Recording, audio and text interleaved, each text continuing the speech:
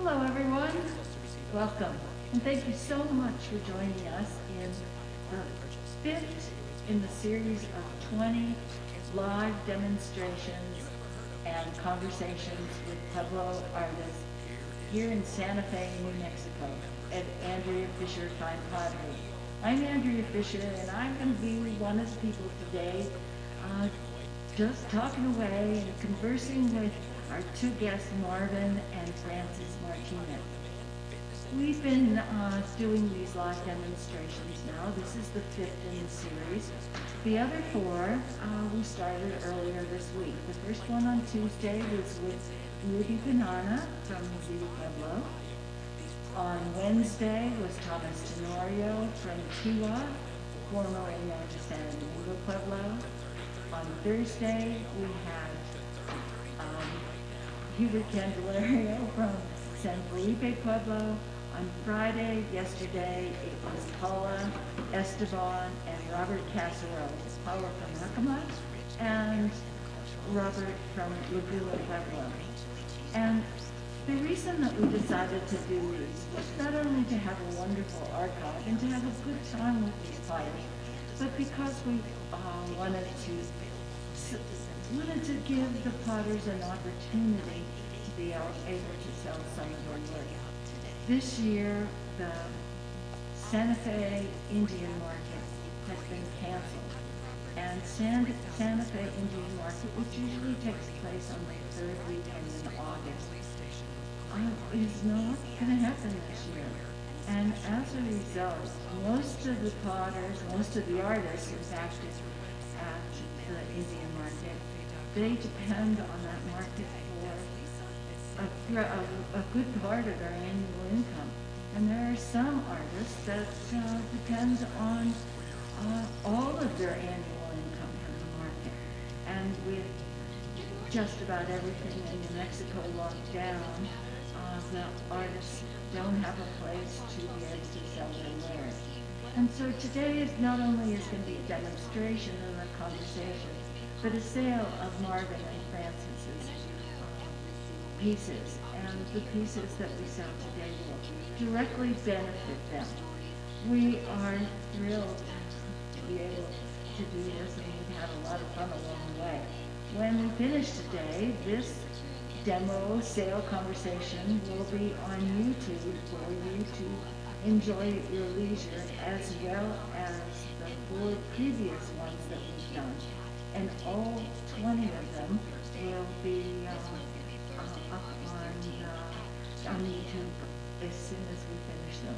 We'll be doing them Tuesdays through Saturdays, all through the month of August.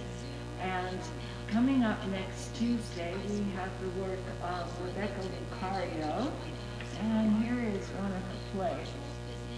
I mean, just absolutely exquisitely painted. She's extremely well known, and she's lots of fun to have. And she will have with her her daughter Amanda, who's in her 20s. And boy, the apple doesn't fall far from the tree. This is one of Amanda's pieces of work. We publicized that Daniel, Rebecca's son, would also be here, but that's not going to be the case. That has been changed. On Wednesday, we have Wilma Bacatosa. This is one of her wedding vases. She's from Jimenez Pueblo. And what she does is sgraffito. Sgraffito is a word that means to scratch. And so after the pot is made, it is polished, it is fired, and then with the tool she goes back and removes this red slip that's on the top of the surface of this to get these just incredibly detailed design on Wednesday. We'll be going till about 3:30, 4 o'clock this afternoon, and I hope that you enjoy everything and that you will have the opportunity to purchase some of Marvin and Francis's work, as well as their son Marvin Lee, who was a surprise for us to have him join us, and we're delighted that he's here, and along the way you'll get to meet him as well. As they say on the shopping network, operators are standing by. We have Amy and Denise and Erica. They will be more than happy to talk to you and answer your questions. While this program is going on, please don't hesitate to just ask us questions, because we really enjoy taking them, and sometimes we overlook something that's very important, and your input is very important to us. And if you like what we've been doing, don't hesitate to post it on your Facebook page or any other media source that you might have. Well, today I'm going to introduce you to the two really wonderful potters that I've known since the dinosaurs were on the earth, that are here from San Ildefonso, Pueblo today. They collaborate on their pieces, unlike Robert and Paula yesterday, who do all of their work separately. But without any further ado, we have Francis Martinez and we have Marvin, her husband. And if they could just introduce themselves, that would be just great. Francis? Good morning, well afternoon. I'm Francis Martinez. I'm half Santa Clara, Coachiki, and married into San Ildefonso.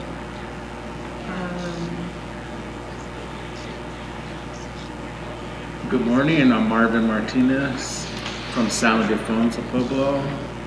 I'm the grandson of Adam and Santana, and then the great-grandson of Maria Martinez. And we're here today at Andrea Fisher Fine Gallery, and we're happy to share our stories, our work with you all, and I hope everyone is doing well, and I thank you for watching us here. Well, Marvin, I know that you are the great-grandson of Maria Martinez, the most famous American Indian potter ever.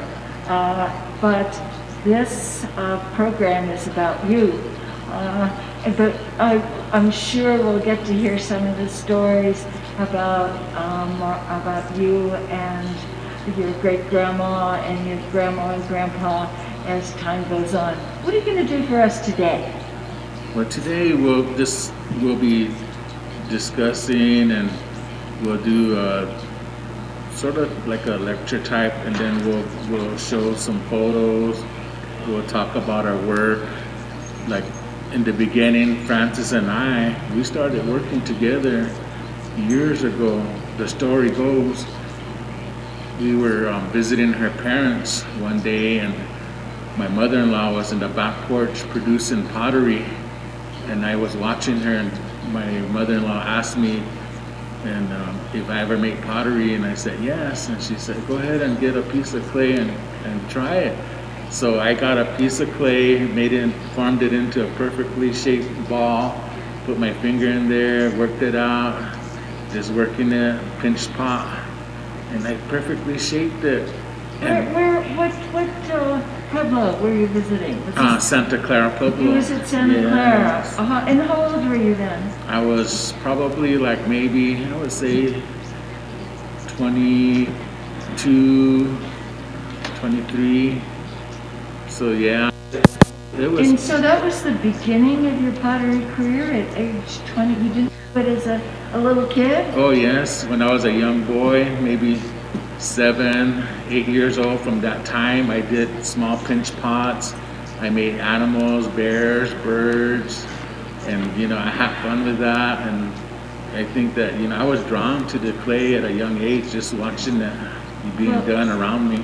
Yesterday, Paula said that it always smells so good to her. She always wants to eat some. Yeah. Have you ever tasted the clay? All the time. All the time. What's it taste like? It tasted like Mother Earth. Like, it's hard to describe it. The smell of it, when it first rains and you smell that clay, it smells really good. And living in the old adobe home in the village there in San Ildefonso, when I was growing up, they used to have a little, like the walls, were all made with clay base, the walls back in those days. And so, you know, a lot of times you could, like, even if you just barely rubbed it, kind of lick your finger, then rubbed it, you could smell that rain smell, the clay of that. And that's one of the first things you realize, you know, in the Pueblo life, you know, that brings you close to where you come from. And then when they actually made the pottery, the clay itself, then it brings that connection. Why is it formed? Why we use the clays and this and that, and in different aspects of life, whether it's plastering or making the actual pottery. Well, Paula yesterday said the same thing, that it smelled like it had just rained, and when we asked her what it tasted like, she just said, "Oh, it tasted like dirt." Yes. Now, Francis, did you learn to make pottery from your mama? I was raised by my grandparents, Marcus and Benarita Naranjo. They're from Santa Clara. And they used to live here in Santa Fe. And my mom would go to the back porch, and she would have her little get-together in there with her clay. And it was really respected in our family, unless we were really drawn, would sit through it all day long. Were we given maybe at the end of the day a piece of clay to work with? So I grew up mostly in it, just watching, and it was just more of I guess like an education, seeing how she did it. And later on, when I did meet Marvin, and we were, I'm going to say 17, 18. He got the age a little wrong, but that's true. She was working in there, and then she knew who his grandparents were and asked him, do you make pottery? And he said, sometimes. And so I was surprised, because she gave him clay, and I would sit through all her things when she was doing it, and I never got asked for, like, you want to try? Here he waltzes in, and she offers him a piece of clay, and like he said, he formed a piece. After that, I was really shocked, and I said, hey, we should give this a try. Yeah. And just by being with my mom, and I refer to her as mom, did many doors open from then on. So, well, it's really interesting about how people learn. I know in my particular culture, my mother wasn't a potter, but if she had been a potter, or anything that she taught me how to do, whether it was rolling up pie crust, she would stand over me and she would say, well, make it a little thinner and roll it this way, and make sure that you use your fingers and add a little water here. No, that was too much water. And she would stand over me and instruct and criticize all at the same time. But the Indian way is very, very different. I have come to learn that what happens is that you sit and you watch, and you watch, and you watch, and you watch, and you watch. And one day, whoever is instructing you, or who is making the pot in front of you, hands you a piece of clay, and you're on your own. And from then on, if you don't know how to proceed at a certain point, well, you watch some more. But there isn't that same interaction. I spoke one time to a teacher who taught on the Hopi reservation, which, the same way of learning takes place. And she said it was really frustrating, because she'd stand up in the front of the class and say, how much is 3 times 5? And nobody would raise their hand. And she knew that they all knew what 3 times 5 was. And it was because the way that you learn was not through interaction, but it was by observation. And it sounds like the same thing was true for you. How old were you, Francis, when you made your first pot? Um, Roughly. 80 of it. Oh, I can't even remember. It's been quite a while. Maybe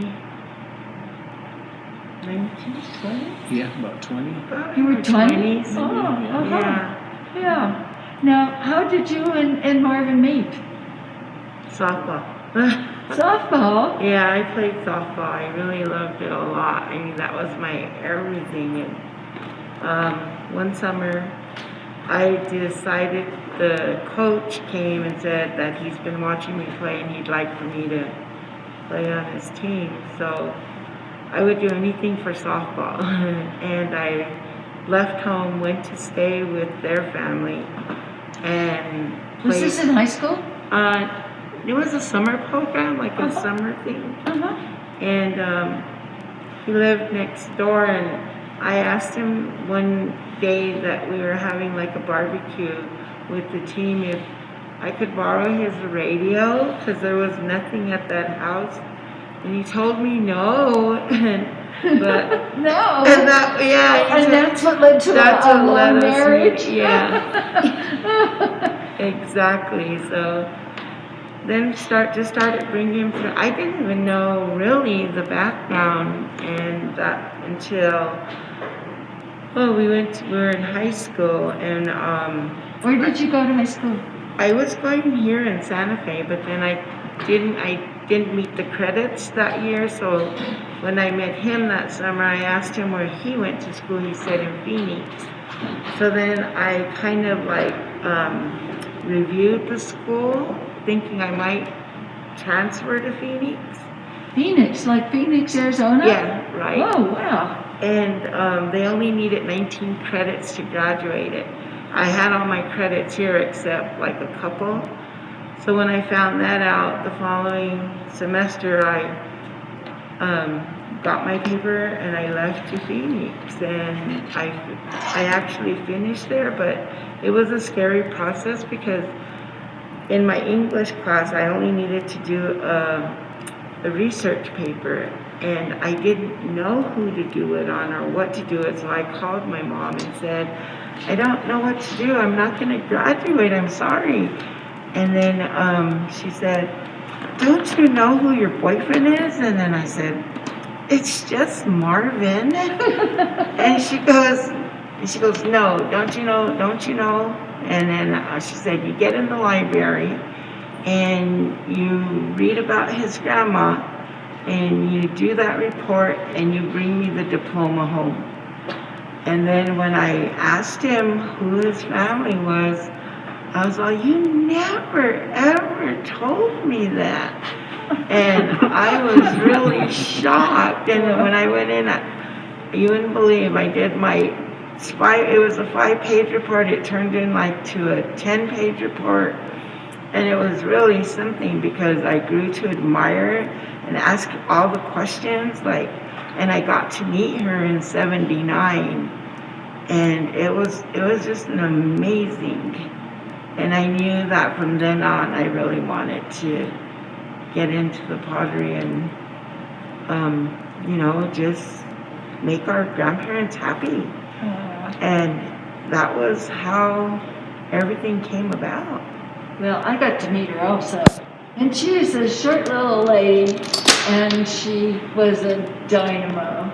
And boy, I mean, I always think of her as the first Indian marketer, number one.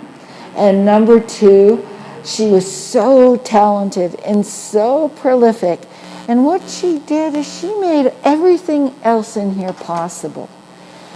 Mainly because she was able to reach out to the white guys who were buying it and was able to live in sort of both worlds and be comfortable in both worlds. And she demonstrated everywhere, and she showed up for all kinds of book signings and sales of pottery, and she was always so sort of easy and comfortable and talkative, but you knew underneath that there was this woman who could do anything. She could do anything. A remarkable lady. Marvin, what was it like, being known as Maria's great-grandson? It was,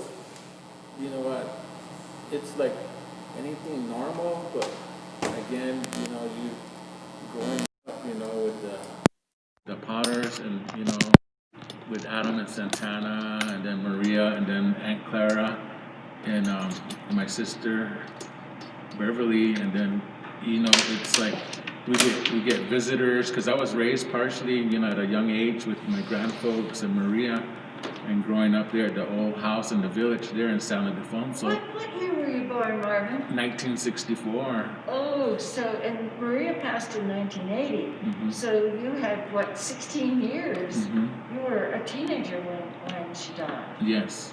Oh, so you must have all kinds of stories about her.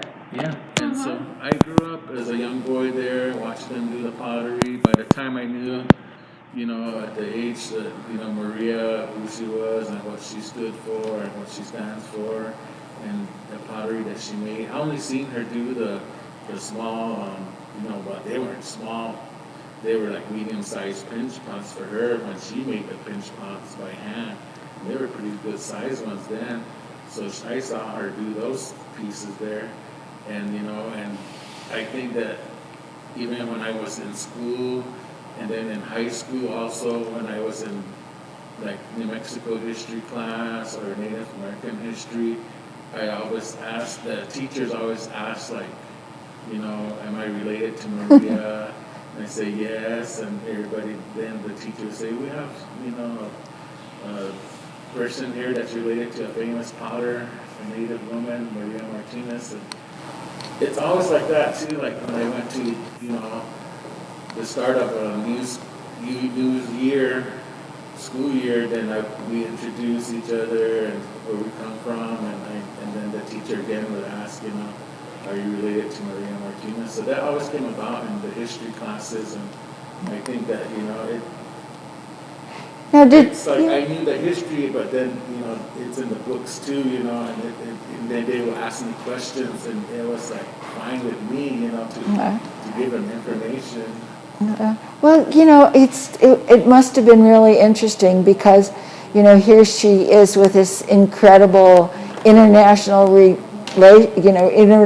reputation, and to you she's grandma, and that makes all the difference in the world.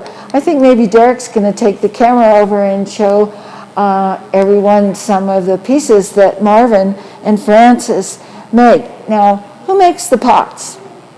Well, we both do the pottery making and the coil building, the pinch potteries, and so we do the work together. We collaborate together over the year. Well, who goes to get the clay?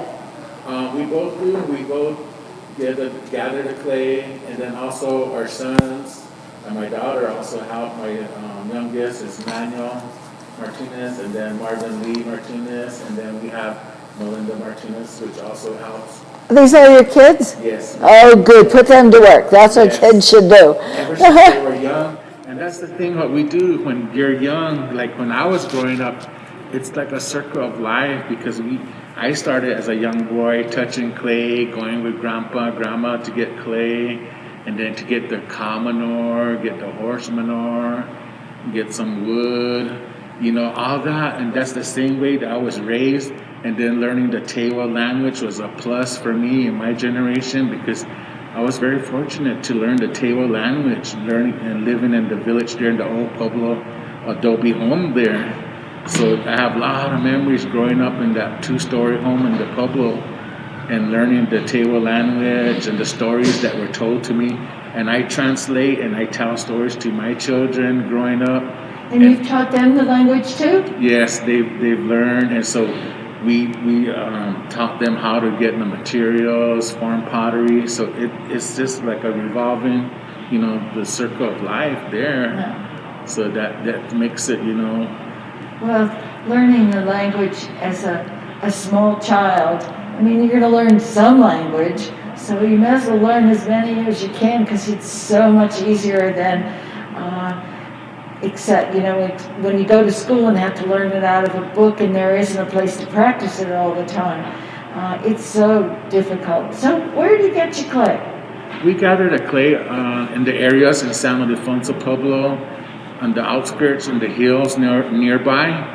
So we gather the clays and we walk up the hills, and we take a pick or a chisel with a hammer. We chisel out the clay. It comes in like a rock form for the most part. And we take these 5-gallon buckets and we fill them up. And then we bring them just enough to, last us the summer or so to make pottery. Even before summer, the springtime, we'll gather the clay for the summer pottery.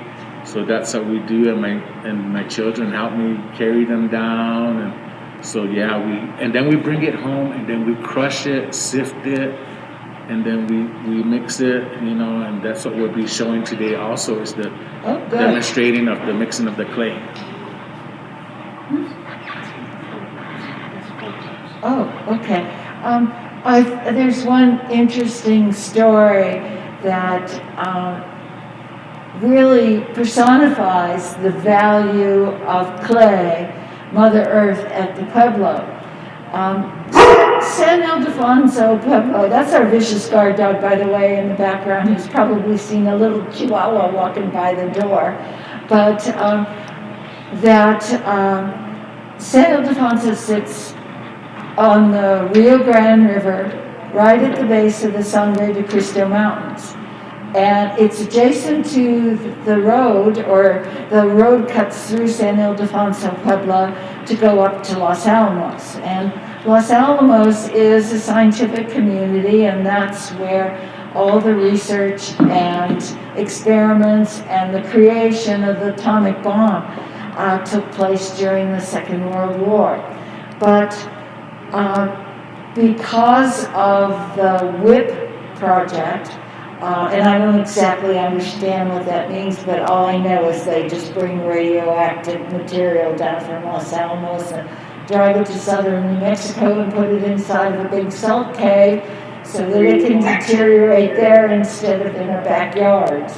And when it was time to do this WHIP project, they realized that the highway, which was 1 lane in each direction, was hardly a highway, was not sufficient to carry that dangerous material, that they decided to widen the highway and even it out a whole bunch.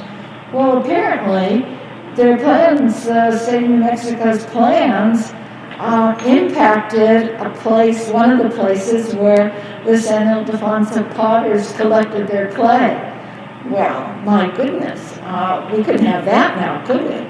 And so what the state of New Mexico did is they rerouted the highway so that they would not disturb the part of the San Ildefonso clay beds in an effort to show respect and to also make people realize how important that clay is to the natives who live there. And so is clay gathering, a family affair? And how often do you do it? Maybe we gather clay maybe 3 times, maybe a year, and then, we gather for each seasons that we work through, because this is our way of living. So this is our work that we do. So we do gather, enough clay to last us each season, like the spring, summer, fall, and then just a little bit more for the winter. So so we end up family, our little family, we all work together and take turns, bringing the buckets of clay down from the hillsides, or bringing it home. So when you go to get it, about how much would you get? 1 bucket, 10 buckets? I would say about maybe 4 buckets for the most part. Yeah, 4 buckets. And roughly how many pieces of pottery can you get out of 4 buckets? Just roughly. About maybe at least over 100, I would say. Really? Yeah. Oh, wow. Wow, I didn't realize it was that many. Yeah, so a lot of times we do the small pinch pots, medium bowls, sometimes large. So, it just varies, when we work with clay, we don't know how it's going to come out. The clay sometimes works itself to each shape.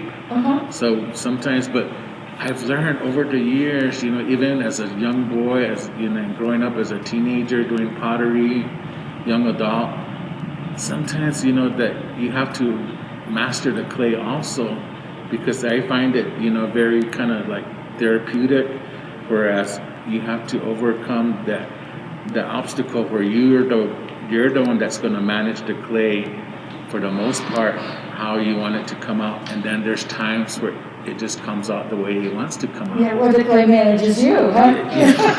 Yeah.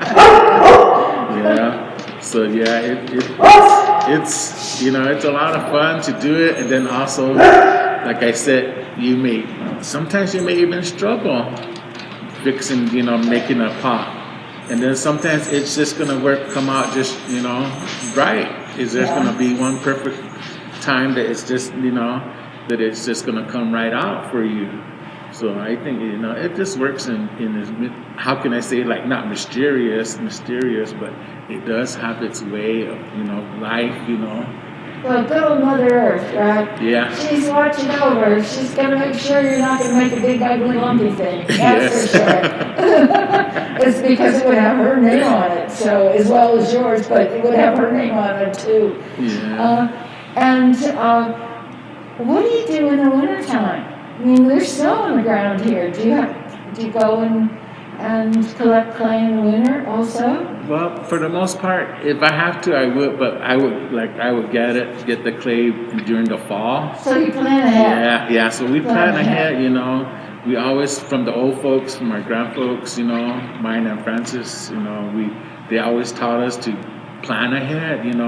Because you're gonna need this in the months to come, the years to come. So we've learned all this from our grandfolks, our parents, to always think ahead. Now, Derek has put the camera on some of your pieces. We just want people to see what the finished products are. Yes. But one of the things I want to mention, that all the pieces over there are for sale, and they benefit Marvin and Francis. And if you're having difficulty seeing prices, or if you don't, since there's no really sense of scale, you don't know if the piece is 30 inches or 3 inches, what you can do is you can go to our website, and if you go to the home page, which is what will come up, if you click on artists, and there is an alphabetical, the little boxes with letters in them, click on the M and go to Martinez, and you will see either Marvin Martinez or Marvin and Francis Martinez. They're listed both ways. If you click on that site, or on that name, all of the pieces that they have for sale will come up on the website. Now they start in descending order with the most expensive one, the biggest one that you see on the screen. They start with the most expensive one, and as you scroll down, the prices decrease until you get to the very bottom, and that is the least expensive of the pieces that they have for sale.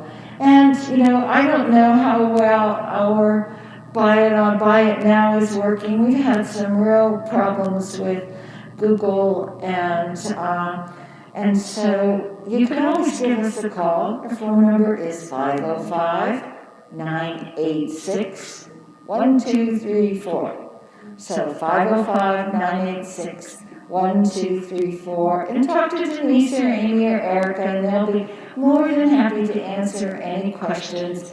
And on each one of these photographs that you'll see on our website is the size, the description, the price, and if you would like to purchase any of Marvin's, that's a real easy way to do that. So you went up, there you are with your family, having a great time out there, sweating like you wouldn't believe in the summer sun, digging clay, and filling up your 4 buckets of clay that you probably got to carry down the hill, because I'm sure the roads don't go right to the clay pits. Right. Now, are the clay pits sort of like little caves as people continually remove the clay from them? Yeah, it can start forming little cave pits, and then we kind of like utilize the clay pits too. We kind of like gather some here and there because it's gonna change from time to time when the rains come. Sometimes the rain's gonna bring the regular dirt onto it, so the drainage. So sometimes we'll have to look in another area that we know of. So and then we kind of clear it off, and then so we do that. It just not always at the same clay pit. So it just depends on the weather, and we always work around the weather too. It seems like. So as potters, the natural materials that we use, we always work around the weather. So Well, sure, the weather affects the source of the clay that you're going to get, how quickly your pieces dry, how precarious it might be to fire. If the wind comes up, if it's too humid, if it's too dry, if it's too windy, if it's too all kinds of things, it affects the final product. So you take this clay home, then what do you do with it? When we take the clay home, I generally start crushing it. I use an old iron wheelbarrow where I dump at least half a bucket of clay in there, and then we take turns. My family would take turns with a little small sledgehammer, and we crush it up, sift it, and then also the white, the blue volcanic ash too. That one too we collect too, and we bring that home. And then it's very fine, that volcanic ash. So we also get that in the buckets, and we bring it and crush it, and we use a very fine screen for that too. So both clays, we work it in an iron wheelbarrow, crush it, sift it, and then it's all prepared, and then we start mixing the clays together. Francis, do you get to do this too? I sure do. You sure? And so, you sure do. Oh, gee. I mean, too bad. You could have, snuck in the house and started to make dinner and get out of doing that hard part, because that must be really hard work. It is. When I can't get him off watching his Western movies to go work, and then I'm out there actually really doing that with the sledgehammer. It takes pretty much most of the day, and then after that we sift, like you said, we sift it. And when you sift it, what comes out? When we sift it, the roots and the rocks and pebbles come out of it, because we sift it to only get the fine sand. And it's a lot of dust and everything. Do you sift it more than once? I do it like twice. It gets all the... And so then it's in sort of a dry, dusty, powdery form. Right. Now you talked about the blue sand. Is it really blue? Well, it can be at times be a shade of blue, just that's the way it was mentioned many years ago. And sometimes the shade of it can be lighter, and sometimes it can be a darker, like it may look like a bluish, but for the most part, even sometimes even the clay itself can have bits of mica in it. And then also with the volcanic ash too, that can also have the mica in it too, little bits, of mica in it too. So sometimes it's not even the same. The clays can be different from each areas, from each pit. It can be different. One may not have much mica, and then the other doesn't, it has more. So even the same for the volcanic ash. So a lot of times, for the most part, these batches of pottery that we brought today, that clay has quite a bit of mica in the clay itself, and then also with the volcanic ash. So that's the thing and then when you go deeper in gathering clays, you can reach to a point where there's no mica. So it varies, and you see the sparkles in the pottery when the finished product. Well, San Ildefonso Pueblo, that sits down by the Rio Grande River and at the base of the Jemez Mountains.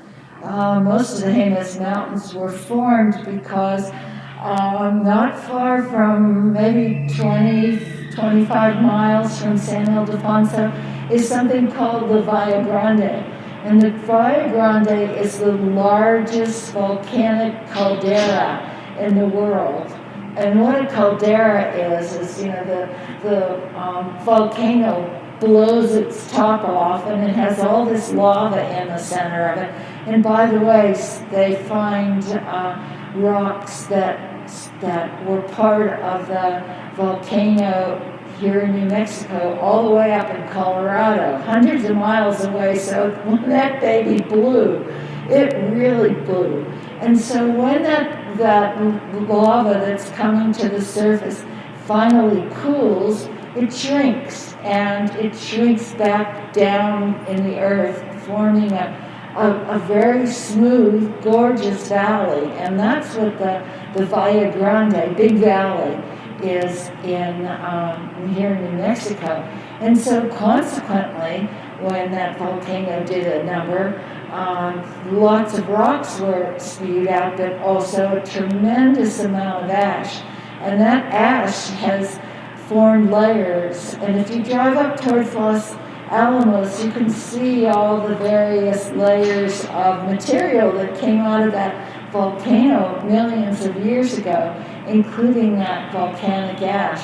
And even though it's probably pretty hard now, it's, when you do break it up, it's really, really fine grained. And I think that you might call that volcanic ash temper. And you mix that with the clay, if that's correct. Yes. And what temper does in clay? And all the Pueblos add temper to the clay, because the clay here in New Mexico, if you used it in its purest form and tried to fire it, it probably would fall apart. And what the temper does, it sort of acts like a glue to keep the clay body together.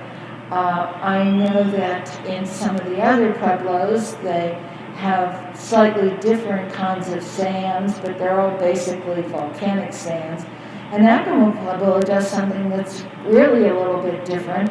They collect all the pottery shards that have been scattered on their reservation for the thousands of years that they've lived there, and they grind them up until a fine powder, because I don't believe that they have volcanic ash deposits as much as they do where you guys live. And then they use those ground up pottery shards as temper. Now, Marvin, you brought a bunch of pictures. Do you have any pictures of your family digging clay, or anyone digging clay? Yes, I do. Yeah, well, why don't you dig out a few of them, and while you do that, Francis, how did you get stuck preparing all this clay? Shouldn't that be men's work? I'm sorry? I said, how did you get stuck preparing all the clay? Shouldn't that be men's work? I mean, when husbands and wives work together, oftentimes they split the duties. Actually, what's got to get done, you got to do it. And it's just, that's our way of, living. And basically, there's been times where he's been a little like, I don't want it, but somebody's got to keep on it. And well, did your mama do it too? Oh yeah, my mom did it too. And I remember, I don't as much remember who she would go with when they would go up to, because they didn't get it from Santa Clara, but I know she would bring it back down, and it was a lot seeing her do. But what she did is she screened her clay, and like she put it in water and let it sit with the water. And I can remember her screening it. As to what we do is we pound it. So you do it dry and she did it wet? Right, exactly. So she poured that sort of clay soup through a screen. Right. And that's how she got out all the roots and the twigs and the seeds and the pebbles. It's a little bit different, but the way how we do it is just by being taught both ways. And what we found was more of a, like, I couldn't get it right with the screening the clay with the water because it left too much water in there. Yeah. So by pounding it and sifting it that way and just working with the dry material, it seemed to process a lot easier. And once you do that, do you use the clay right away, or do you wait for a We while? let it sit for a day or so. Uh-huh. A lot of air bubbles have formed in there. And we let ours, like, somewhat called relax, and then you go back and remix it again. Uh-huh. And then maybe within a couple of days, it's ready to, it's finally ready to Uh-huh. work together with. Well, we have a question from Dan Marr from San Diego. Hi, Dan. You've asked us questions before. I just love it that you're watching us and that you're participating. But he has a question for you, Marvin, if this is a good time. It says, what determines whether you make a pinch pot or a coil pot? Is it the size?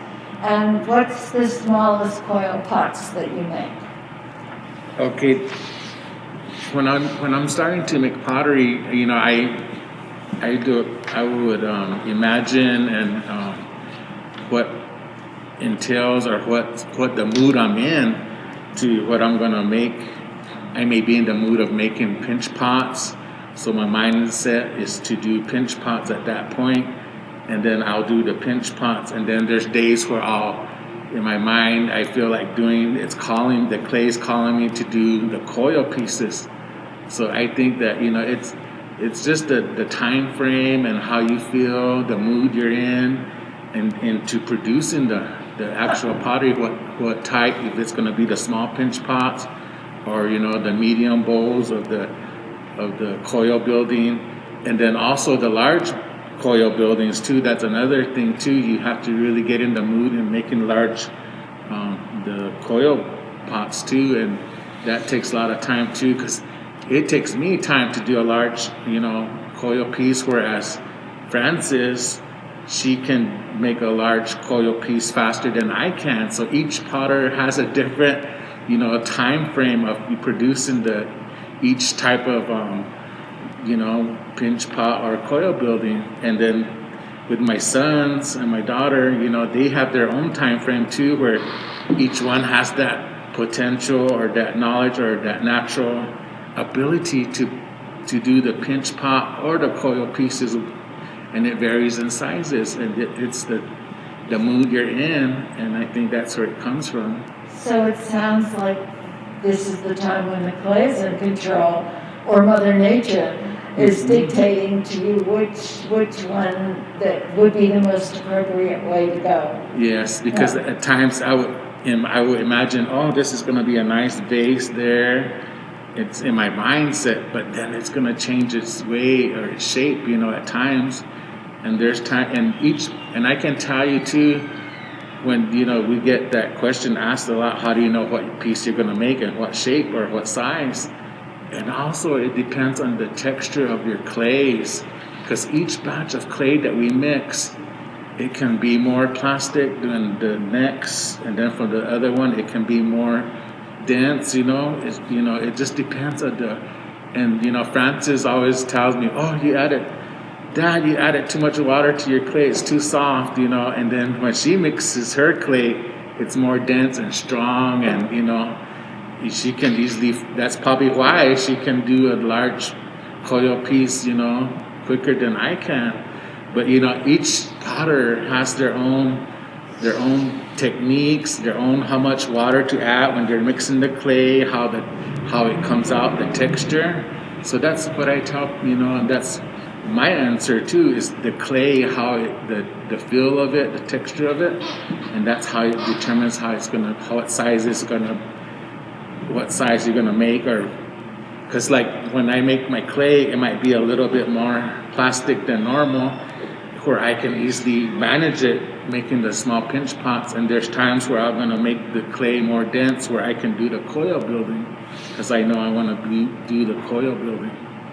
Wow. Yeah. Well, one of the things that I've learned by doing these videos and conversations is the fact that the process is the same, but the nuances, the little details from Pueblo to Pueblo, depending on the clay, depending on their traditional designs, depending on how they fire them, depending on the paints that they use, that every place has their own certain way of doing it, and how it really depends on a lot of things that are completely out of your control, like how dense the clay is, or how much debris it might have in it, or what the weather's going to be like, or what materials are available.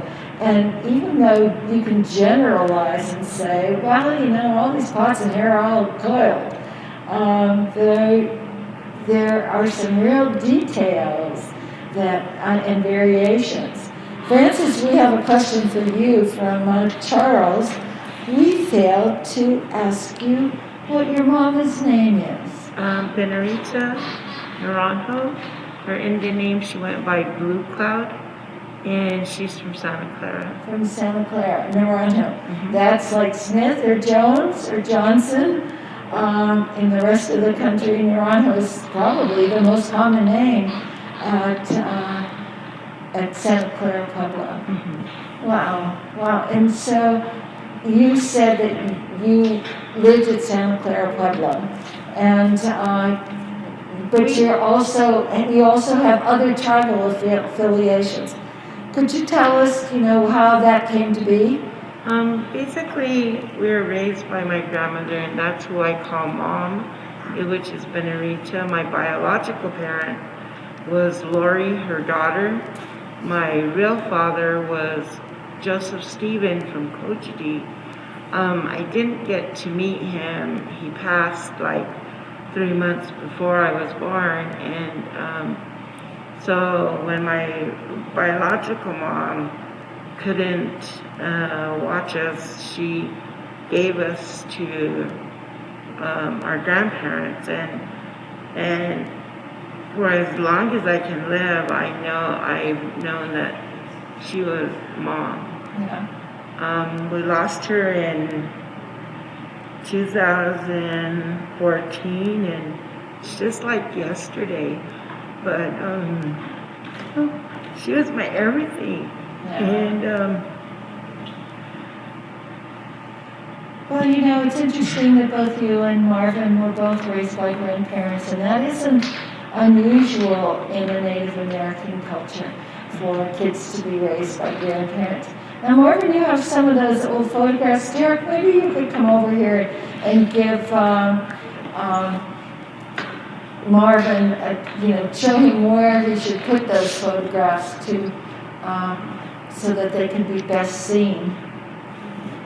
Oh, I know who that is. So I have a magazine here from the Natural History in DC. I would believe it's from the Smithsonian.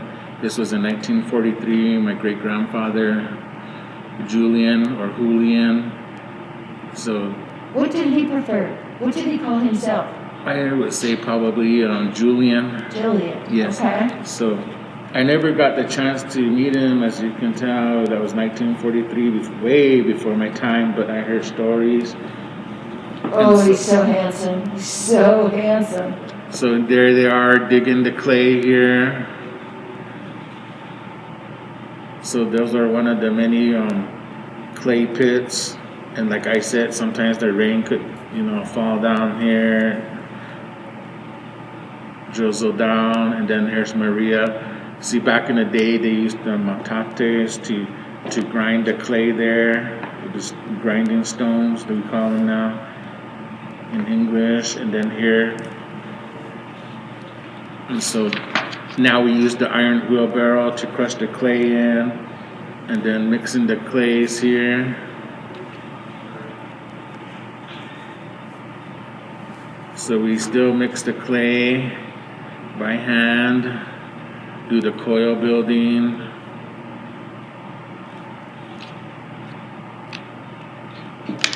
mix? When we mix the clay, it's like we were just taught to use a pinch of this, a pinch of that, or a coffee can of this, and that's our only way of measuring. And so we still do that today, how we were taught. It's very special that, I always keep asking the question, like, why me? Why us? Why were we chosen to keep their story going? I think they had so much trust and I don't know how they felt to continue to give us their time on both sides. And when we were firing, Grandpa Adam would come out and we'd say, oh no, there comes Grandpa, act busy, act busy, because we knew he was going to correct us on what we were doing. And it was a lot of fun when you would come out, or my mom said, you need to add more wood.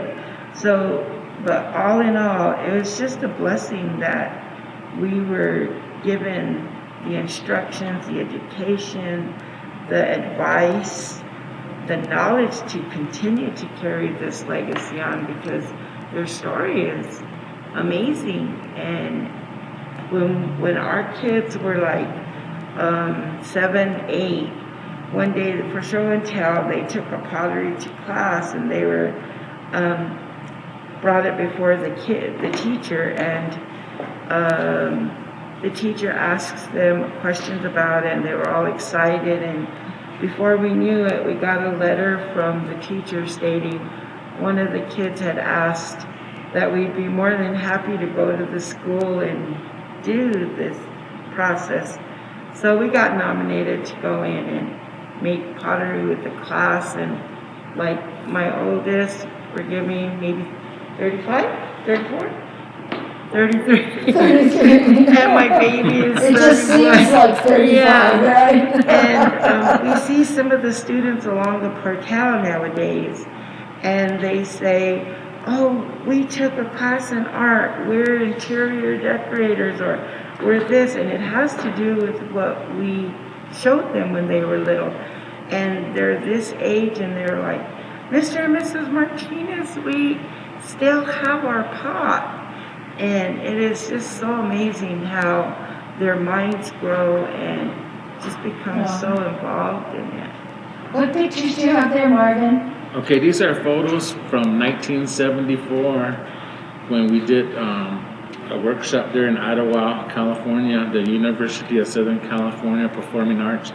So my grandfolks and other relatives were there doing the workshop. Were you there too, Marvin? Yes, I was there. How old were you then? I was 10 years old. Yeah. So I grew up, like I said, around the potters, doing the firings, and I would mingle with the people and, tell them what's going on, this and that. And then we have Adam there. They're setting up the firings with the students here. And as I turn the page, you'll see my young photograph here. Oh. There I am holding my pottery there. Cute little kid. So that was me there, always in there, getting Marvin, you should have Manuel, your youngest son, digitize all of those and color correct them so they could be saved. Yes. Because it looks like time is taking its toll on some of those pictures, and they need to be preserved because they're not in any books or any other place except your family album. Mm-hmm. So here I am dancing here every other week or 2 weeks, end of the workshop for each group. We will have a potluck dinner with the students, and then my grandfather used to beat the drum, and I would do the Kaiwa dance there. And so again, not only did I do pottery at a young age, I also did, the traditional dances also. So it was a lot of fun, doing that, and I didn't hesitate to take part in my traditional ways also there. So and then Maria used to sing and help sing, and she would clap afterwards. She was so happy to be part of that, and I knew she was special, and the security with them was super great. It was like, man, there's nothing will ever, forces of nature will never bother us. I felt that securityness that, that it was something special, and that I didn't know to this day, that I would actually be doing the pottery. And then when I look back now, I knew why they were doing this with me, because it was, our turn. Like Francis said, we weren't even chosen, or, it just came about that we ended up carrying on the work. And, that's something special that comes in within your heart later on in your years, that you finally realize that, man, I guess that's probably why Grandma and Grandpa told me this and would get after me and this and that. If I was like a young rebel at times, they get after me and say, you need to, Yeah, your you have a roots. family name that you have to live up to, honey. Yeah, so you need to, your roots, So now I know why, and they always, there was one point in our lifetimes when Francis and I were young and married, when we first started doing the pottery, Adam and Santana and her parents, Benarita and Marcus Naranjo, they would, advise us and give us guidance and tell us, now that you know how to do the black on black pottery, keep it going, don't change it, and just keep the old style going and the shapes, and you'll do good by this. It's like telling you, and I didn't believe it, but then into this today, I believe it now, that why they were saying to keep this tradition going, because it's something special. Well, Marvin referred to Idlewild, and what you should know is that Idlewild is a place in California where they had, I guess you would call them, I wouldn't want to say a convention, but it was, they would bring in people who were in the ceramics world. Juan Quesada, for example, was in Idlewild, and he met Maria. And Juan Quesada is the premier potter in the village of Monte Ortiz, which is 100 miles into Old Mexico. And it was a place where potters could meet each other and learn from each other, and students could come and do the same thing. And it was a real privilege and an honor to be invited to Idlewild, and some of those memories and influences still happen, today because of what people were able to learn from each other. Yeah, and when you say that, when we were there in 1974, there was maybe 2 or 3 other artists from other tribes that were also demonstrating their works. We had a weaver, a Navajo weaver. Her name was Bertha Stevens, and then we had I believe Bertha Stevens too. Her husband might have been a sand painter too. So I think they had sand painting, and then also there at that time was Fred Cabote, the famous painter from Hopi, was there also. Tewa, he spoke Tewa too, so we could relate to him in the Tewa language.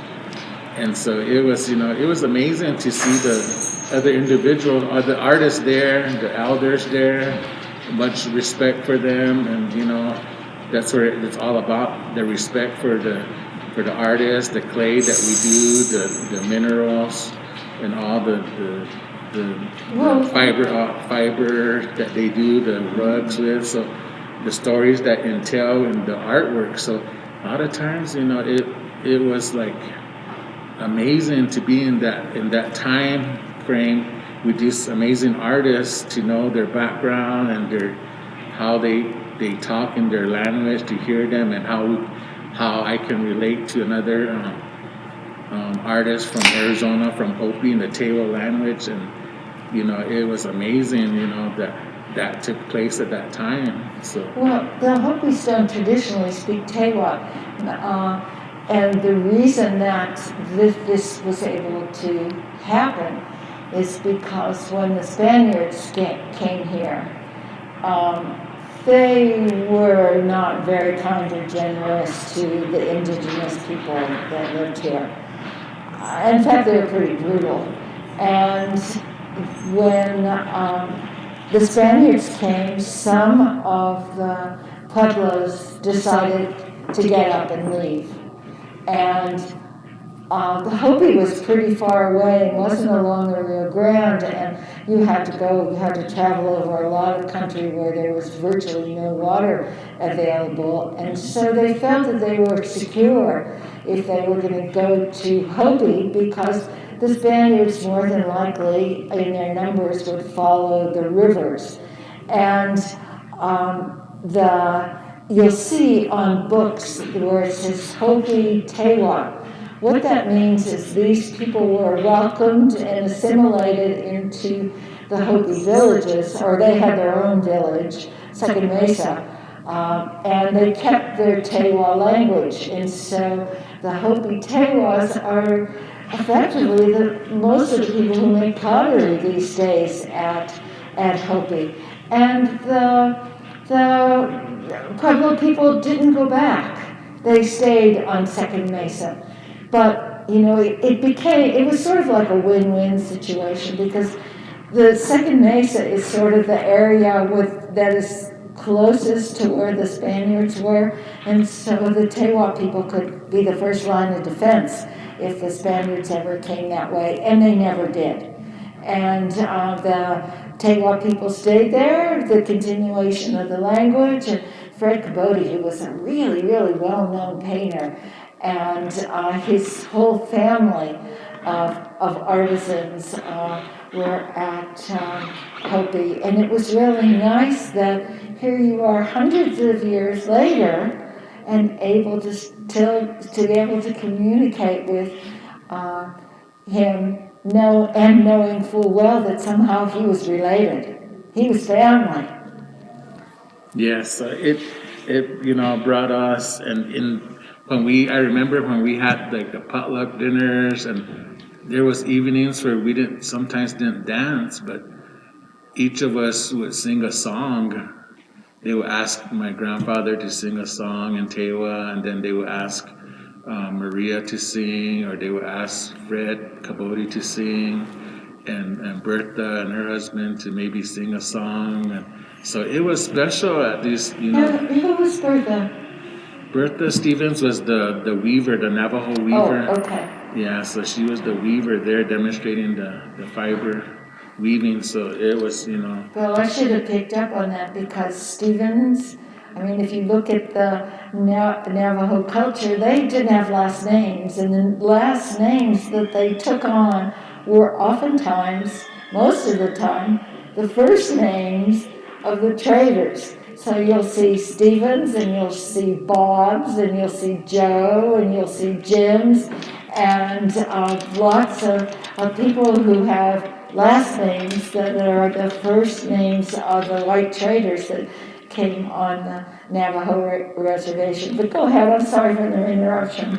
No, you're fine. I always found that really kind of interesting.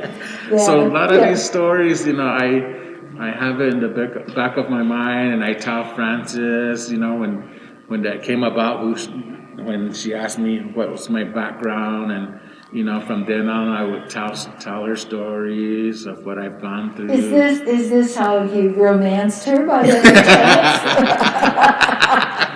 No, it's something to share that can give us that strength to move on and to do something for yourselves. I think it's a sense of direction. Who you are, right? Yeah, Who you are. And I would tell my kids too the stories when I'm firing or even gathering clay. I tell them the times that when me and Adam used to go out in the fields and gather the cow manure, and we take lunch and sit under a juniper tree in the shade, and all that that was done back in the like 40 years ago. I still remember those days, and I think and I tell my kids, one day you're gonna be telling your kids that me and Grandpa went out there and got manure and this and that. So it just keeps going on, and I think that's special. If you take a look at the storyteller figures that are made by not by San Ildefonso, but by some of the other pueblos, that's exactly what they are and what they commemorate. They are grandparents telling their grandchildren about the stories of their youth and the stories of their culture. Because just like every other culture in the world, the parents are too busy working.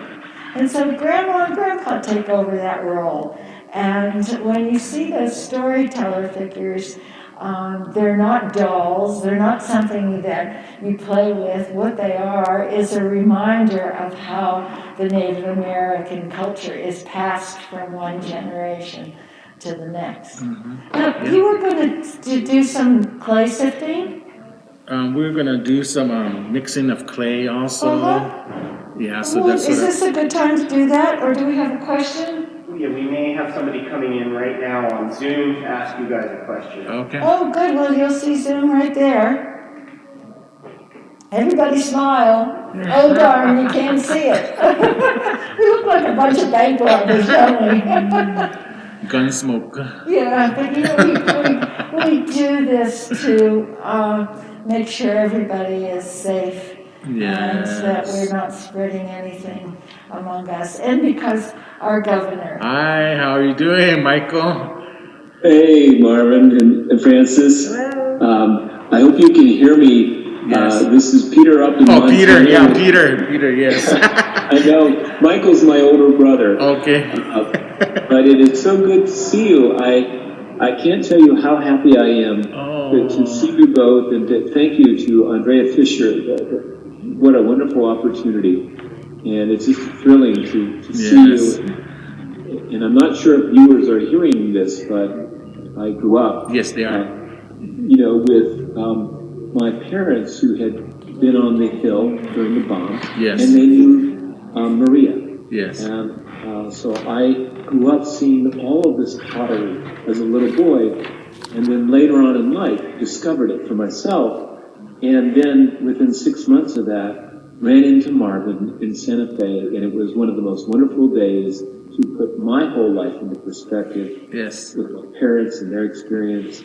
I have, 7 or 8 of your pieces, Marvin, and I've managed to keep them secure, and none of them are broken. Oh, nice. Thank you. With all our cats running around, that is a good thing. And I'm hoping to see you folks a couple months from now. Oh, yes. Hoping to be down in that area. I'll let you know. Okay, bless you. Yes. And I'll sign off. I don't want to monopolize the time, but I just wanted to say hello and wish you well. And it's just to tell you how good it is to see you. And again, thank you to Andrea Fisher. Oh, well, thank you. And then you're more than welcome to view the pots too that we have available, and some of the designs are very unique too, and I'll be showing the designs too, to like the specific designs that I may have put up too on them for this weekend. So they're really collector's item too. So yeah, it's nice to hear from you, Peter. I wonder how you were doing. I remember the last time you were saying you were going to come for Christmas or something, but I was looking out for you. But I hope you're all is well, and the wife, and it's nice to hear from you. Yes. It's good. And, I'm so glad again you're doing this, and I continue just to love your pottery. I see it every day. It's right above where I sit, so I think of you almost daily. Oh, thank you. Thank Yes. you so much. Thank you, Peter. All right. Okay. Bye-bye. Thank you. Okay, bye-bye. I'll be staying on, though, and watching. Okay, all right. Yeah, stay on. Okay. So, Derek, is this a good time to have Francis and Marvin sit the clay or work on the clay? How are we going to do this? Would that work for you guys? Yes. Okay, yeah, because it'll give you a chance to stand up and a little bit. I know sitting here all day makes some body parts a little sore. Let me unplug your thing in case you need to.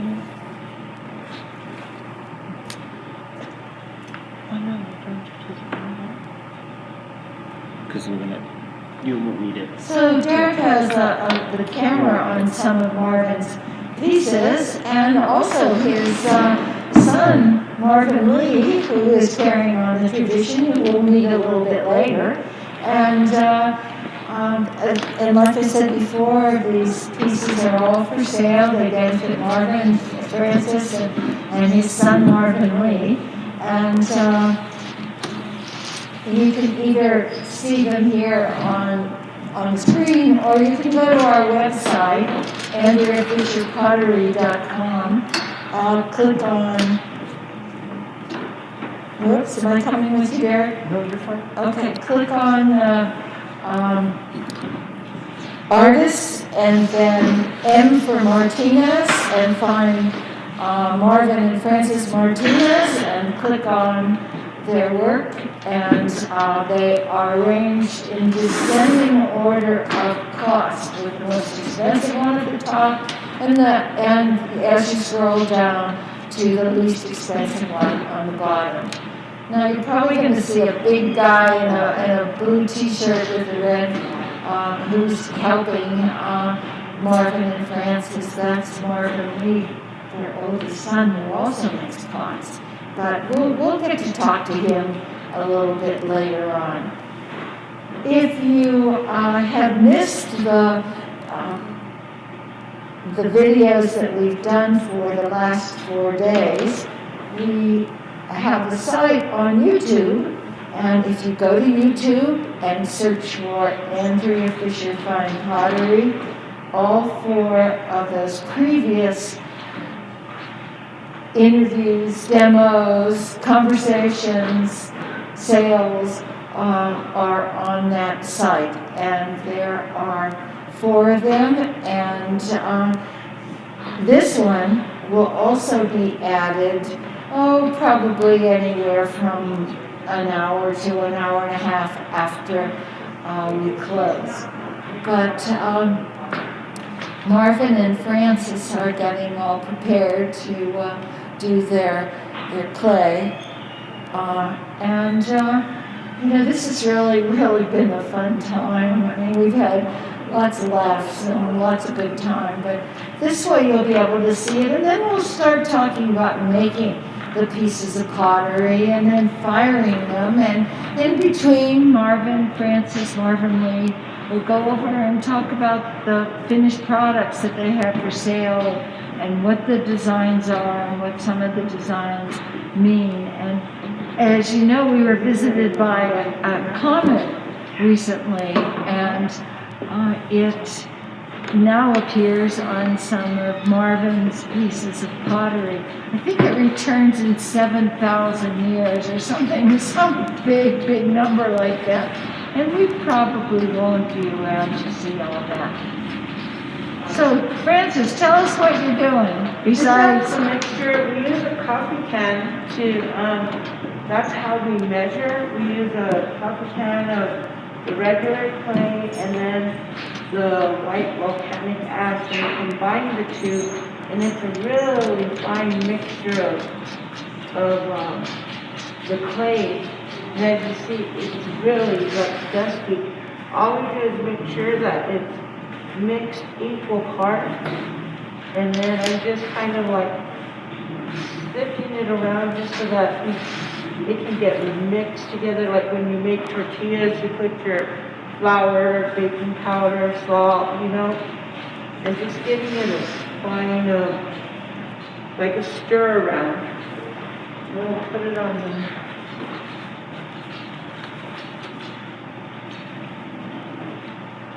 I'm always getting on Marvin to see Marvin Sr.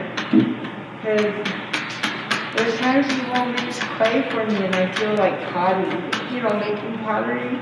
So then I get in there and I just start making clay, and I say, oh, my hands are like, I remember seeing my mom's and they're like just the veins popping out. I have an old person's hand. So how do you take care of your hands, Francis? I use a lot of baby oil, lotions, moisturizers, but as you can see how there's the veins just from working. That one was cold, huh? Francis? When Marvin mixes his clay, he likes using Cold water. cold water. And me, I'm totally different. I like using hot to warm water. I don't know, it just makes my clay a little better. Oh, I like the way it feels. Our grandchildren, we have, oh my goodness, I'm getting put to the test, 6, 7 grandkids. And our youngest is, I think, 4 months old, and our oldest are 10. We do have pictures of them. They're already being taught or educated in it. But in my goal is I don't make them come to me. I let them come to the clay. So if they want to, if they say, let's do something, or maybe to a grandpa, if they say, can we make this? Can we make a bowl?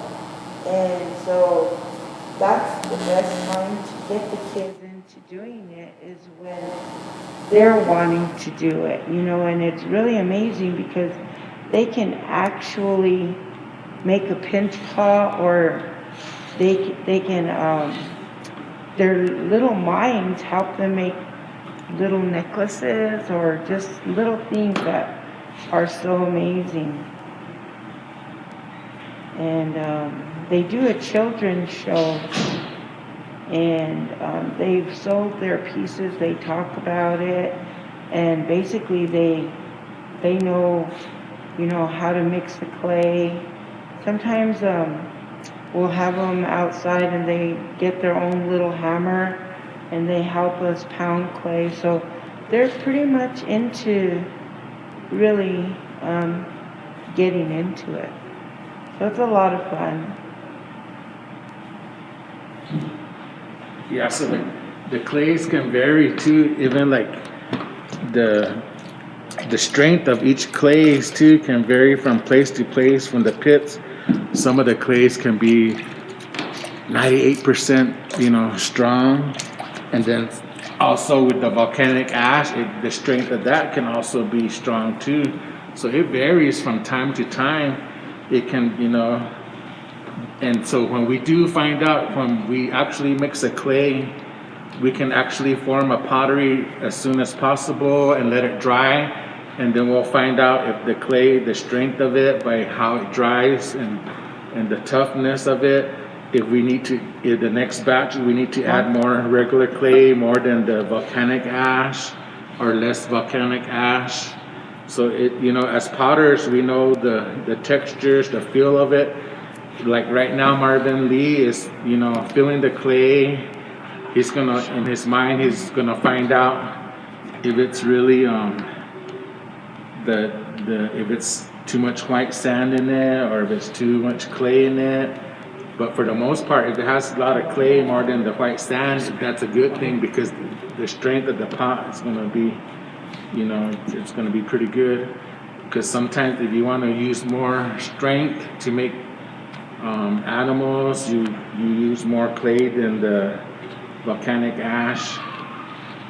So it just depends on what, like earlier we had a question, how do you know what you're gonna make? And then also when you find out what you want to make, if you're gonna make animals or sculptures, then you're gonna make the clay even more stronger, so you use less volcanic ash to make the clay really strong. So it just depends too on all that, what your plans are. And Marvin, who taught you how to mix the clay? Just by watching my grandfolks, Santana, mixing the clay. I always, when I knew she was getting ready to mix, I was right there watching. She used to mix it on the table, on her work table, in the back porch there at the Pueblo home, and I've always watched her mix the clay because I've always liked the smell of it, and and so I always watched her. Every time she would mix clay, I was right there watching her. So I found that the clay I was drawn to it, the smell of it, the texture of it, and as growing up, I would go outside and mix my own clay out of, using dirt and mixing sand and making my own little adobe houses out there and getting willow sticks and making the vigas and this and that. So I was very creative, doing all this just by watching them mix clay, and then I would go out there and do experiments on my own. But I think that's one of the things growing up there as potters, we see our ancestors doing this, so it draws us to it.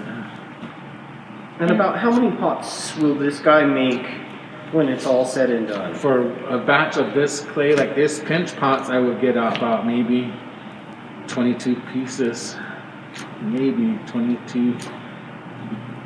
And then if I do medium coil rolls, it'll get me about good 8 pieces, 8 to 10 pieces.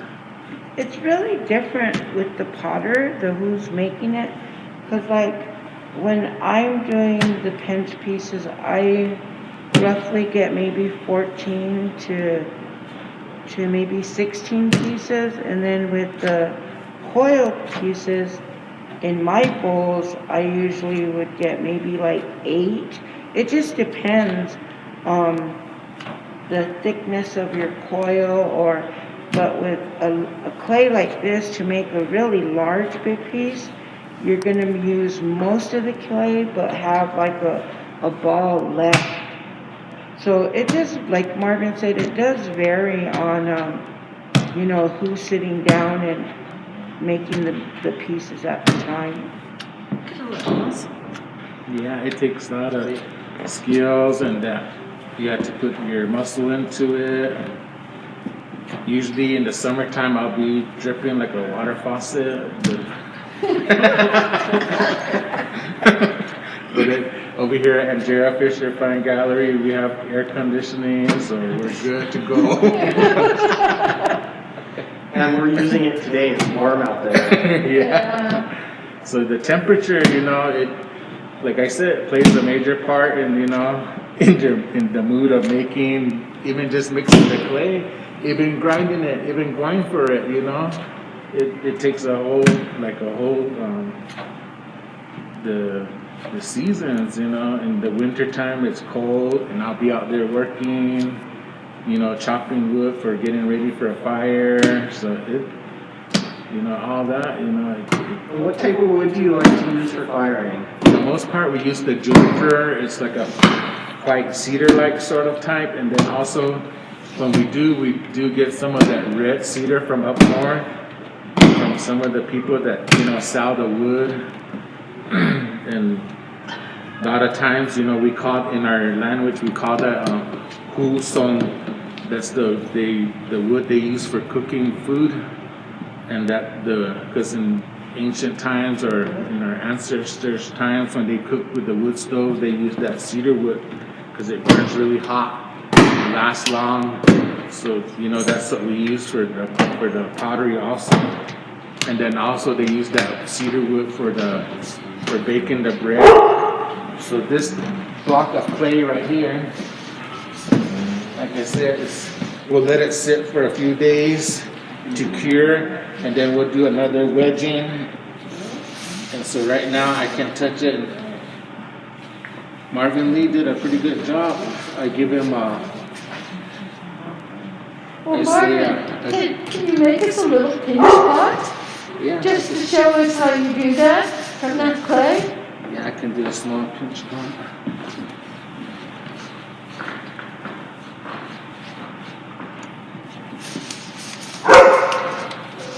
You have an audience that's barking.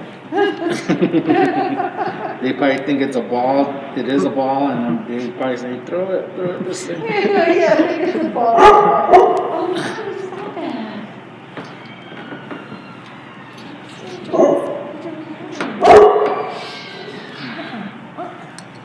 I think the way we were taught, and we don't use anything else except the natural clay from Mother Earth, and that's the only way we were taught. So basically, that's the only way we continue to do it. With technology today, you hear a lot of really awesome ways they're doing.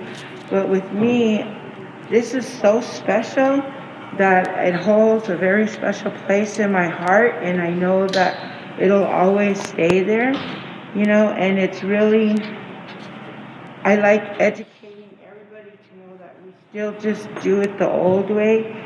We gather our clay, pound it, sift it, we form our pottery by hand, then we burnish it, which you'll see next with the burnishing stones that were handed down from generation.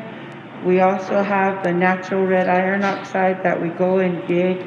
We dilute that in water to get the burnishing paint, and then we also use the natural red iron oxide to get the design. So it's just the way we were taught. We've never changed anything. We try to keep it going and continue to educate everybody on how we were taught. That is still the same way we're doing it today.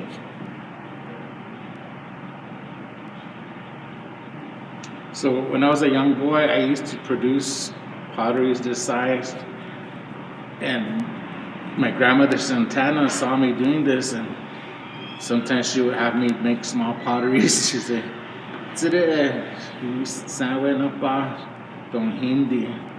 So I would make the small. She would ask me to make the small pottery. So there it was, and then she would have me do the small, and that reminded me of Frances when she found out when her mom asked me to demonstrate a small pottery, and then Frances said the same thing. "I didn't know you knew how to make pottery," and I said, "You never asked." And then from there on, Frances asked me to make small pinch pots. So there I was. She put me to work making the small pinch pots also, like my grandmother did. Grandmother asked me back in the day. So it was a lot of, fun, and it brought back memories, After he had finished making the pinch pot, my mom told him, "When you come, I'm not going to call you Marvin anymore. I'm going to call you Marvarina." Marvaria. Marvaria. And at the time when we started making pottery, and I was working at the Indian House Service. I was a food service worker and in the dietary department, and I did pottery on the side, and because we started, Frances and I, and then Santana would babysit my potteries for me. She would help scrape them and stuff, and she said, because at the time they gradually stopped producing as much, like they didn't do as much as they did back then.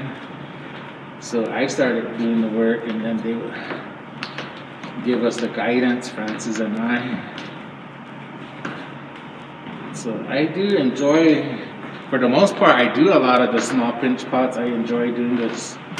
And then, like I said, when I do the coil building, boy, that takes me at least a couple hours or so for medium bowl. But like now, this clay is really fairly new, so has a lot of air in it, and so I just always remember Maria always going like this to her pots, like this, to the tops of them, holding your fingers like that, and doing the top like that. So I always did that growing up, and then also pinching the walls like that, dipping your hands in there.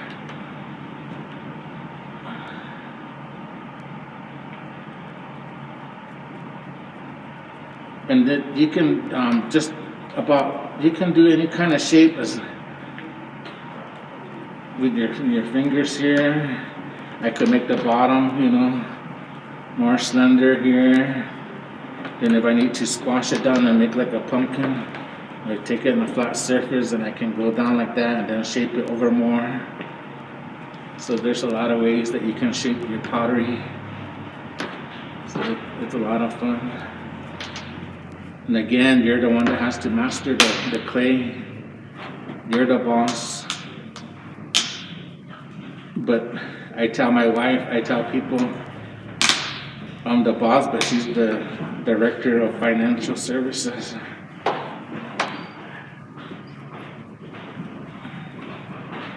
So you have to try and get the same thickness all the way around to get the even dryness. We could probably put this pottery on top of the building here and it'll dry in an hour, maybe in half an hour. Or quicker. Yeah, with the temperature out there. Yeah, so.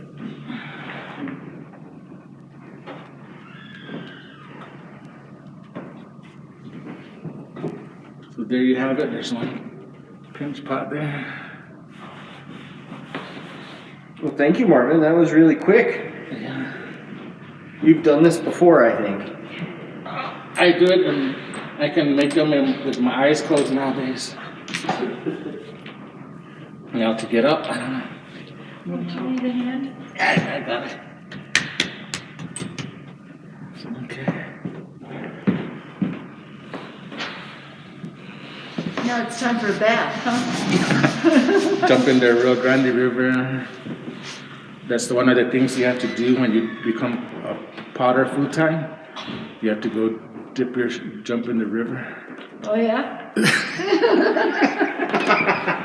You're so bad. So what are you going to do there, Francis? Okay, this is a natural red iron oxide. We dig this from the ground, and it also comes like in a rock form. We put it in like a half size of a bucket, and then just let it dissolve in the water.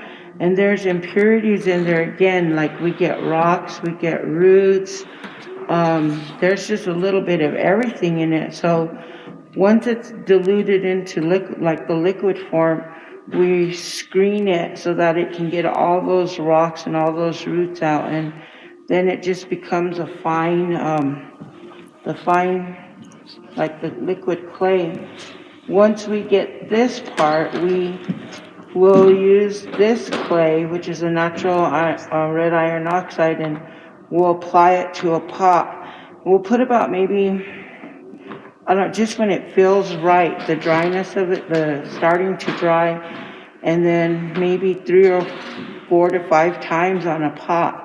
And then we'll rub it with the river stones. And these are the stones here. This was handed down from Marvin's grandma. And without these, I don't know where I would be. And they're given to us from different relatives. A lot of these come from my mom and his grandparents. And so these are all really precious. These are what give the shine to the pottery.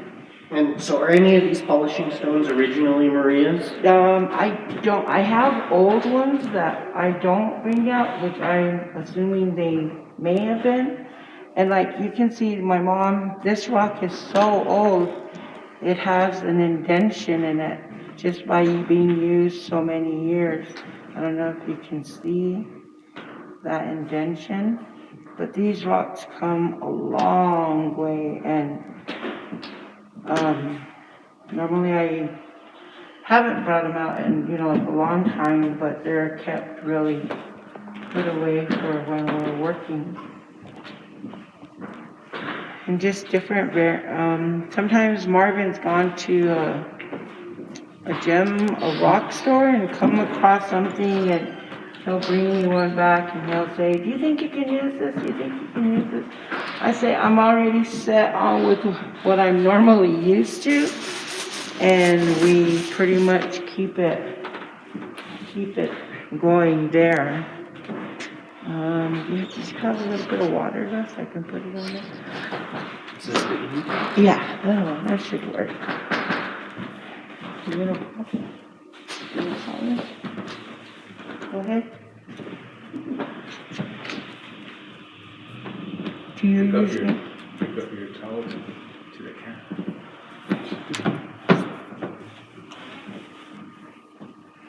I usually just put a little bit of water on a cloth because when I'm burnishing at home, I tend to lick the stone with the red, and I have to learn to quit doing it. I go ahead and do it, and then I'll do it just to keep it going. Go ahead, anyone you want. So this is Marvin Lee. Yeah. Hi, everybody.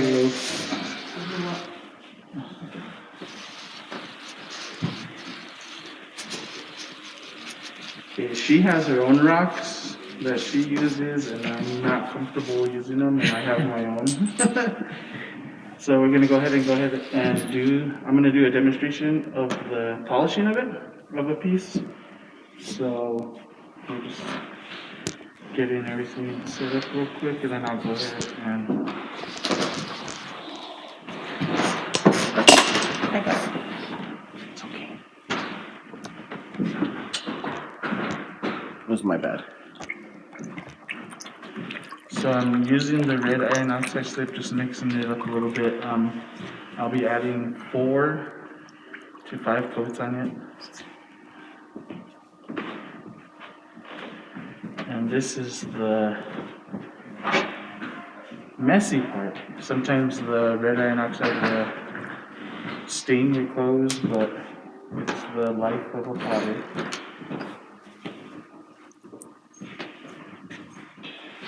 And you all can't see, but they were talking about grandparents instructing each other.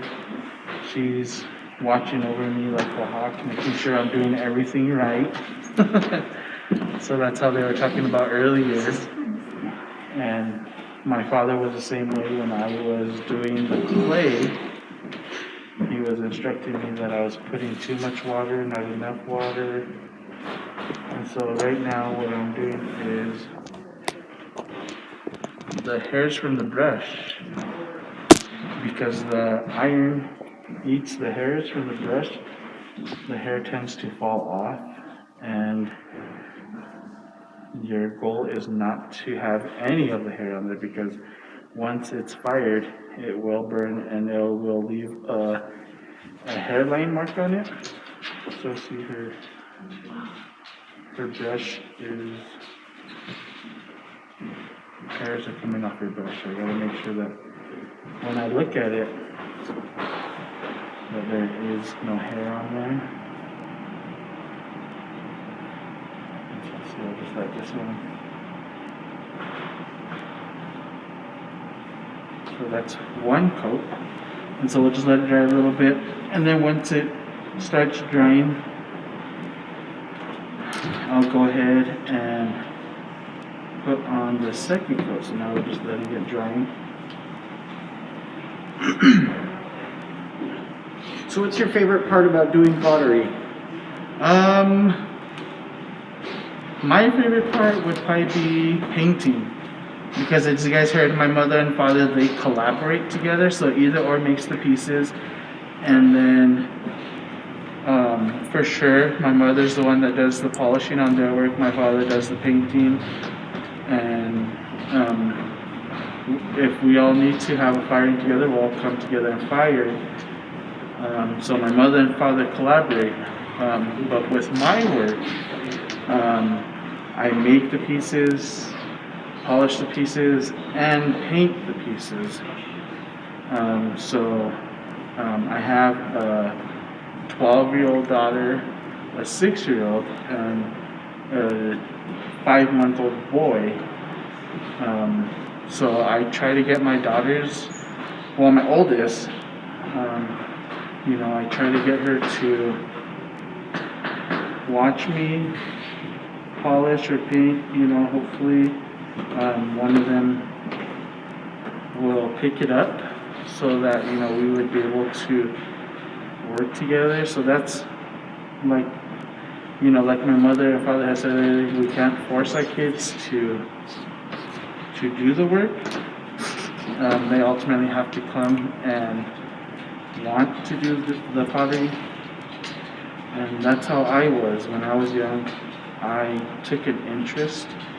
I watched my grandmother, both sides of my mother and father's side of grandparents, do the work. And like they were explaining earlier, my father was explaining earlier when he grew up, he was basically the workhorse you know, he would get the clays to do a lot of the manual labor. And that's how I was with my grandparents. And so I was always the one that helped them gather the clays, bring the clays, because when you're brought up in a traditional family, you know, you're always there to help your elders, whether it's, you know, family, friends. So I always, you know, helped my grandparents, you know, gather the clays, mix the clays for them. One of my memories was always, you know, helping my mother's grandparents mix the clay, because she would allow us to take off our shoes and step on the clay barefoot. And, you know, as a kid, you get to step on clay, get dirty.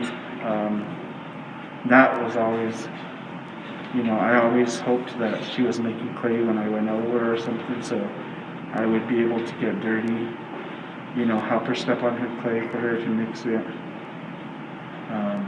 But the best part for me is I like painting, designing, because no matter what, you know, there may be a flaw in the polishing, it's always a challenge. And so that's what I always liked about it, was the challenge for the painting. And, you know, you have to look at each piece and, you know, decide what's going to go on it, because, you know, not all the pieces are all the same shape, size.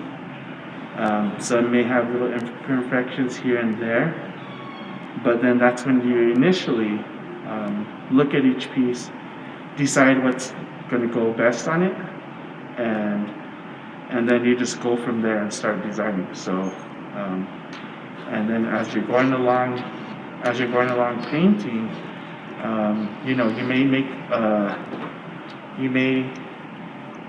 do a mispainting on it, or you may mess up on one part, and then that gives you the challenge of saying, you know, well, what can I put there? You know, so that's what I really enjoy, is painting, and, you know, being able to carry on the traditional designs, like the water serpent, the Vanya. You know, not too many families do that kind of work, but, you know, I am very fortunate to where that design has been passed on to myself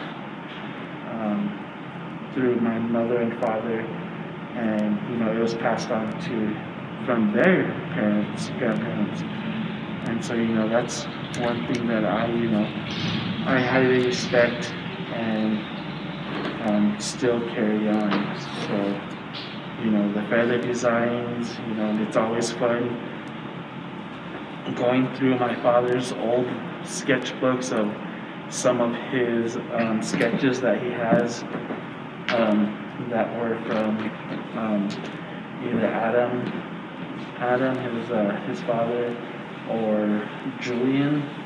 You know, he has a lot of old sketches of designs, and, you know, once in a while, you know, we'll go through that and see, you know, what designs does he have and what can we bring out for a certain piece, or, you know, just to do. And so it's always good to go back through old designs and bring them back, you know, once in a while. So that's what I enjoy doing. So this would be the forest. I'm just going to do one more light coat after this, and then I'll go ahead and burnish it.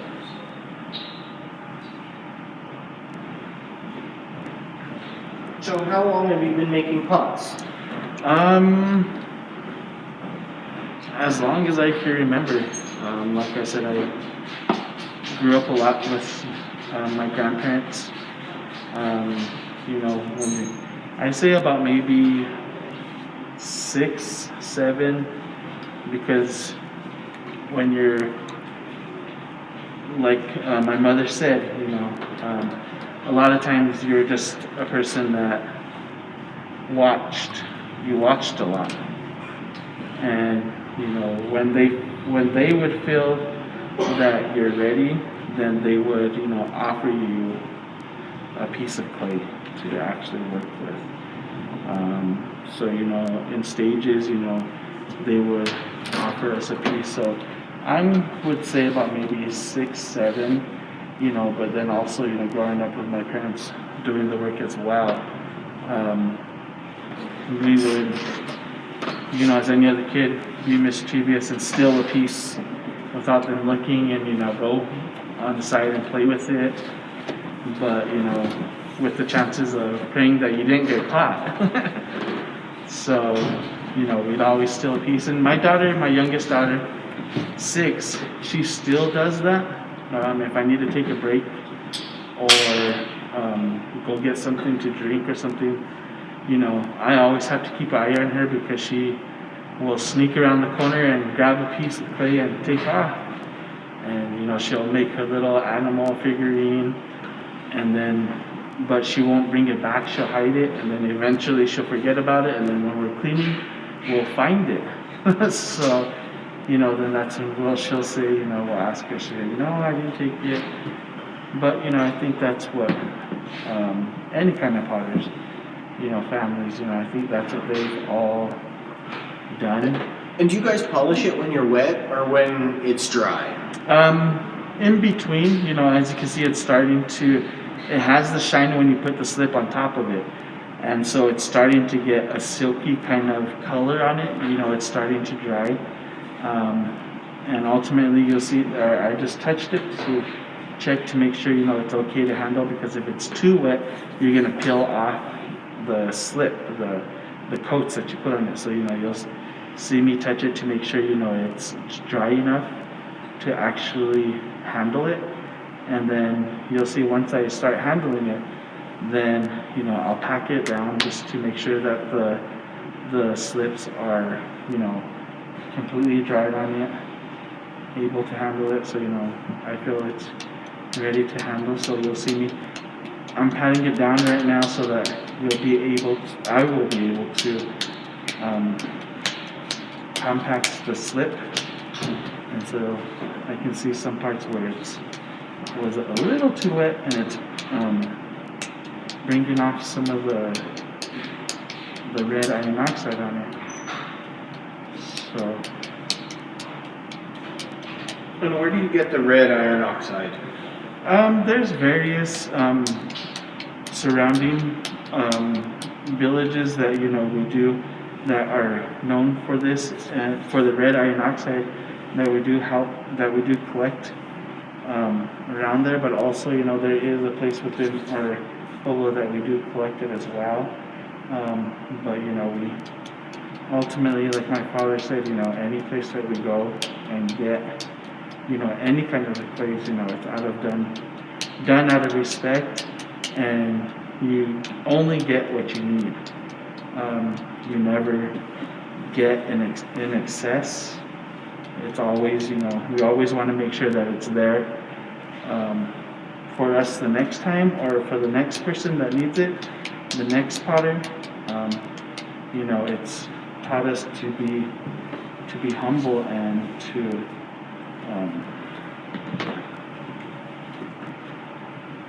leave some for everyone else.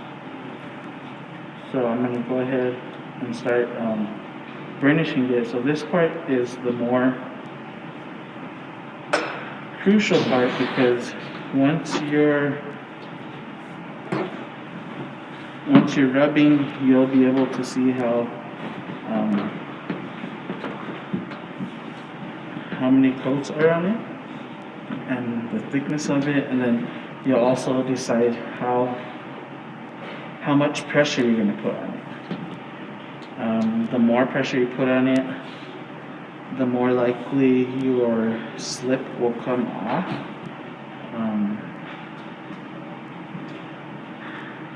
And the less pressure you put on it, it won't be enough, and if it causes the piece to bubble.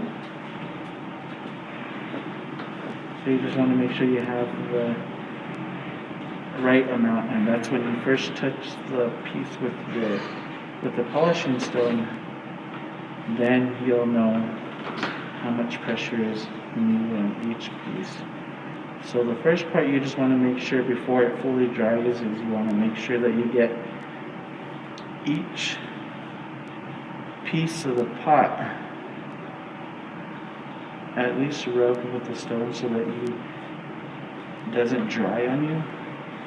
And this part, right now this part is difficult for me because we have our masks on and I'm just used to licking the stone. You can pull it down if you need to lick your stone. Oh, no, that's fine, yeah. We're just doing everything we possibly can to keep everybody as safe as humanly possible. So it's... And when you're working with any of the pieces, you know, it's really, like my father has stated earlier, it just really depends on the mood you're in. You know, sometimes I can, if I force myself to polish, the polishing isn't going to come out. You know, I may start a piece and then it's not working with me, so I have to stop.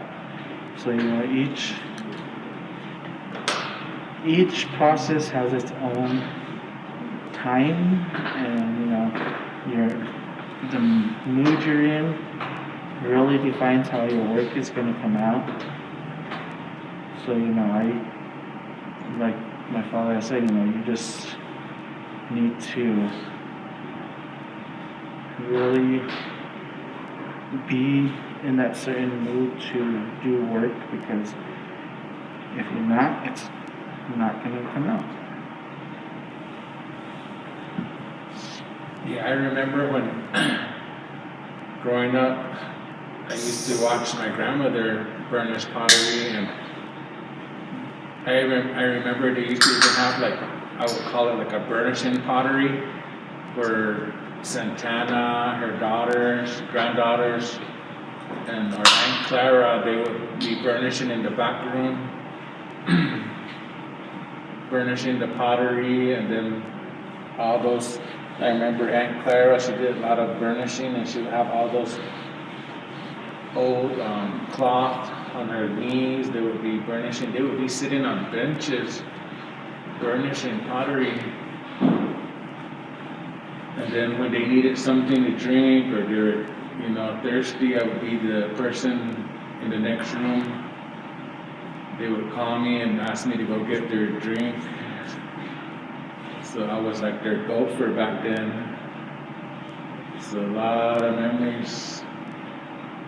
There was a crucial time when they were burnishing pottery. They needed that space, the alone space to do that. And back in those days too, they did a lot of the burnishing in the old adobe homes where there was no airflow, there was the heat, the temperature was just moderate, it was just right. Not too hot, not too cold.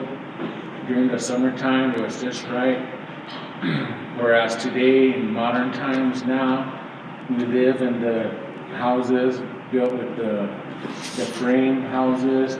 It's not adobe, so you got a lot of airflow.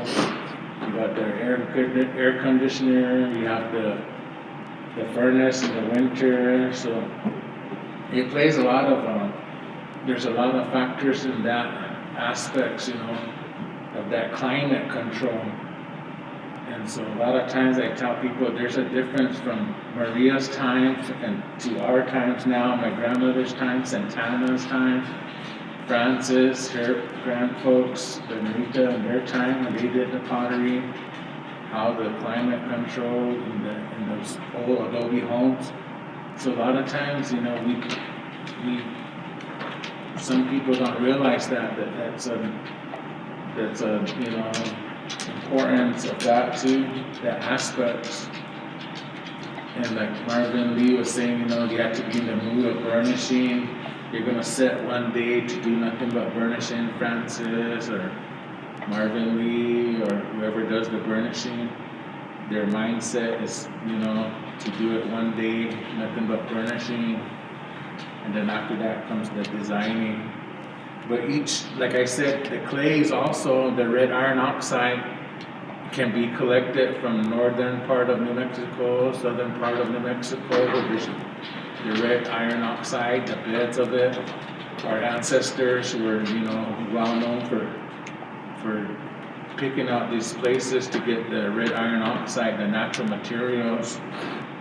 And so you have to test it, and then like Francis said earlier, you have to let it soak for several weeks and then put it through the screen, a fine screen, to get the impurities out.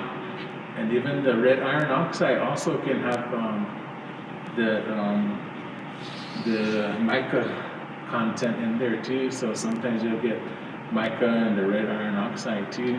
And some of that sometimes the red iron oxide can be really stronger content than normal, and then sometimes it can be weaker. It can peel as you're burnishing it. So there's differences in each of those red iron oxide clay pits too. So it's not all the same every time. Each batch of red iron oxide can be different from the previous. So, and then also I would say the red iron oxide has to make that connection with the pottery that's going to be burnished, because once that red iron oxide is applied to that pottery, those two are going to have to make that connection to join together and produce a nice, beautiful shine on the pottery. So yeah, all that is all entailed. So how hard are you pushing, Marvin Lee? Now I can push a little harder. The pressure on a 1 through 10, I say it's maybe about a 7 now, because the first part of it was the crucial part where you just want to be able to compact the slip, the red iron oxide. So that's where you want to. That was the crucial part. But once you start getting the even burnishing going on the piece, it more sticks to the piece, so you're able to smooth out where there may be lines from burnishing on it, or sometimes the rocks or the stones will nick the pot and create a scratch mark on it, so you're able to burnish back over it and cover up where a scratch may have came out.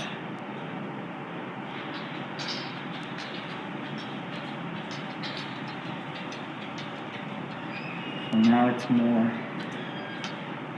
this part now is more of just being able to create the smoother finish.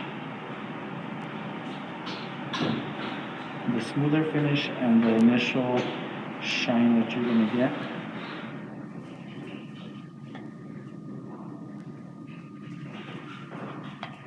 And like I said earlier, it's not all, each piece is going to come out the same. One may have the pot may have an imperfection on it and show a little indentation, or it may have been a little air bubble, and when you're applying the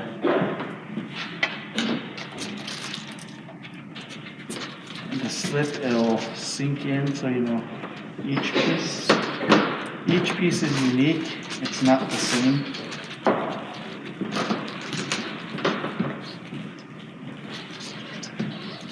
And that's one thing, when the portal here in Santa Fe was open, that's where we mainly showcased our work. People would look at it, ask us questions, and we'd always stress that each piece is not the same. Each piece most definitely will not measure the same. It may be around there, but each piece is its own size because it's hand done. And ultimately you see us right now doing each piece, putting basically all of our hard work into it. So, each pot carries a piece of us with it.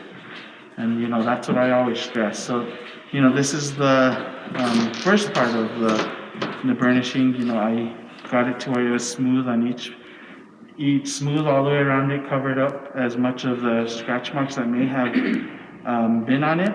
So, I'm just gonna go ahead and do a little wipe on it, and this part will be where you actually get the shine.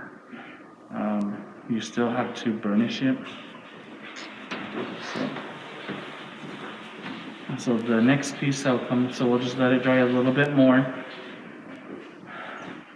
And each potter has their own techniques, their own way of doing their own work. Ultimately, I learned from my mother learned from her mother, and so on and so on. So, we still carry on the traditions of our family the way that we were taught. Each family has their own technique. Some may do it differently. Some may say, "Oh, we do it almost the same," but we have different styles and techniques that we do. With myself, my mother, and my father, we still carry on the tradition. We just do the traditional black on black.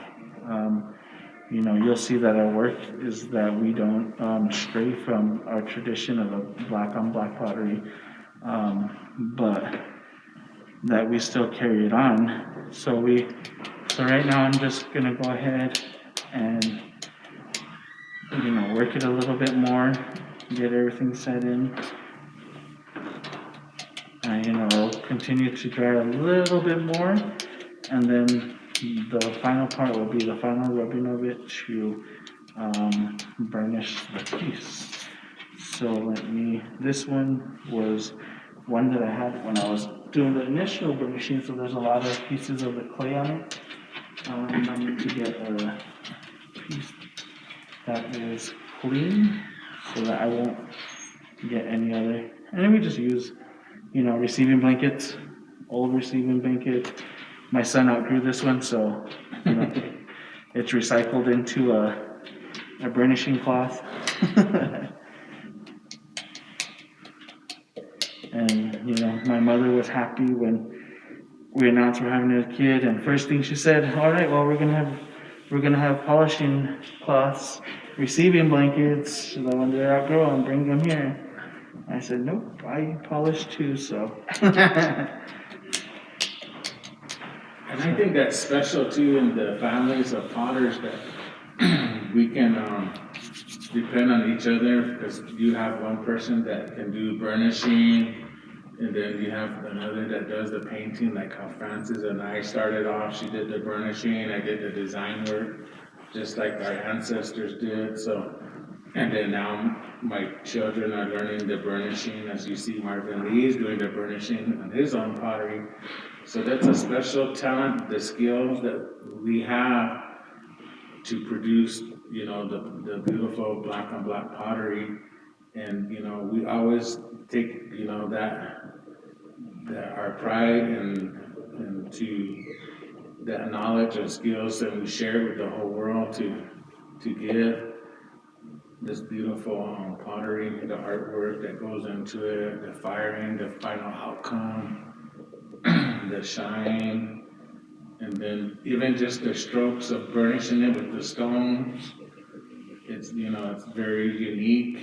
And then also just imagine the large potteries back in the old days that they used to burnish with the large stones. Some of those large stones that Maria had, I have a couple of them that were sent in Santana's, and I have them put away. So they're special stones. A lot of these stones now we use our own collections. One or two might be Santana's that she gave me, but she didn't actually give it to me. She gave it to my wife, because she's the burnisher of the family, the main one. But they guided us in burnishing,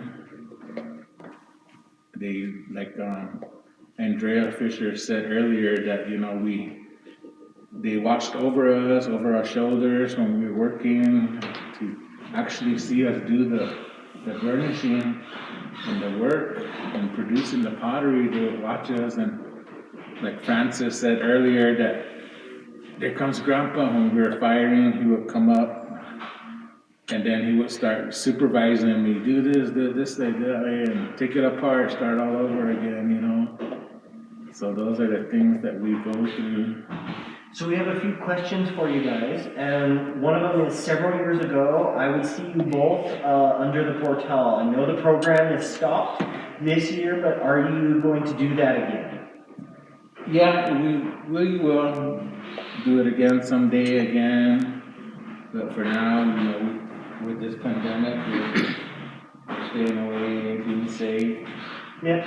And so Anne asks right now, was the pot completely dry when you started adding the iron? Yes, completely dry, yes.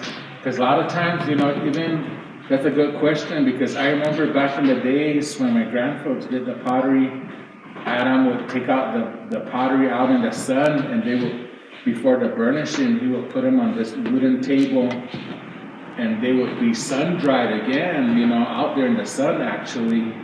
So, that was before the burnishing. So, and I used to do that too.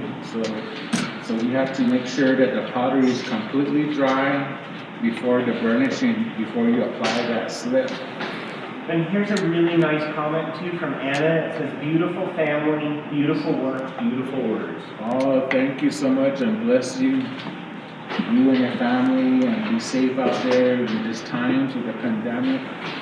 So yeah, like I stated, years, that my ancestors went through this too back in the days when they had the Spanish flu in the 1900s, 1918, when the Spanish flu was here. We lost a lot of our Pueblo members there in San Ildefonso due to that era there. So now we're dealing with it now too. So our ancestors back then, Maria, Julian, my grandfolks, Maria and Santana, and of course Francis, her grandparents, and their family went through it back then too, and they survived it, and I pray that everyone survives it too, not only our family, but as well as the world, because this is what it's all about. The prayers that we give to Mother Earth, the pottery that we do, we have prayers for everyone to keep us safe and healthy and live a prosperous life and to live in peace and harmony. So I have a question from Lori. Lori would like you to explain some of the symbols that you frequently use on your pottery. So the symbols that I frequently use, one of my favorite designs is the Arabian.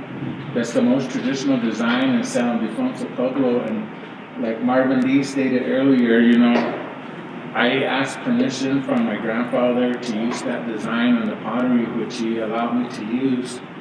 It's an old design. So, my grandfather was a leader in the Pueblo, so he has that, knowledge and of all the design, the Avanyu.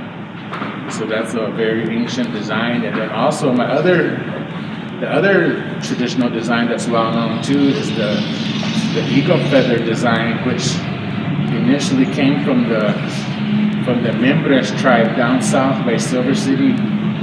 So that design was revised by Julian, my great-grandfather too, while working with the Museum of New Mexico, with the archaeologists bringing back the sketches, and they asked my great-grandfather to reproduce that design on the pottery, so that's where it came back. So those are the two most designs that I really, really love to paint the pottery, and then I have various designs too that I use from the family designs that we generally use on the pottery. And when I'm demonstrating the designing, I will show you some of the designs from way back. I have sketches that I will show. So And a lot of times we use the Kiva step design, the rain cloud designs, the lightning bolt.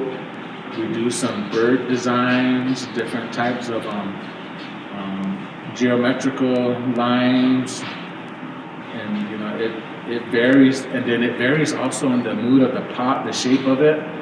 And so we have to, when I look at the pottery, I have to decide what design is going to fit that best mood of that pot.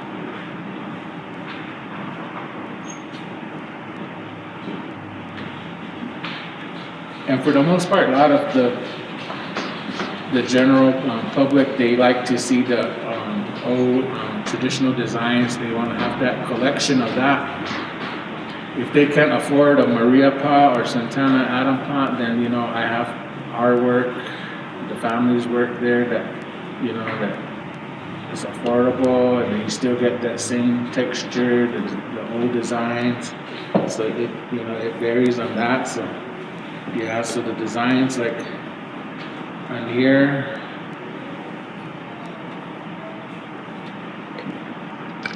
We have the Avani here, which has the lightning symbol here. So what I generally design, I'll start with the serpent's head right here, and then go and do the body of the serpent like that, up and down, down, up. And then over here I have the rain clouds, I believe here. Another old design there, the rain clouds here. Then you have the plant designs, the Kiva step designs on top here. So all these like that are all hand painted. So these designs here, the Avani represents when the rain, the thunderstorms come in the summertime. It brings the water, it's believed to bring the water down the dry riverbeds. So the Avani is bringing the water, then it also replenishes the crops, the corn, the squash that the farmers are growing. So that it replenishes the crops. So it's a prayer for rain and water, since water is life. So we have the rain clouds here that we see during the monsoon seasons there. Because we live in a high desert area where our ancestors used this Avani design for prayer for rain.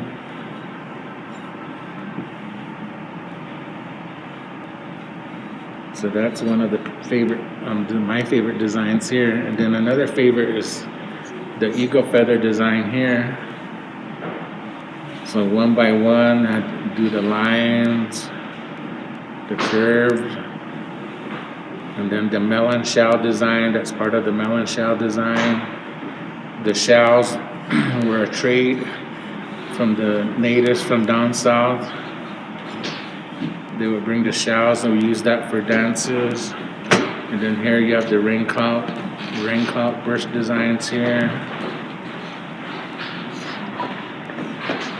And then again you have the melon shell design or the clouds there in the bottom.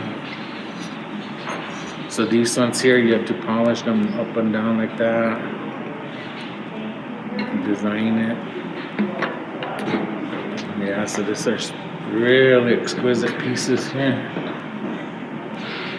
And the firing too is very traditional too. They're thoroughly fired. You can hear the crystal sound in them. This is one of my favorite shapes of pitch pots here when I do the Avani design on them. Beautiful. This is the ring symbol and the serpent design. So my great-grandfather revised the serpent design just like this, how he used to paint it, so I still continue that. And then has the little dots here for the raindrops. And then the rain cloud designs here, the rain coming down. And then each of the lightning symbols also can vary. They may be longer, shorter. So each pottery that's painted has its own character. So it's all beautifully painted.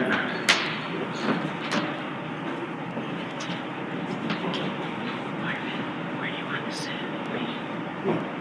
Yeah.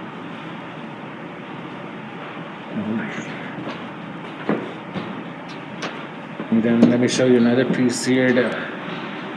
This one is special too. This one is one of my newest. I don't know if you all remember that comet that was flying around across the early morning skies here. So I have that comet right here, painted right here. So that represents the comet that's flying. So a lot of our ancestors, hundreds of years ago, they used to paint what they saw, the visions, you know, what they saw in the mountains and the skies, the clouds. A lot of that was done by the visual aspects. And then here I have the rain symbol. This is another one of my favorite designs too, because if you notice, sometimes lately, this past summer, we had rains come down in the nighttime, in the midnight hours, early morning hours when it's dark. I don't know how many of you noticed that you're awakened by thunder or the sound of the rain hitting the window. And that's during the middle of the night, early morning hours. So right here I have the moon, the stars, and then the rain coming down, so that represents the night. And then I have the stars right here, and then the kiva. This is the kiva symbol, has the ladder. This, in what I vision here, was the kiva up in Bandelier, up in the high cliff. That's the ladder. That's the kiva, the ceremonial building there in Bandelier National Monument in the high cliffs. And this represents the nighttime, because I have the moon there and the rain coming down in the middle of the night. So that's what I envision. And the X's here that you see that represent the stars. And then the serpent design, the lightning symbol here. And then on top you have the eagle feather design here. So this has combination of the two most traditional designs in San Ildefonso, Pueblo. Then you have the cloud designs here. Yeah, so this one here, like I said, represents that comet that was flying across the early morning skies here. So this is one of my favorite designs, most favorite designs here. Beautiful.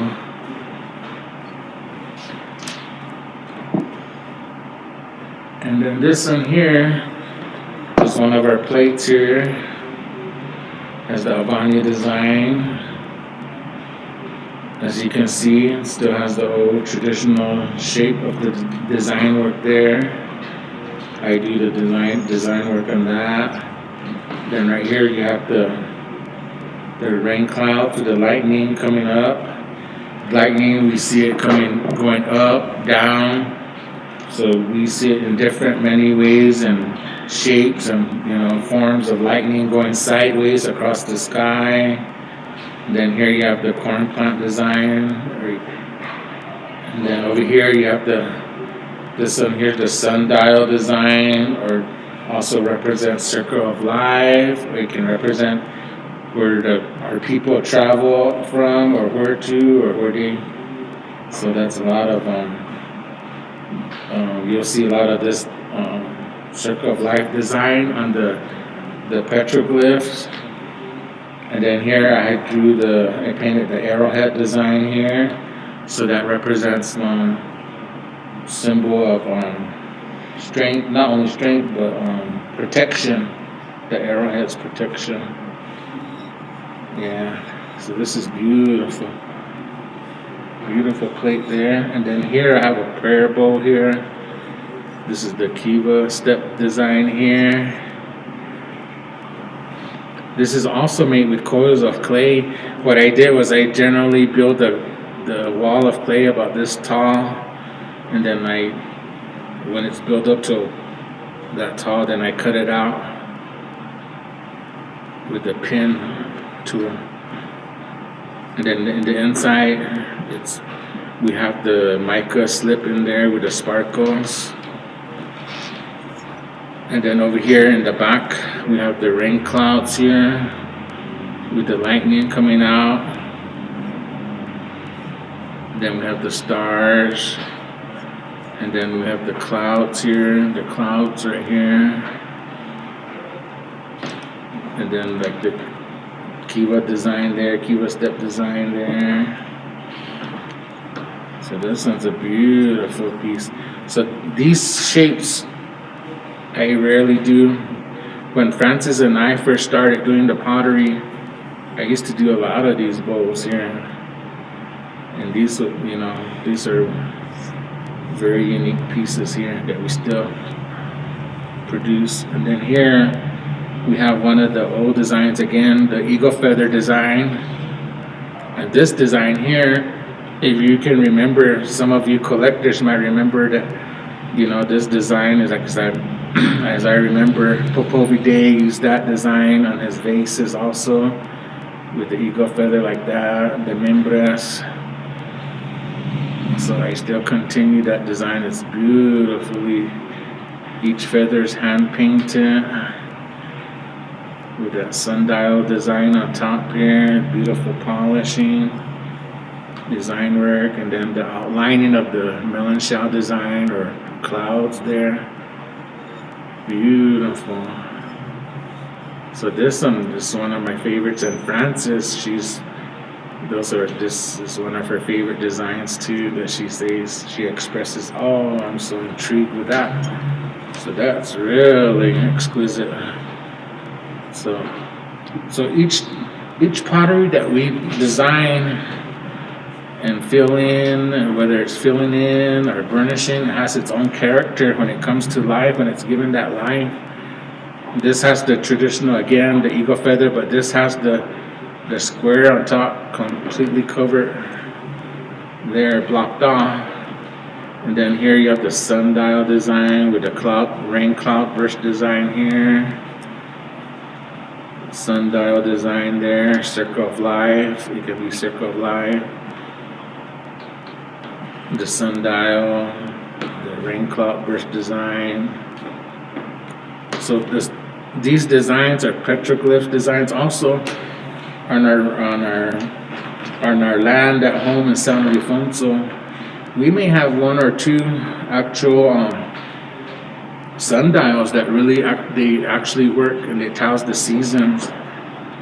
So we have areas where it can, you know, actually have that pinpoint of the seasons where our ancestors would tell the summer solstice, and so it, a lot of history there. Beautiful. So Marvin, what we're going to do is we're going to put your pieces back, and we're going to go have Marvin Lee come and talk about his pieces right over there on the display. But we need a couple minutes to do that. And maybe you can show people the polished pot, Derek, and all the pots that are over there while we sort of reassemble here. let me show some of the designs real quick.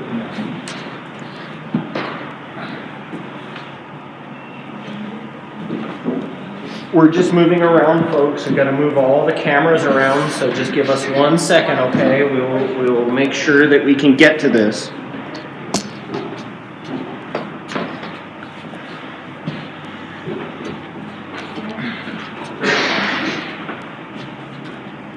So this is a beautiful burnished pottery that Marvin Lee finished.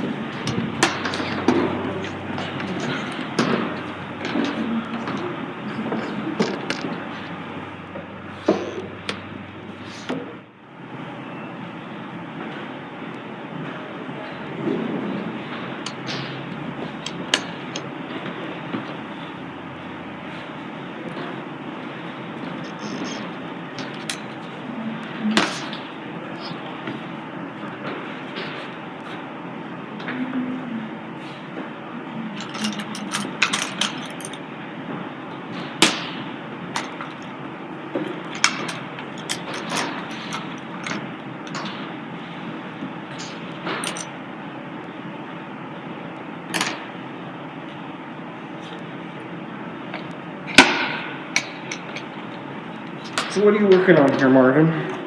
I'm generally, what I'm doing is just setting up the designing. I'll be demonstrating a design after.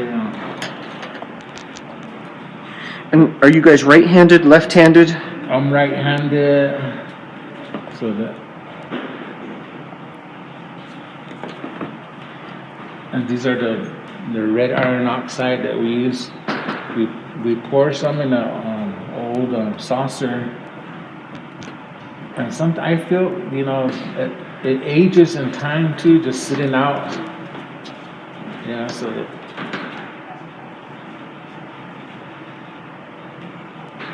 I'll be using this natural mineral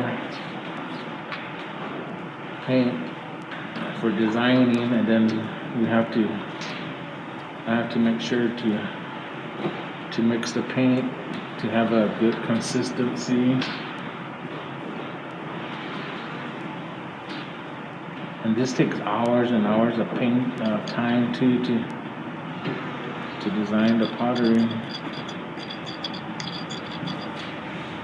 Sometimes one of the questions too is that, do we use a stencil? And I said, no stencils involved. I do the painting just by visual.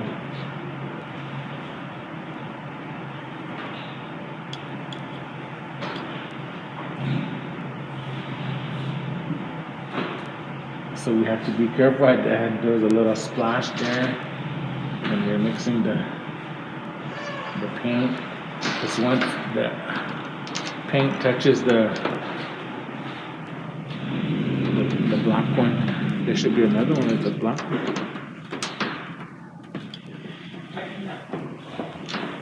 It's wrapped in the towel in the receiving bunch.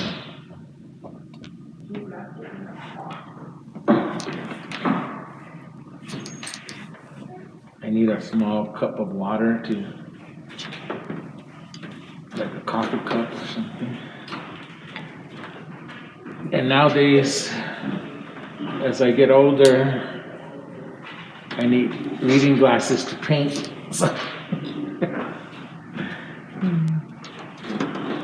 when I was younger, back in my 20s, my vision was 20/20.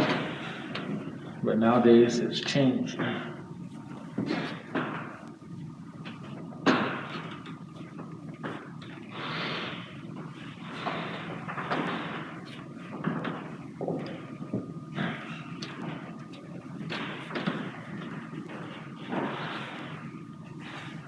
What I'll be doing is I'll be putting my top and bottom lines here.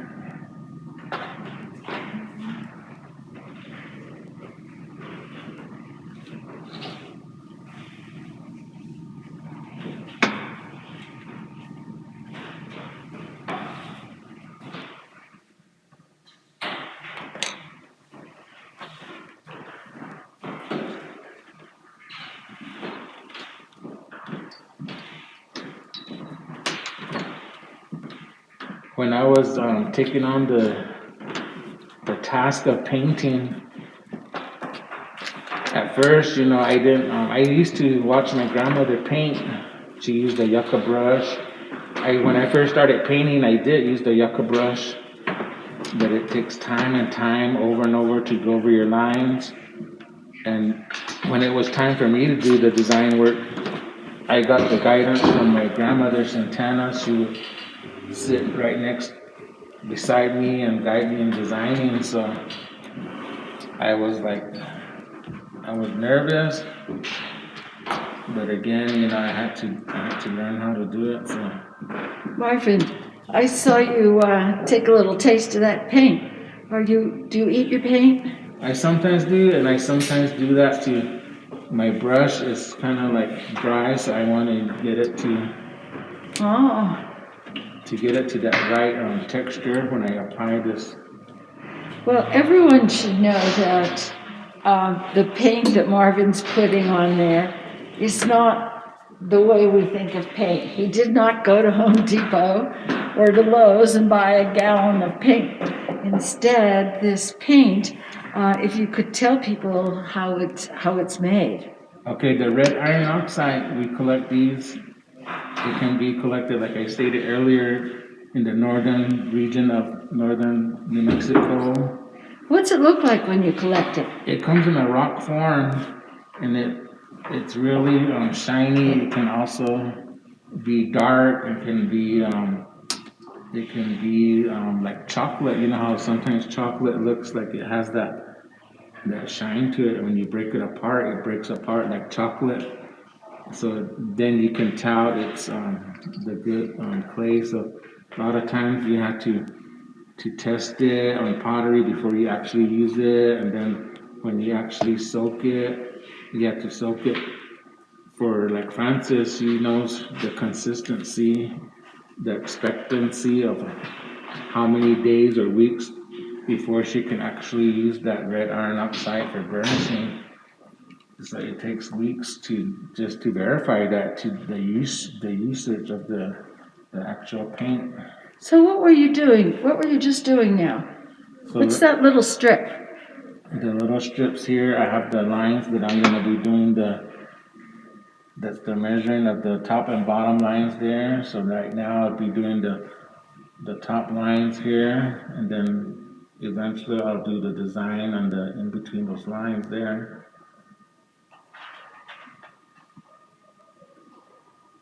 So you have to have a good steady hand to do the design work, and then also the good eyeballing, the visual to know. And sometimes, for the most part, it sometimes feels like the paintbrush goes on its own too when you actually do the stroke on the design work. So sometimes your prayers and thoughts, it just comes out and works out for you just right. Now, if you look at these pieces that are dried here, that don't have slip on them yet, is the slip that you polish the same slip you're painting on right now? Yes, it is. So, in other words, the design that is not burnished on your pot is the slip that has not been polished with a river stone. Right. And so, in other words, it's 2 coats of slip. So you have a basic pot that you put slip on and you polish, and then you paint on top of that polished slip with the unpolished slip, the one you're doing now. And that is the finished product before you fire it. Is that correct? Yes. So that's going to give it the look and the texture and the pottery that's going to show, and the design work that that my family has done for years. That reverse designing, was developed by Julian, because for the most part, what he didn't paint with the mineral paint, that was going to show the design. So that was a reverse designing. Well, when I first saw black on black pottery and realized that it was polished, I thought, gee, isn't that really hard? How can you polish all those feathers on those pots and get them all so even? Because I didn't know that what you do is you paint the background. Yes. And boy, that's another completely different way of thinking on how the brain works, that it's sort of like painting the leaves on the trees and the sky last. I mean, it's where you paint the background instead of working in the other direction. But if you make a mistake, what can you do? Can you do anything about it? What we do is we can design another piece of maybe whether if it's going to be a geometrical line or maybe a rain cloud or. So you fix the mistake. Yeah, and so with a design element rather than removing the paint and keep going. Yeah, So that, you know, even when I was first starting out, I had a lot of mistakes. So I did, you know, and then that's when Santana, you know, would guide me and say, well, you need to learn from your mistakes and incorporate another design within that mistake, because you can't erase it. Now that tape that you put on top of the pot to measure with, you're putting it over something you've already painted. And is that paint dry? Yes, yes. And it's not going to rub off with No, that? it's not going to dry. It's not going to rub off. And because is it absorbed sort of like into the clay? Yes. So, and then the measuring that I use, this tape is an old measuring tape. So that Santana gave me years ago, so that's what I use. You know, you've mentioned Santana, your grandma, many, many times. And for those of you who don't know, Santana was married to Adam, and Adam was Maria and Julian's oldest son. And I remember meeting both of them, and when the gallery first opened down the street, we did a wonderful show for Santana and Adam, and I wanted to take their photograph so that I could send out a postcard for everyone to see what was up and coming. And I went out to San Ildefonso, and Adam was so cute, I couldn't believe it. I mean, Santana came out, and there on the front porch, she put 2 lawn chairs, one for her, one for him. Hers was higher than his. His was sitting much lower.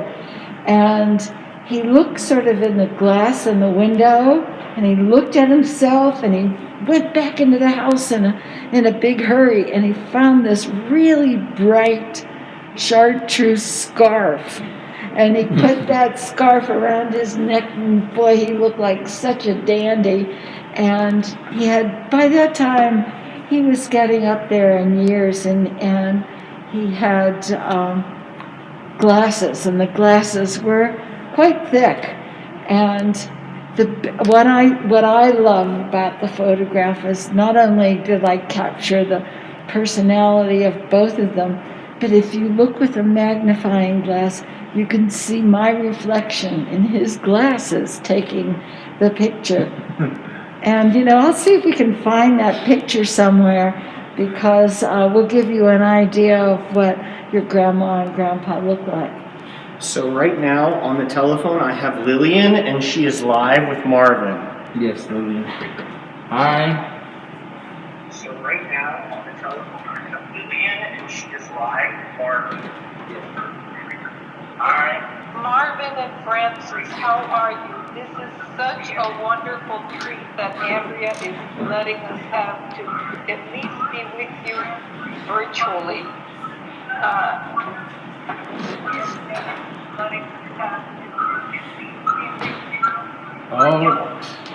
Well, Anthony and I are extremely sad that we can't be there this year in person because of, well, what we all know is going on. But we are there in spirit, and I have tears in my eyes watching.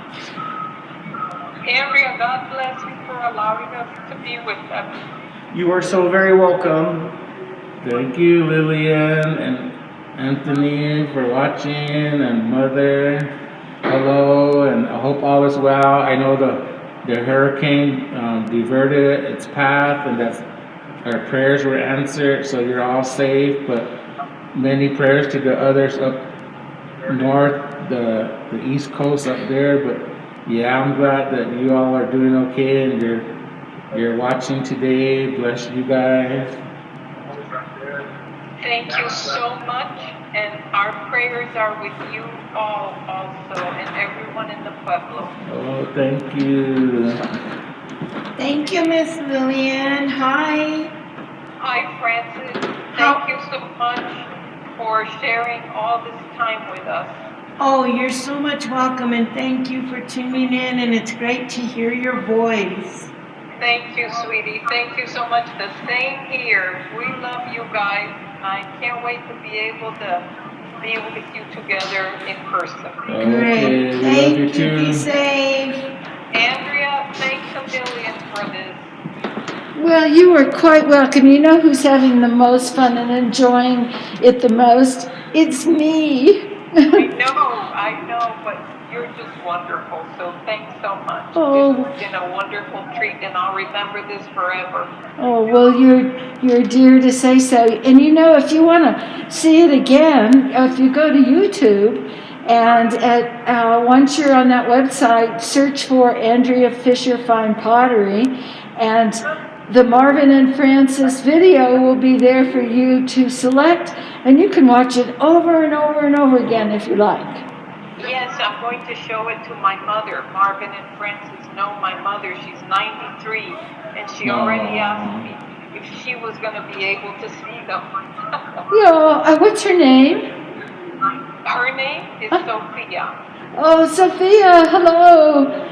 It's nice that you are joining us in spirit, and I hope you enjoy this video.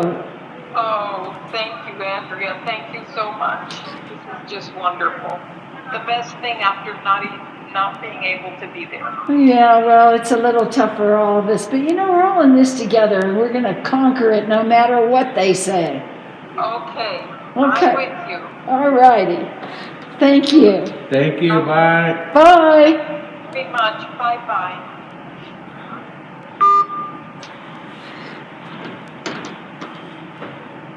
So I think that, you know,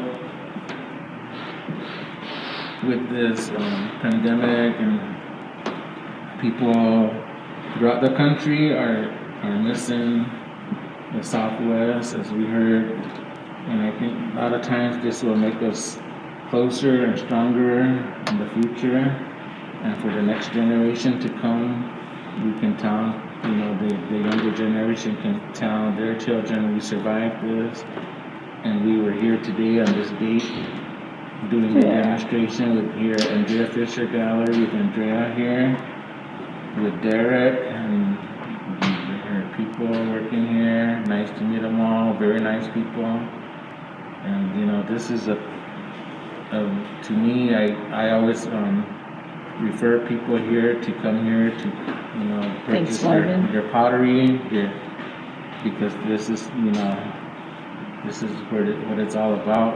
You know, the history of the Southwest here is all in here. We have the traditional pottery designers, the artists here are well known, their families from each Pueblos, they represent. Much respect to other potters and artists.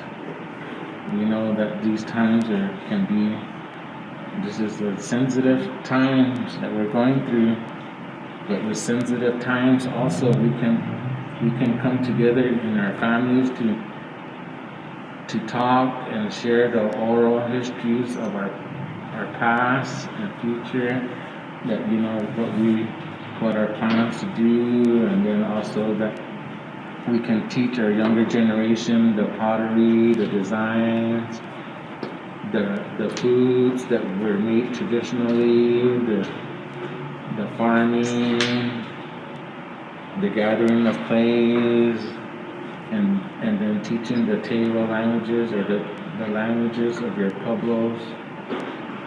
This is the time to teach, because like I always stated, and I tell my children, these times back in the day, my grandfolks, they used to tell me when Maria went through this, and when we were there going through this with the Spanish flu in 1918, and then also with the Great Depression in the 1930s, you know, it was hard times for them, but they survived it, you know, with the prayers and then also with the pottery that they did.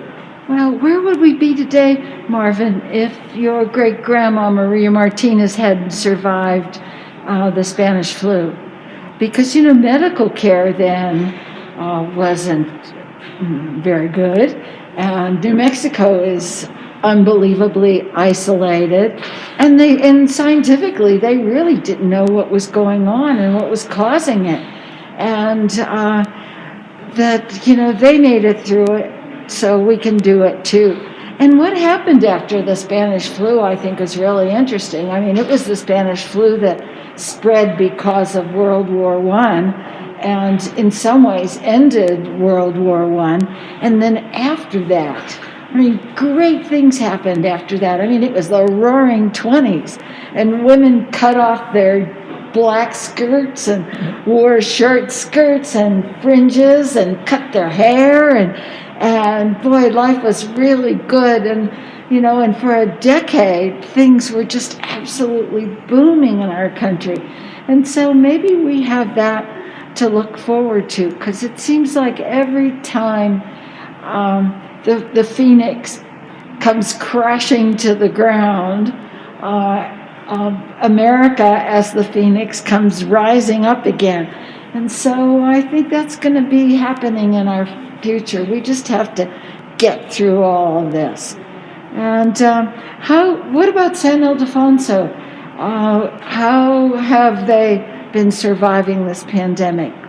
Have you had people who have the virus or who have died from it? No, our village, we have no record of anyone having the virus, and nobody's tested positive? Nobody's tested positive. Oh, isn't that wonderful? I even got tested and I was negative. So a lot of times, you know, and I was thankful for, you know, that a lot of times we have to be positive to think, you know, not to have that, but I mean, in your mindset, you have to be strong, you know, to be having that, to move on and to continue working on the pottery like I am today, and my family today still doing pottery, as well as other potters, you know, that you have previous days, you know, still continuing during this pandemic. And I think that brings us even closer into our spirituality, to our prayers and thoughts. You know, it takes care of us, the clay takes care of us, and I think that's special, and that brings us, you know, to that. Well, Marvin, you're far more spiritual and far more philosophical than I am. I mean, when you talk about social distancing, I wish somehow they could have made me social distance from my refrigerator. Because, boy, it would, you know, usually when I'm at work here, the temptation isn't there. And I fondly call it now the pandemic poundage, because it was so easy to go to the refrigerator. And then one of my employees here, Al Miller, he would go grocery shopping for me. And you know, he's a very sweet and generous and kind person. And he would bring me back a little treat every time he went grocery shopping, which was usually like a half a gallon of ice cream. And I couldn't let that sit in the freezer. I mean, my goodness, I had to make sure I used it. And it was really tough. But you know, we all miss our friends and going to the movies, and you know what I would do, which was really bad, is start whining. You know, I want to go to the movies. I don't have a reason to buy any new clothes. I want to go out for dinner. And I went on and on and on like that. I haven't spent any money on gasoline. I haven't spent any money on this. So I'd go to my computer and I would buy exotic cactus and succulent plants. And that was sort of it's been my way of surviving. But I was talking earlier about Santana and Adam, and the pleasure that I had in taking the picture of them for the show that we did for them. And here's a copy of that picture. And you can see Adam in his chartreuse scarf. I mean, he was such a sweet guy. It was really great. But, and if you have that super magnifying glass, you can see me from 20 years ago taking that photograph of them sitting on their front porch. And, you know, Santana always seems like such a kindly lady. And these are the two people that raised Marvin, and who he learned from, and who he participated in the production of their pots. And Maria was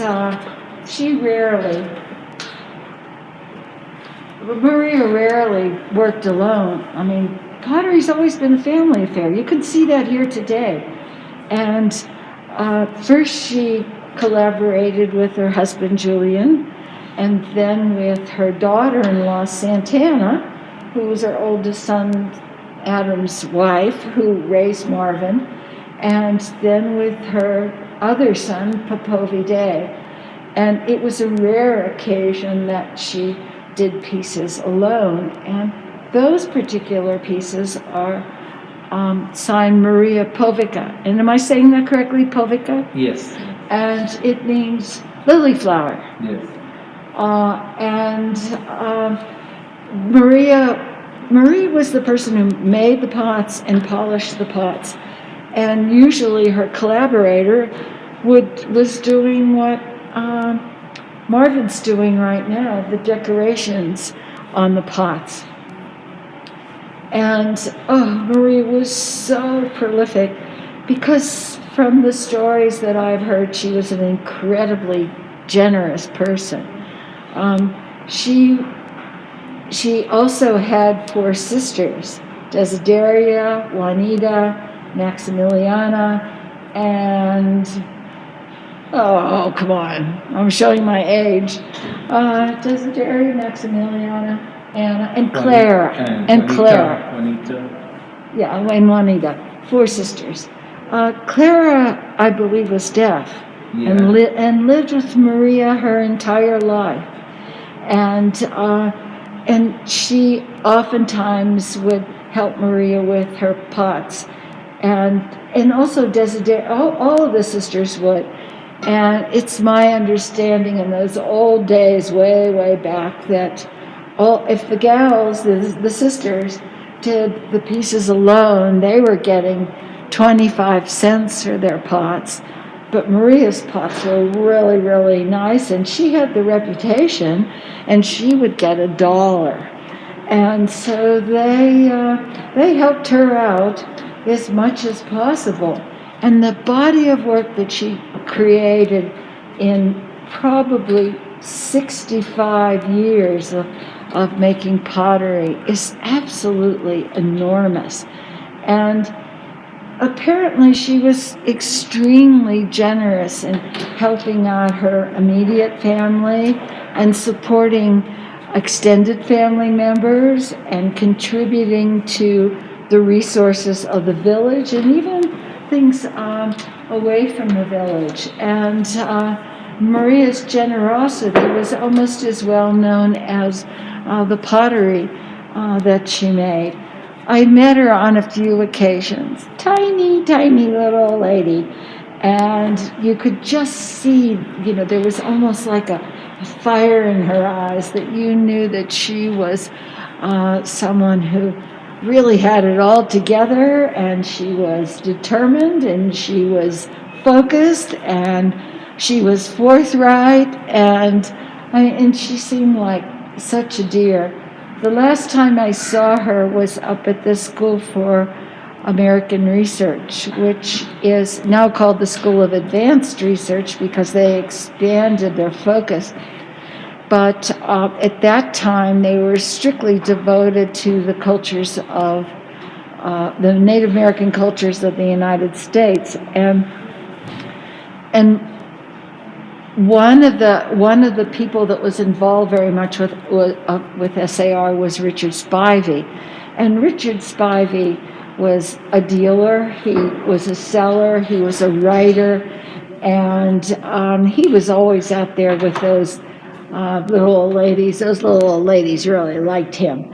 And so he was able to hear stories about them. And he wrote several books, including one about Maria Martinez. But when the book was published by SAR, the School for American Research, and they had a book signing party, And there were the sisters all lined up in a row, all 5 of them, all signing Richard's book. And that, I'm afraid, was the last time I saw her before she passed.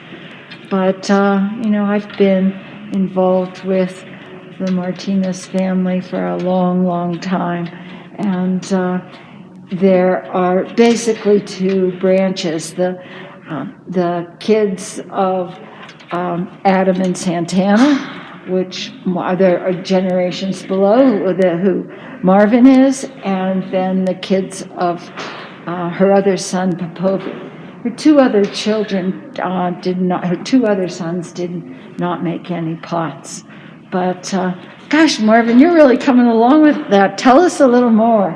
So, the design work, it really inspires me to know the fact that my great-grandfather did the design work. And also, I was, one of my questions was to Santana I said, is it okay to paint pottery in the middle of the night?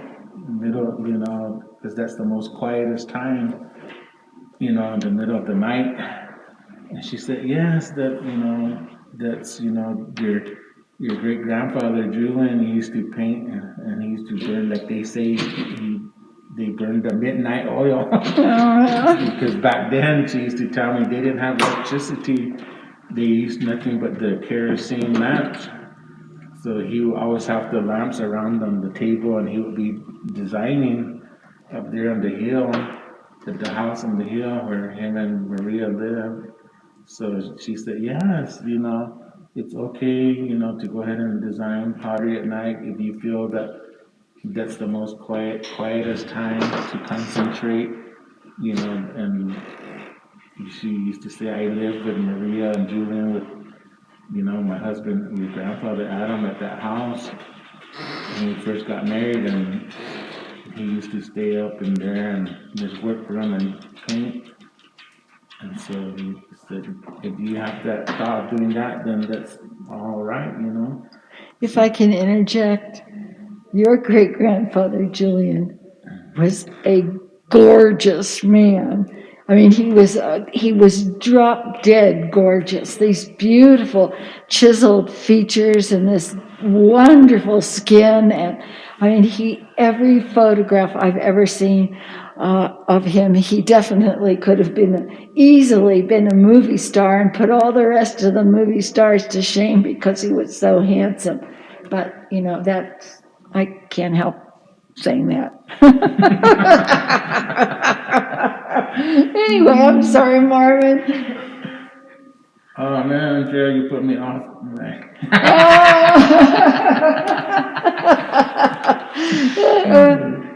Yeah, so I think that that Julian and the design work, like I said, he had to do the reverse designing. So that was very, very, very, the popular, that he made it popular, and people were amazed, like, how did you do the reverse designing? You have to explain it over and over. And just imagine back in the early 1900s when he had to explain to people how he decided to do the reverse designing, and he had to do it over and over and explain the reverse designing. Well, he got to explain it to a lot of famous people because, I know that your family was visited by lots of famous people. It wasn't unusual to see Lady Bird Johnson. And she always came in a car because she was afraid of flying. And luckily, New Mexico and Texas are right next door to each other, so she didn't have too far to drive or be driven. Also, Jackie Kennedy came out to San Ildefonso. And it's interesting that wives of presidents, first ladies, came to Maria.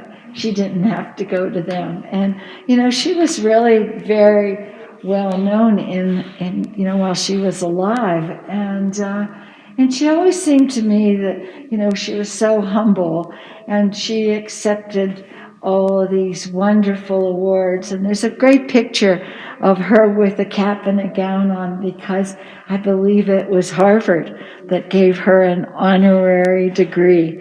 And it's really quite wonderful. What are you doing, tapping that thing on the bottom? Feel it like this with your hand. Uh-huh. Feel how cold it is. How cold it is. See, Yeah, it's from the drying. The air conditioner was on earlier. So coldness is still in the pottery. So normally, that's abnormal for us to be working with pottery with this temperature, with that coldness. Yeah, but Maria didn't have air conditioning. So no air conditioning back then. Yeah. So you might have little cracks here and there from the cold air. So, that plays a major factor in pottery, because you want it a nice, sometimes when they're burnishing too, you want it to be nice and humid, not too bad, not too extreme, but you want to have a little bit of that humidity, but also you want to have that dryness, and then also the temperature has to be moderate. You don't want it to be too hot, too cold, because like you felt it's cold. Yeah. Usually when it's drying. Because when I do painting, the pottery is usually warmer than this. Mm-hmm. It's not this cold. Because I know when it's ready. Sometimes when Francis is done with the burnishing, I know when to design the pottery, because it may be a few hours later, because it'll warm up again. So it just, there's times that, in between that we have to set aside and then start painting. So, and then here I have, I inherited a lot of my great-grandfather's sketches here. There's his signature that he was probably late night designing and decided to put his name on the paper here. Some old designs for polychrome. He normally would do sketches while he was either traveling or having coffee. There's an old bird design there. Oh, what treasures you have. So a lot of these designs are mostly for polychrome pottery that they did back then before they did the black on black. Well, polychrome pottery was the tradition then. And lots of people think that Maria invented black pottery, but she didn't invent it, because black pottery was done in prehistoric times. Yes. And getting the black pottery depends on the material you use and the technique you use to fire the pieces of pottery. And certainly it has nothing at all to do with black clay or black paint or black glazes on pots. It's really a chemical reaction that takes place when the pieces are fired. But what Maria did do with that black pottery is, first of all, she repopularized it. And the reason that it became repopularized is because she did such an incredible, skillful, beautiful job of making it. And that wonderful polish and the designs that Julian painted on the pots were universally attractive. And so even though Maria sometimes is given credit for discovering black pottery, that's really not the case at all. She repopularized it because she was so skilled at doing it. And so like this design here, I recognize this earlier when I was viewing the finished pottery. There's designs here that was like the sundial, and sometimes people ask me, are these newly developed designs? And sometimes it comes to that now when I may try and create a new design, but eventually it's already been painted way before my time.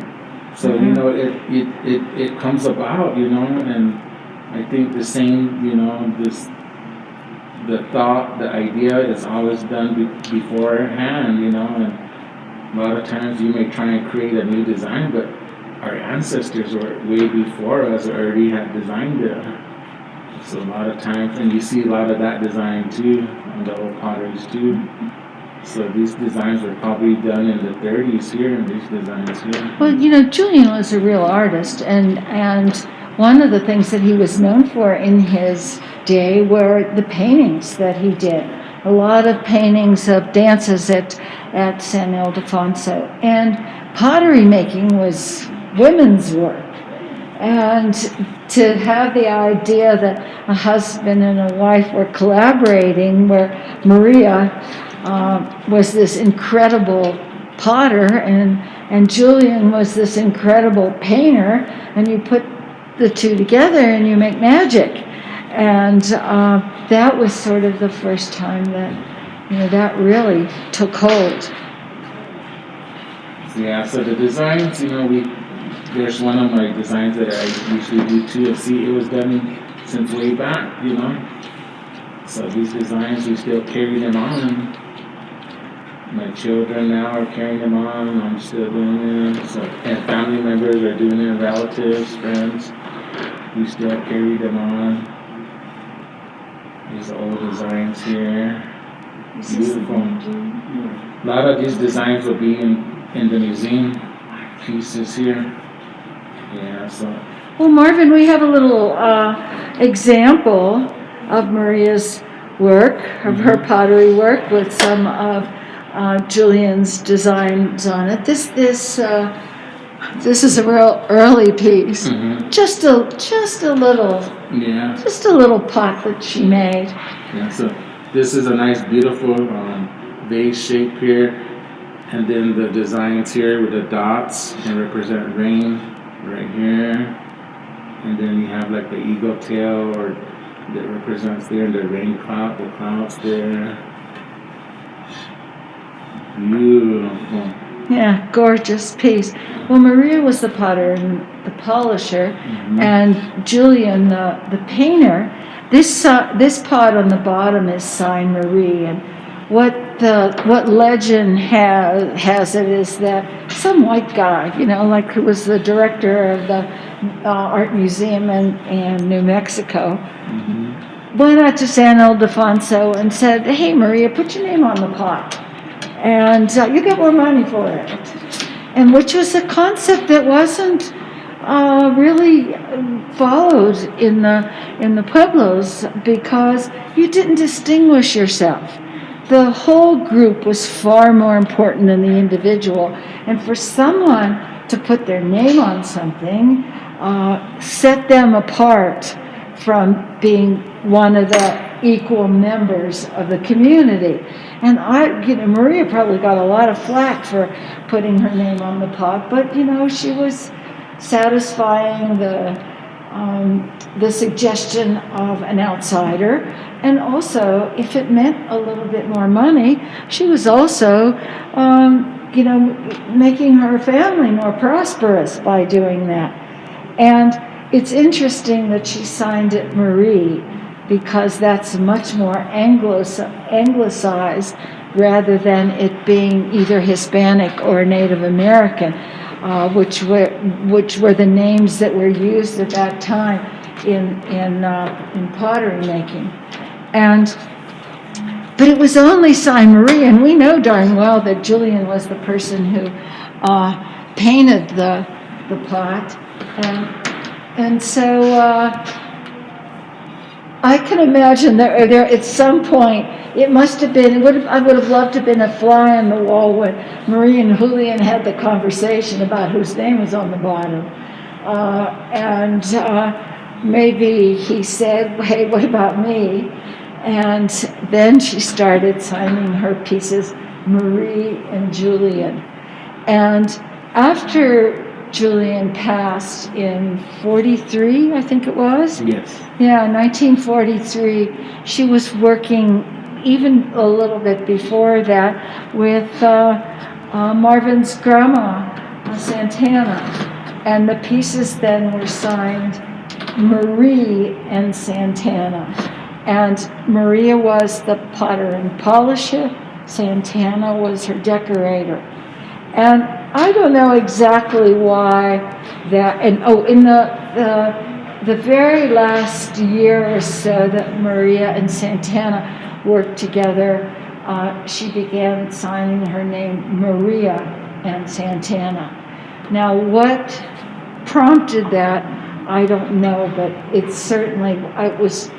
was certainly a good idea that she was actually using her own name instead of an anglicized version of that. And here's a Maria and Santana. Oh, yes. Beautiful. Yeah, the Santana, she really did the body design, but when she did it, it was really exquisite. And here, you know, you have the design here, the serpent here. This one is really shorter than normal here, but it brings it to that design again, because when you do design work on the plates, you have to figure out like the length of the head of the serpent, and is it going to match the bottom of this tail coming right here on the bottom here like this, because this is a really, sometimes you don't even measure it to come out like this. It's going to come out on its own with the strokes of that yucca brush, how they came out about this, because it's just a matter of that skills and knowledge how to design pottery, because as you go around there, you have 1, 2, 3, 4 humps on the serpent. So that's probably the normal humps for a serpent design on a size of a plate like this.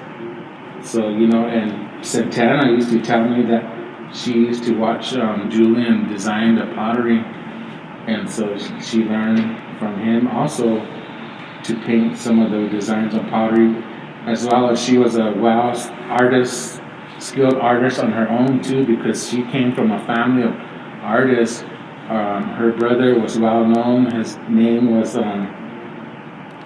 Ildefonso Roybal. So he was a well-known artist too, and so Alfonso used to paint his mother's pottery, the old polychrome. Her name was Alfonsita Roybal, and that was Santana's mother too. So when I was growing up and later on in her years, Santana used to always remind me, don't forget, this was my mother, and she would show me a picture of her, and she said, she used to make pottery too, and I used to do pottery with her when I was a young girl. And then I did more pottery, more into it when I married Adam and lived with Maria. So she said I adapted the painting by watching my brother paint too. So we come from a family of artists way back. So this is a beautiful piece here, and the weight of this, the texture, the weight of this is even. It's really actually kind of light, and you can tell this is an excellent piece here. And I used to watch her do I used to watch Santana make the plates. And so, man. And by the way, plates are the hardest shapes to make, believe it or not, because they are they're the most vulnerable when it comes to drying and cracking and warping. Cracking and warping in the drying, and cracking and warping in the firing. And sometimes you get them and you wonder, where in the world did this come from? It, you know, looks more like a roller coaster than it looks like a plate. Marvin, what are those little circles? Those are the clouds on there, so that's, you know. Rain, water. And then the middle part, Santana used to always tell me that this is like the lakes and the mountains, like the Blue Lake in Taos. So that's like she said, when there's no design in here, that represents the lakes. And how important water is, yes. And it still is. Yes, yeah. So like on the plate designs with the feather designs, but when Julian used to paint the feather designs on the plates, he always had 4 lines on the edges there. And then that's one of the ways that before signing the pottery, they used to tell who did the painting on those. By the 4 lines was Julian, the 3 lines with the feather plates were Santana's. And so when I started painting, then Santana would tell me, well, now that you know how to do the painting, maybe you should, one of your trademarks would, maybe you could use 2 lines around your plates. with the feather design, since now you're the next person that's doing the black pottery in our style. So, you know, stuff like that, you know, the ideas and all that, you can, you know, come about, and the stories that are told of the designs and who did it, who painted them, and what was the most popular ones, and so all that goes down in history. Well, one of the things that I think is really interesting is that we have people who are unfamiliar with Native American pottery, and they come in and they look at the prices and say, $450? And they just have absolutely no idea what goes into making a piece of Native American pottery, how extremely labor intensive it is, how precarious the process is, because every step along the way, something can go really, really wrong. I mean, from the digging of the clay all the way to the firing process at the end. And then you have to factor in little things like talent and skill and perseverance. And, you know, so many potters will do the exact same thing over and over and over again. But I love the idea that what many potters like Marvin does, he stays within the boundaries of his own tradition, and there's a definite theme that goes on with all of his pieces in terms of the shapes that they are and the decoration that they have, but never is there anything that's exactly alike. Every piece is slightly different, and you know, is it your own personal boundaries that you set, or is that something that the village might set for you? I think it's not only personally, but again, like I stated, Santana and Adam talked with myself and Francis and expressed that we keep this going, keep the traditional black on black going, and then also with her family, her grandfolks also stating to us to keep this going. So I think we follow their wishes, and that's how we stay in the boundaries of the black on black. And then as you can see, I don't know if anyone can see, you can see sparkles in there, because like I said earlier, the clay, this particular batch has a lot of mica in it. So sometimes you can see that too. So that when you do the burnishing, that, you know, that's an impact too. So yeah, we like to stay with the black on black pattern. Yeah. So I have another question coming from Dan. Yes. And he is wondering about the family's butterfly design. Mm-hmm. He hasn't seen it, and he's just curious. Oh yeah, I do that design also. So I don't have any painted right now, but I do the butterfly design also, which, you know, is really nice. They don't, you know, when I do them, they don't last. They go pretty quickly, and you know, that butterfly design is really special, and I love that design. That reminds me of Santana, the elegance of her, the beauty of her. Like Andrea was saying, that person that she was caring, nurturing, and that's the one person that I couldn't lie to her. If I tried to tell her something, she would look at me and she said, You're not telling me the truth. You're like, I already know. So I know, you know, Santana was the only. She knew me. She knew me like the back of the book, and I know. I said, okay, you got me, you know. And so, but you know, Santana always, you know, she had that vibe and that beauty, and whenever I painted the butterfly, it kind of, I don't know, it just reminded me of her all the time, because she did that design also. But you know, each artist, they can have that connection with the designs. You know, whether it's the butterfly, the vanyu, the eagle feather, or or the bear paw, or eagle tail, or eagle. You know, it draws to that person, and you know, each one has that character on their pottery, their piece of work that they do.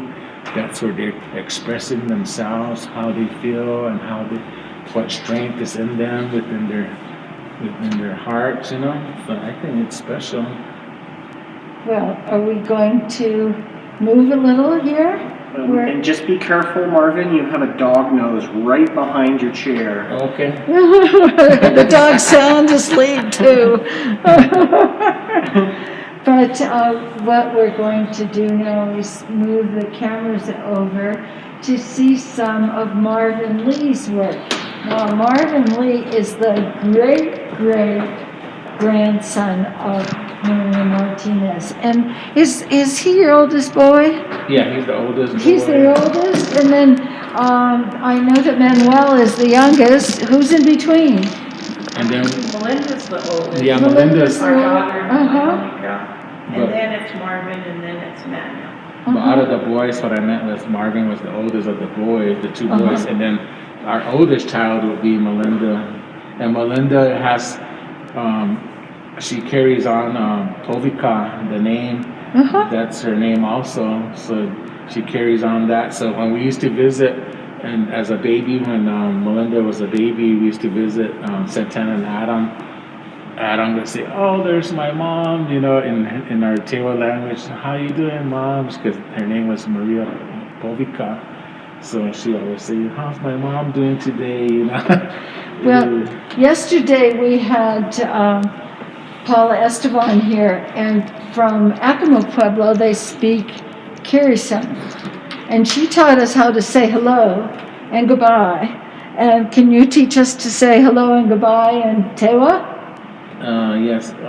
In the morning we say Watamu. Watamu. Watamo? And then to say goodbye is like good night is like Sengiri-ho. Sengiri-ho. Wow. Well, great. Thank you for sharing just a little taste of the Tewa language. Okay, Derek, shall I move over here? So I'll go over here with Marvin Lee, and Marvin has a few pieces here.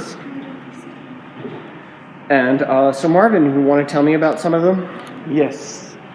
This one right here, this one would have just the traditional eagle feather design, strength, guidance, and prayers. And then this one would also have a combo with the evergreen trees on the side, and then the yucca plant. Usually it just varies in times. The designs, like my father was explaining earlier, designs are drawn sometimes by the season. More particularly like these ones, I like to draw these ones now in the summer because you see the flowers blossoming on the yucca plant, so it gives a really good design on the pieces. And then it just has the eagle feather design as well. So this one is very nice, and you can see the shine, a very nice polish on it. And so some of them, just vary. And then like this one right here, this one would have the traditional eagle feather design all the way around on it. This one right here has a very nice polish to it. With this particular one, I chose to do the eagle feather design just because based on the shape of it, and it really gives a nice show to the eagle feather, to the feathers on there. So it just varies. With my feathers, they vary a lot. With my designs of my eagle feathers, they tend to be different. Usually when someone is looking at my father's work and my work, they'll be able to tell the different artist, the painter on it, because my feathers tend to be a little bit more wider and sometimes longer, to whereas my father, he likes to do his a little smaller. And so it just varies on the person, but a lot of people tell me they can see the differences within my father's painting and mine as well. This one right here has the Avanyu, the traditional water serpent. See, they just vary. See, with my serpents, I liked to do just the traditional one horn on there. My father, he does a lot with which is the trident horn on it. Mine, I just like to just leave the traditional horn on it. And this one has the X's on it. The X's represent the stars. This one right here has a dragonfly on it. So, the stars, the dragonfly, and then just the rain, the clouds, and just all the way around. Do the dragonflies have any special meaning?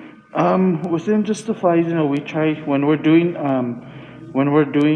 like water designs. I like to draw that's what's within the environment. So the dragonflies are ultimately within around the water. So I tend to put designs in there as well as my father liked to put the designs within what's within the environment. Tell me more about the Avanyu. Where did the Avanyu come from? It's just said to it's a prayer for rain and water. It's a symbolization of that. And ultimately it travels within the water. So it resembles for prayer for rain and water.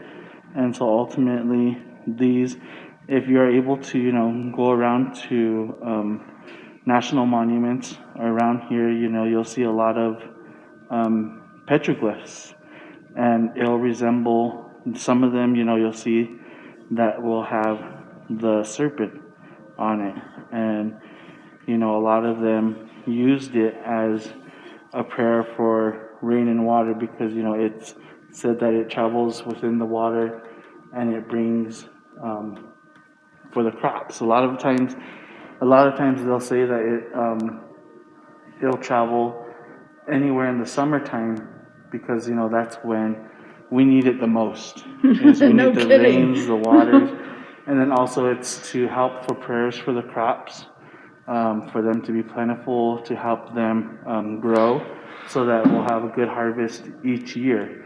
So around now during the summer months, that's when they say that it travels through the water, so that it'll bring plentiful and bring water to everybody's crops. Well, tell me about the tongue. This one right here, this one is the arrow, the lightning coming out of the mouth. So the lightning coming out of the mouth would represent the lightning and the thunder. So that's. He's a rather dangerous creature if he's breathing lightning. So that's it's ultimately rain and water. So that's where the part of the whole thing interacts with the lightning. So the whole pot in many ways is just filled with water symbols. Yes. With clouds, with rain, with lightning, and the undulating body of the river maybe. Yes. Now, and your belief is that the Avanyu is the flow of water? Yes. And on the river? Yes. So then you see the how the serpent it has its the waves on the body. That represents the waves of the water. I have an understanding that some of the Pueblos also use an Avanyu, and they're not quite as close to the river as you are, and they believe that the water that comes roaring down the arroyos during the rainstorm is where the Avanyu is from. Yeah, so it's said to that it goes through all waters, and so like I was saying, just like they say it comes through the arroyos or the rivers that do get through the rain. You'll see it when the water's first coming through the runoff to where the rows that are dry, you know, you'll see that surge in the front. So you'll see, like, you know, it coming forward, and then, you know, what ultimately was there was, you know, wherever the water came from was, you know, lightning, and then, you know, rain, and then you'll see the waves of the water, you know, within that surge of water, you'll see the waves. And so, you know, that's where you'll get the waves along the serpent. Well, one of the things that we haven't talked about at all yet is, you know, you see on the screen that your mama is painting a pot, and it's bright red or bright terracotta color, and the pots you're showing us are black. Let's figure out how that happened. So what she is painting now, basically what she's doing is she's filling in the pieces. You all saw my father earlier. What do you mean filling in the pieces? Filling in the designing. What she is filling in on the pieces is she is filling in the negative part or the positive part. So, you know, you'll see like she's filling in the designing part. So the spaces in between the feathers? So what is matted? What is matted right here? She is filling in, and I'll show you. And she's doing that by painting watery clay onto the onto the surface. So she is filling in this matted designing right here, this part right here. So ultimately, when my father was painting earlier, he just did the outline of the serpent, and so now she is painting in the ones where you'll see the actual matted designing on it, and what will be left will be the shiny part on the inside. And so when she fills in with that, she'll go ahead and show you what the piece, the raw form of the piece will be shown, and she will. So this is what my father had painted, and so this is the finished product of it. And so in order to achieve this, the black part of it, is that it goes through the firing process.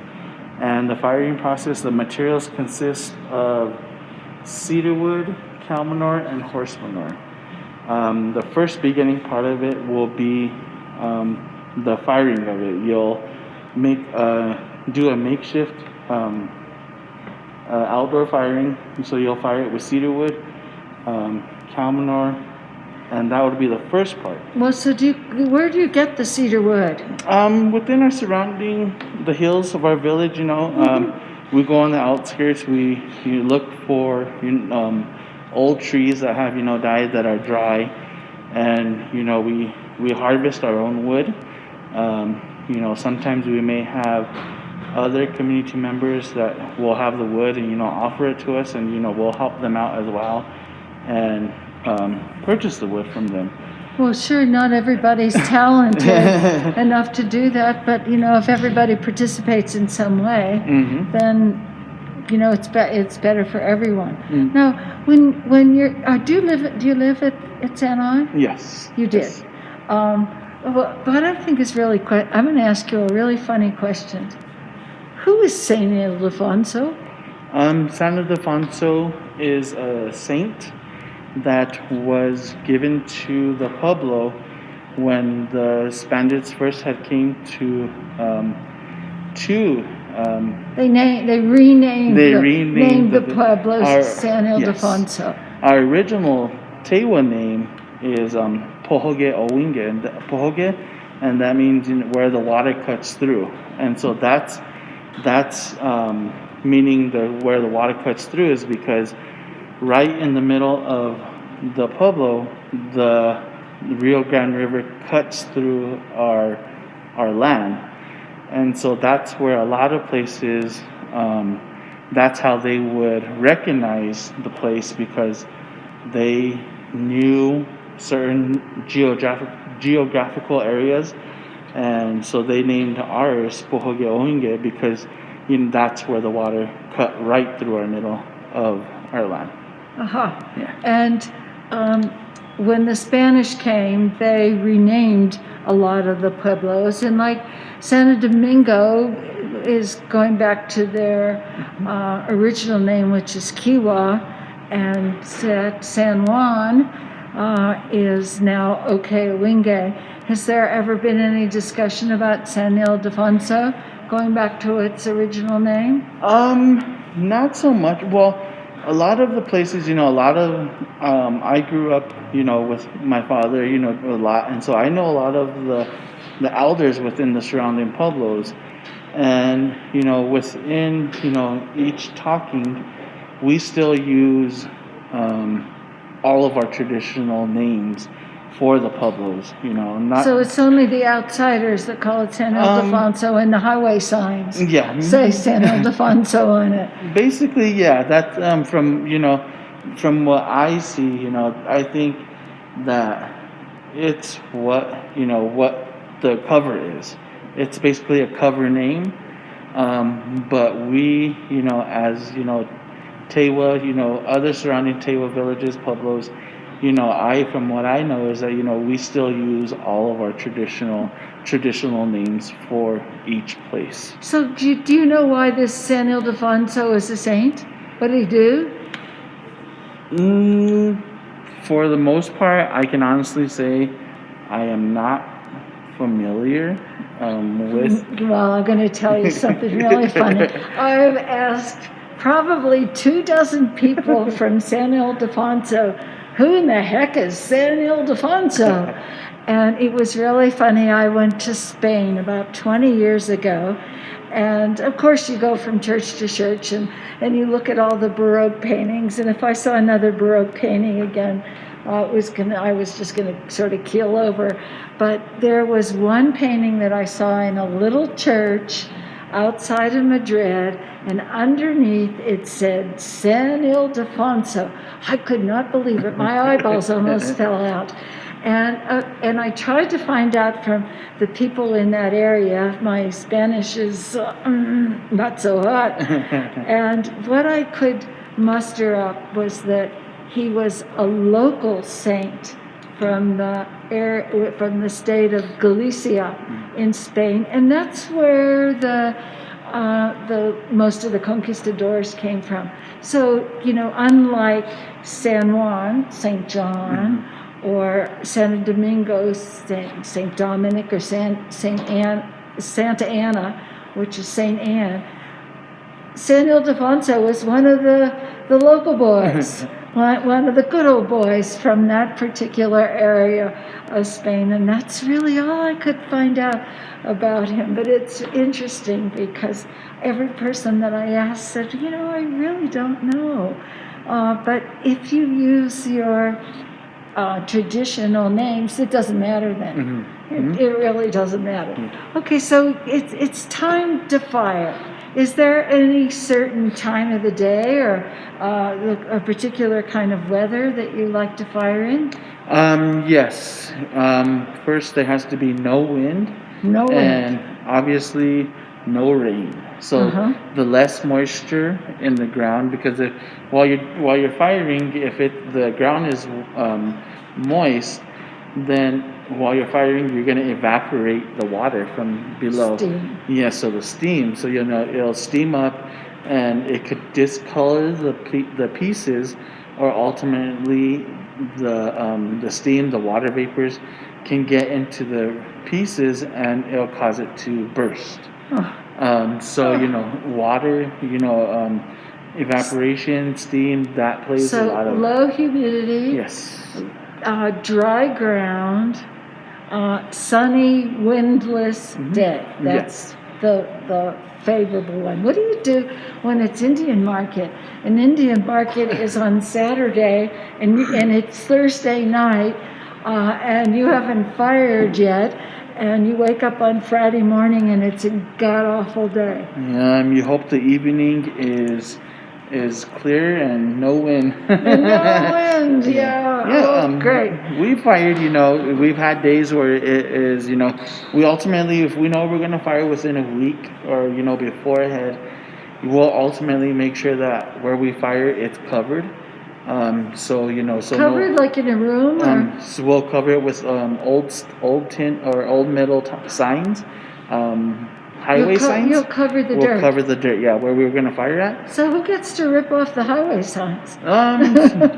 So far that I know, they've been passed down. Oh, so they're passed down. that's what I know. That's all I know. That's all you know. Right, we'll just keep it that way, huh? What happens at San Ildefonso stays at San Ildefonso. And how many pieces of pottery? Do you do one at a time or more than one? Within the pieces, it just varies. With the pieces, we like to obviously utilize all of our material to the fullest. I say with the medium sizes like this size, the medium sizes we can get anywhere from, I'm going to say 15 to 18 pieces in one batch. So like the one that Francis is filling in, we could probably get about maybe 15 of those in one firing. With the small ones, that varies, 30 to maybe 35 pieces. It just varies on the sizes. And ultimately, we don't fire one size. It's whatever we have done, and we'll try to get the most that we can get done for each firing. With our pieces, we don't make within excess. I say, if at most, we'll fire maybe once a month. If not, maybe once every other month. Firing meaning do a batch of pieces. We don't make our, like I said, as everyone has seen, or we have stressed, is that we do all of our own work. No one else does it for us. So we try to get the most out of we can with each pieces or each firing. And then within the clays, each time we make a batch of clay, we try to use it all up so that it doesn't dry on us, it doesn't harden. So we make what we're going to use. And so when it comes to the firing, we use all of the materials to the fullest so that we don't waste it. Or you don't have to repeat any of the process along the way because it's so labor intensive as it is already. Now, I noticed when you were putting that clay together, while you're talking about air bubbles, what happens if you accidentally have an air bubble in a piece of clay and it's time to fire it? Well, as earlier, my father demonstrated doing a pinch pot. With the pinch pots, when you're first making the pinch pot, you want to get the clay that you're going to use. You'll want to compact it, like you said, with the air bubbles. The less air bubbles you have within a piece is better, because when you're firing the pieces, and then also when I was explaining when I was doing the burnishing, one who is burnishing, you'll be able to see all the imperfections within the pieces.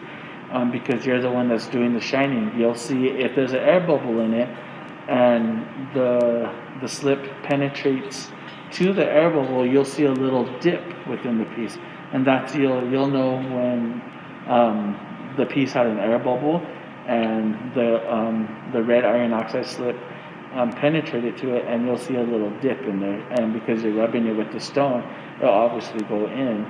And then but in the firing, if there's an air bubble, is that bad news? Very bad news. When there's an air bubble when you're firing, it'll cause the pot to burst. Wherever the air bubble is, it'll cause the combustion of it, the heating of it will, somewhere that air will want to get out. And the only place for that air to get out is to break through the pottery. And that's because air heats faster than the clay body. It's kind of the way popcorn works. Yes. Now, when that happens, it obviously destroys the piece where the air bubble is. Have you ever had any experiences where it destroyed the pieces around it? Within the pieces, some of them you'll see, like I say, like I was explaining earlier, there may be a pot that may burst one right next to another, you'll see if it is a big combustion, then it'll leave a scratch mark on the next pot to it, or the fragments of the piece that did bust, it'll like basically almost like the plates, either the plates or on the inside of the middle medium-sized ones, you'll see that it'll leave a little mark on it, meaning that something was touching the pot, and it'll leave a little a red, almost like a little darkish red spot on it, because something was touching the pot and the carbon from the smoke wasn't able to penetrate it, and so that's where you'll see the little marks from a little cloud, I would say. Okay, so you build a fire, or do you set the pots up first? I mean, what's the order in which you put all the pieces together to? With the pieces of the firing, you'll want to first you will be able to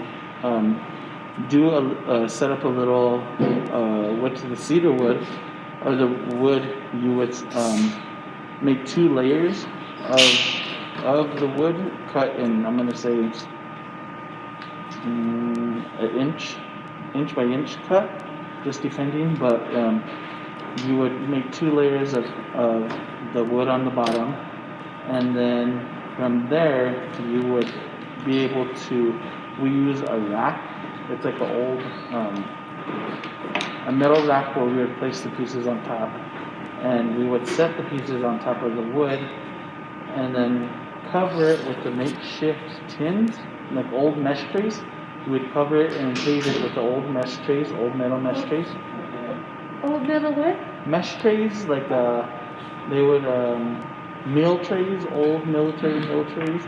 Oh, you mean like the mess hall trays? You know that you get that cream chip beef on. Yeah, okay. And then after you would cover it with the metal tins, then you would cover it with the cow manure, the cow patties. So you would cover the whole thing with the cow patties. And they're dry, I assume. Yes, they would be dry. Oh, good. And so after that, then that's when we would be able to set the fire. And then from there, it's all in, Mother Nature's hand. And like, said, within the first, 5 to 10 minutes, that's when you would know if there was an air bubble within a piece. And you'll hear it? You'll hear it pop. Yeah, within those first 5 minutes, that's when you'll know, if everything, you don't hear no pop or nothing, you'll be good for the rest of the fire. So how long does it take for that fire to cook these things to the right temperature? It'll usually, within the way with our firing, it'll take anywhere from about an hour and a half. It just varies because on the person that's doing the firing, when the fire's dying down, we'll lift the top of the top tin that's covering the top, and we will look inside. If it's like a chocolate red color, then that's when we'll know that it's fully baked all the way through, because it's turned black, but now it's going to be turning back red again. And the way you achieve the full black is once you notice that it's fully baked, then you cover it with the horse manure. And so what happens with that horse manure? Does it block the oxygen from coming into the fire? Yeah, so when you cover it with the horse manure, you entrap all the smoke, and by entrapping all the smoke, you reduce the oxygen inside. So it's a reduction firing. So when you reduce the oxygen inside, the carbon from the smoke fuses to the red iron oxide, and that's how you would achieve the black. So in other words, if you want to be a Native American potter, you have to be a laborer, you have to be a geologist, you have to be a bit of a pyromaniac, you have to be, you have to be an artist, and a skilled painter, and you have to be outrageously patient, and you have to really have to know, you have to have a real depth of knowledge of your craft and every step of the way. On Tuesday, we had Thomas Tenorio here, and he was self-taught. And the stories he told us about the first time he fired, or the first firings, the first time he fired, the piece just blew up almost like an explosion that happened. The second time he fired, he was trying to see, what was happening in the fire, and he caught himself on fire. I mean, his shirt was burning. He even showed us the scar from those days. So it's the firing process is probably the most dangerous part too, in terms of whether the pots will survive or not. So I have a question that's coming, and the question is if you didn't apply the iron slip to the piece, would the pieces still turn black? Yes, the pieces would still turn black. So if you look on the inside of the pieces, if you're able to see, you'll see the rough part of the pot. Within the inside, the slip is not applied, and so you'll see it's like it is like a rough matted black on the inside, and so it just because of the carbon from the smoke, which is entrapped within the firing, it will penetrate the pieces. And when a piece does not make the firing, you'll see on the inside of the piece that it'll be a grayish black all the way through. Yeah. So it's just because of the carbon penetrating each piece. Well, it's interesting because it's really the chemical content of the clay as well, because there's something called stoneware, and you can reduction fire that until the clouds come home, and it will never turn black like this. It only gets to sort of a medium sort of milk chocolate brown. And it's the clay in your particular village and at Santa Clara, which is not far away, they are contiguous, but the clay from that area as well will give you black pots, but you just can't go to Kentucky and dig up some clay and expect to get a black pot out of it by using the same technique. Yes. Wow. Well, this is really quite a lesson, and like I said before, that the amount of knowledge and skill it takes to make one of these and experience is just absolutely overwhelming.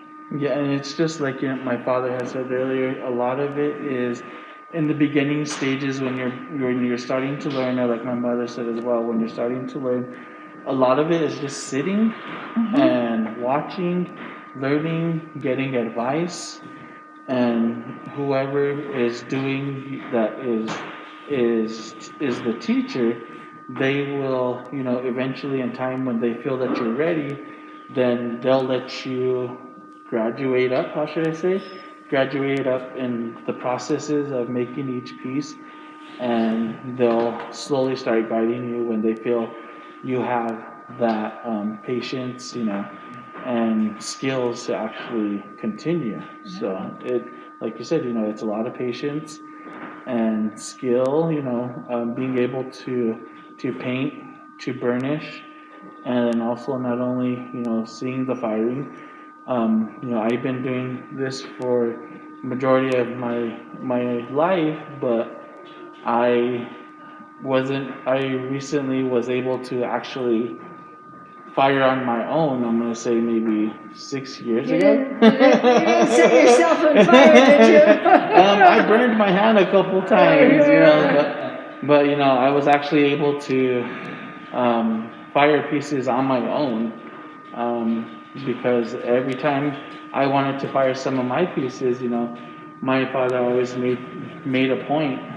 My father always made a point to be there to like how he said his grandfather or his father, always wanted to criticize or to give points, give advice. And so, it wasn't not too long ago that I fired by myself. So, after I showed that I was able to do a whole firing by myself, and then they kind of said, okay, you got it. So a lot of times now they whether it's if I don't have a full firing ready and they have the other half ready, then we'll come together and we'll do a firing together. So.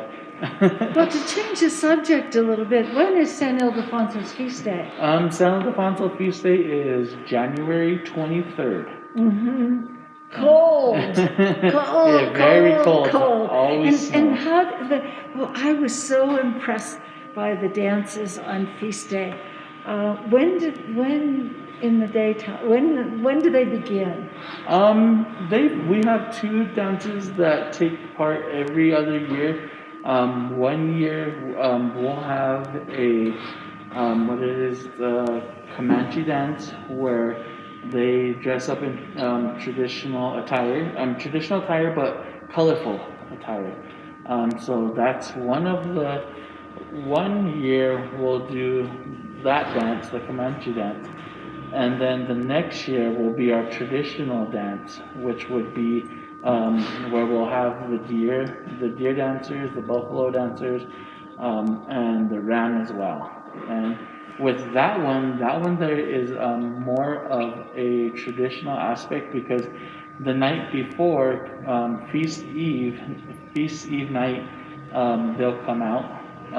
The buffalo and the deer will come out, and it's called the Vespers. So they'll have the church. They'll have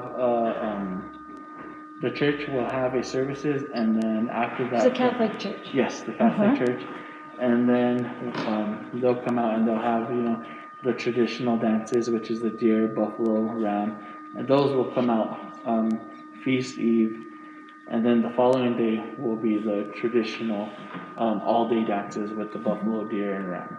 Well, when I was there, 1 year, maybe 15 years ago, it was so cold you wouldn't believe it, and the ground was frozen, and it was dark outside, and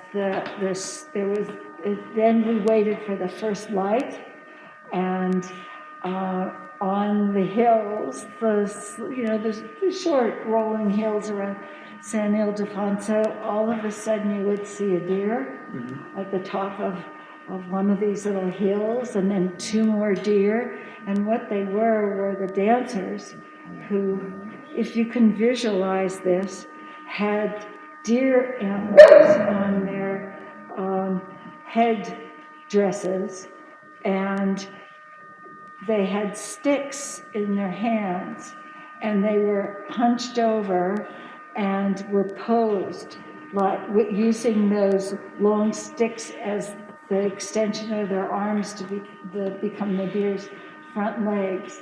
And they would stop, and they would look, and they would turn, and you would swear that they were deer, real live animals, and not humans, dressed as the deer. And the deer would come over the mountains and over the hills, and I guess there must have been about 10 or 12 of them. And then they would come down through the village, and then I didn't see any dancing that they did, but they would go inside the kiva. Yes. And then we went home and ate breakfast. And then we came back for dances later on in the day. I only live 5 miles from San Ildefonso, Pueblo, so it was real easy to do that. But boy, was it cold. Just standing out there, your feet get so cold. But once those deer showed up, that cold just absolutely disappeared. It was breathtaking. So I have a question coming from the internet, and it's still some confusion about the iron slip. What is the purpose of using the iron slip? The purpose of using the red iron oxide slip is to be able to, as you saw earlier, it had the raw stage of the pieces, which was just the, how should I say, the dry, and with the red iron oxide slip, you're able to add coats to it, so you would be able to achieve the shine. So with the red iron oxide, you're able to achieve the shine by burnishing it. In other words, you couldn't burnish the clay body by itself.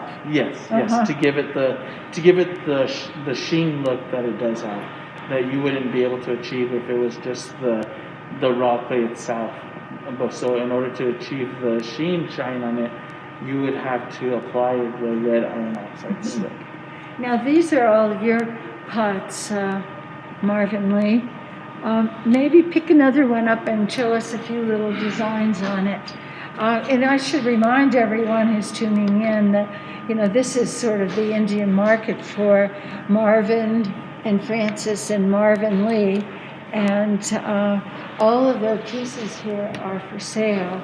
And if there's anything that you're interested in purchasing, just contact us, probably a phone call or email. Call is probably the easiest. And we have some people back there in the office that are taking care of all of that. And the pieces that you see out here are the ones that are for sale. And if you want to tell us a little something about that wonderful design on there, wow. With this one on here would have the water, traditional water design. So you see like the ripples of the water on the outside, and how my father explained earlier with with no design in the middle, that would represent, the lakes, icy lakes during the winter months, summer months. You would be able to see, the reflection of the water.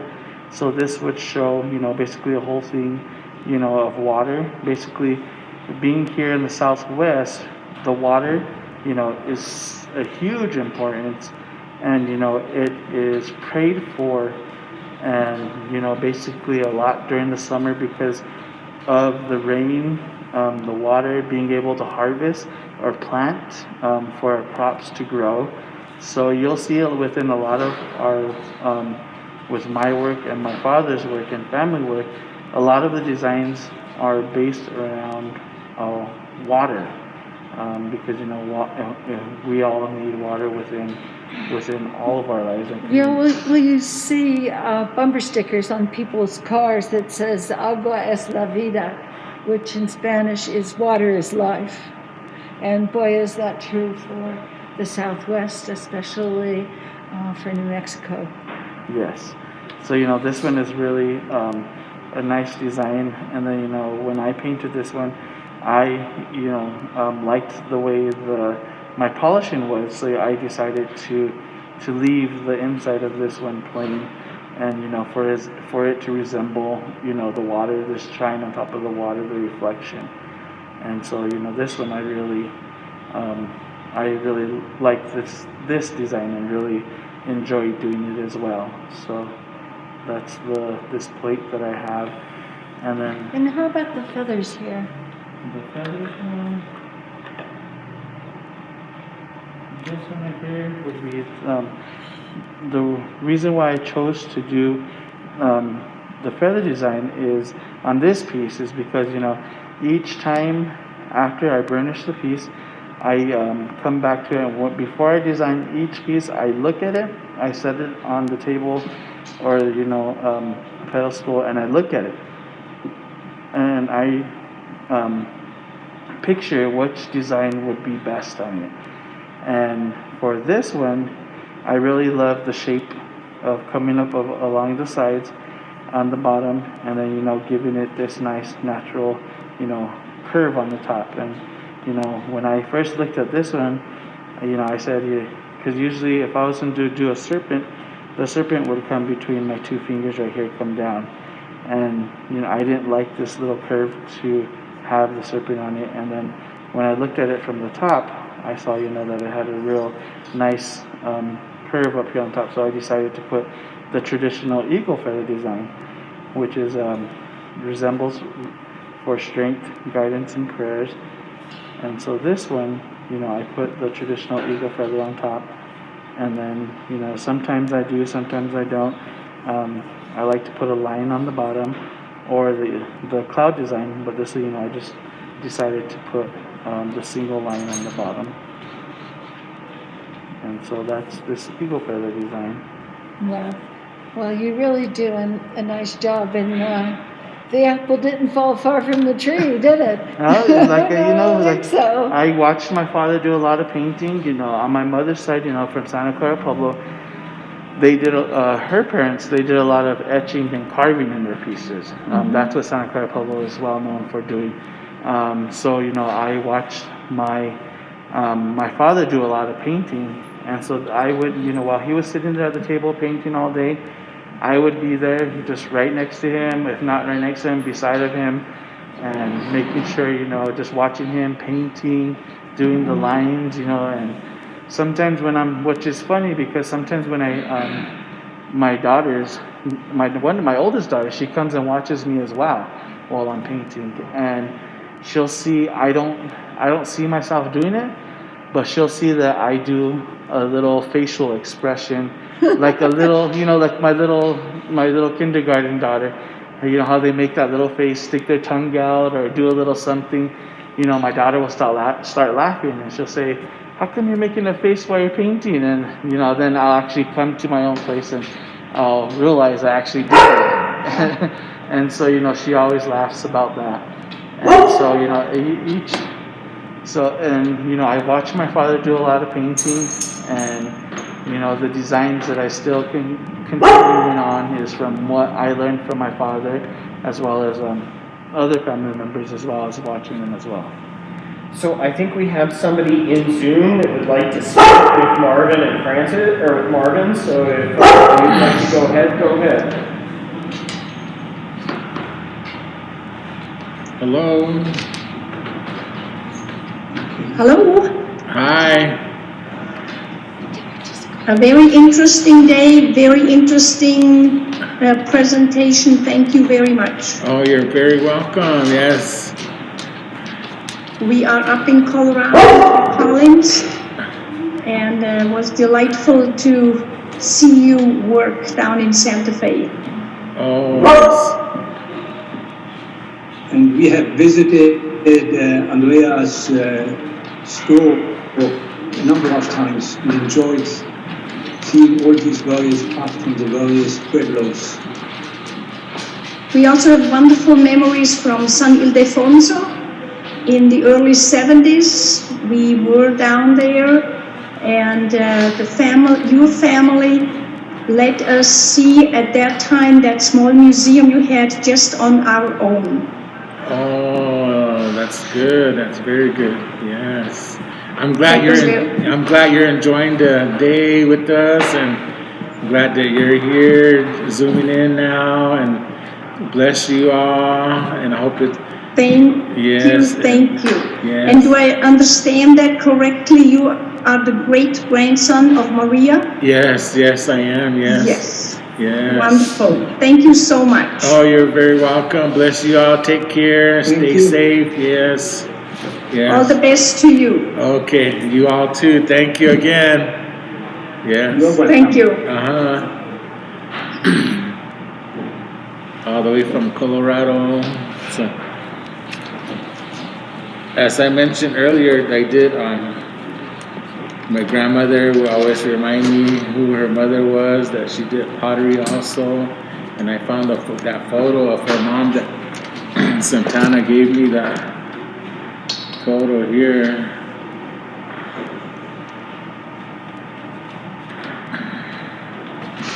So that's Santana's mother, Alfonsita. Yeah, so my grandmother always used to remind me of, that's my mom. It was special for her to share the story about her mother. And then I have sketches from her brother, from Alfonso Roybal. Those are really cool, Marvin. These will be painted on the polychrome that Alfonsita made the pottery design. Yeah, so this is.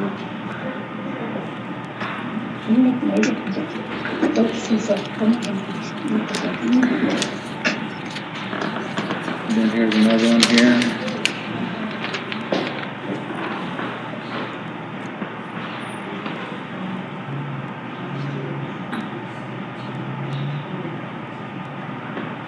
Polychrome design there by Alfonso Roybal. Sketch design. It was probably an order, and then he was going to paint that design on a piece of pottery there. Yes. We did meet Maria in the late 1960s when she was teaching a course at CSU. Oh yes, because they were there, and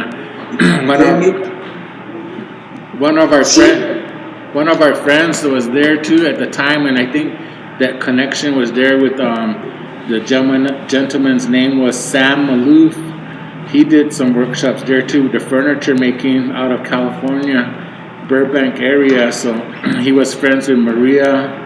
So back then they had that connection, and Maria did also the, like you mentioned there. She was here with Popovidi. Oh wow. Wow. And I want to show you a pot that we bought 1967. Wow. Beautiful. And we had no idea what it was and how much we learned to like it. Mm-hmm.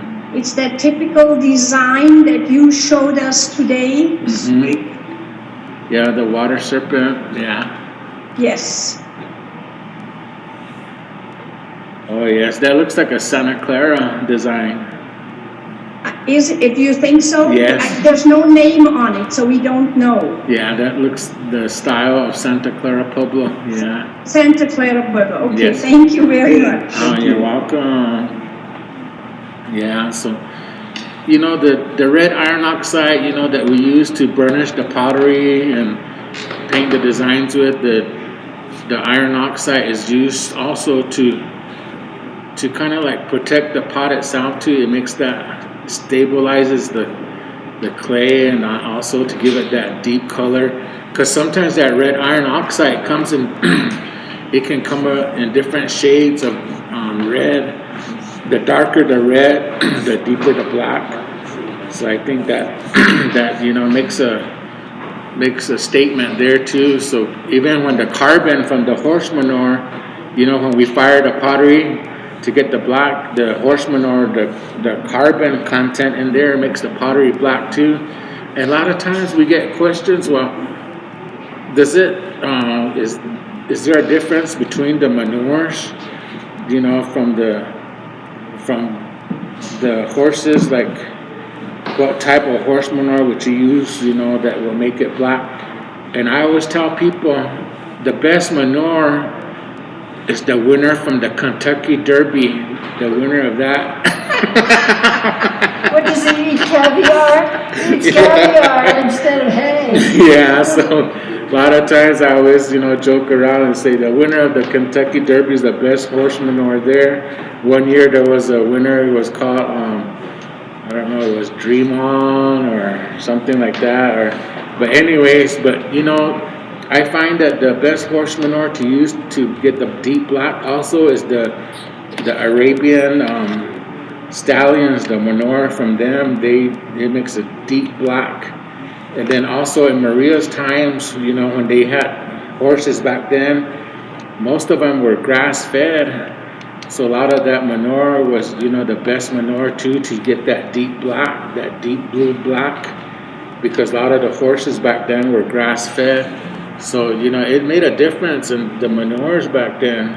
As now in today's world, a lot of the horses are fed with grains, different types of man-made, you know, food for horses now, and GMOs. cattle. Yeah. GMOs. Yeah. Right? So it, you know, Monsanto feeds them.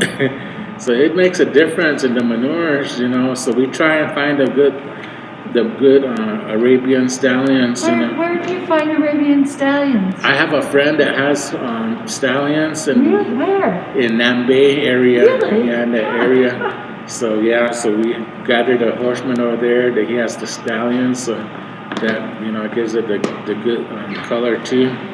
Yeah. So and then like Marvin Lee mentioned, you know, even the times to fire, you have to have it dry. Sometimes if there's too much moisture in the ground, that steam, like he said, it can mark the pottery too with like a film on it, cloudiness in the burnishing. So it makes you know there's you know all these factors, you know, in firing too comes about. So well, Marvin, not only do you have to be a botanist and a geologist and a pyromaniac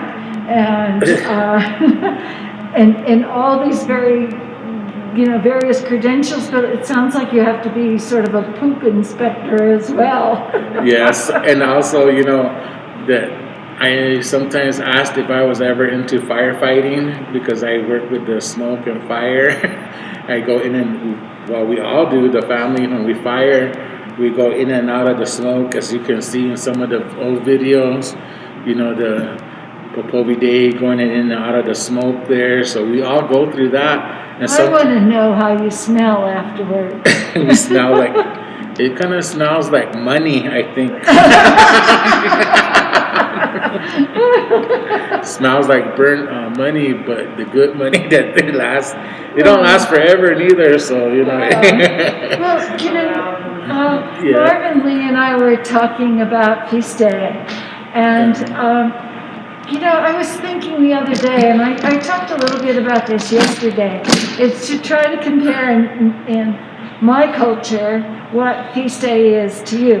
And it's not a party. Feast day is not a party. No one should ever think of it that way. It's more like Christmas or Passover, where it's basically a religious holiday.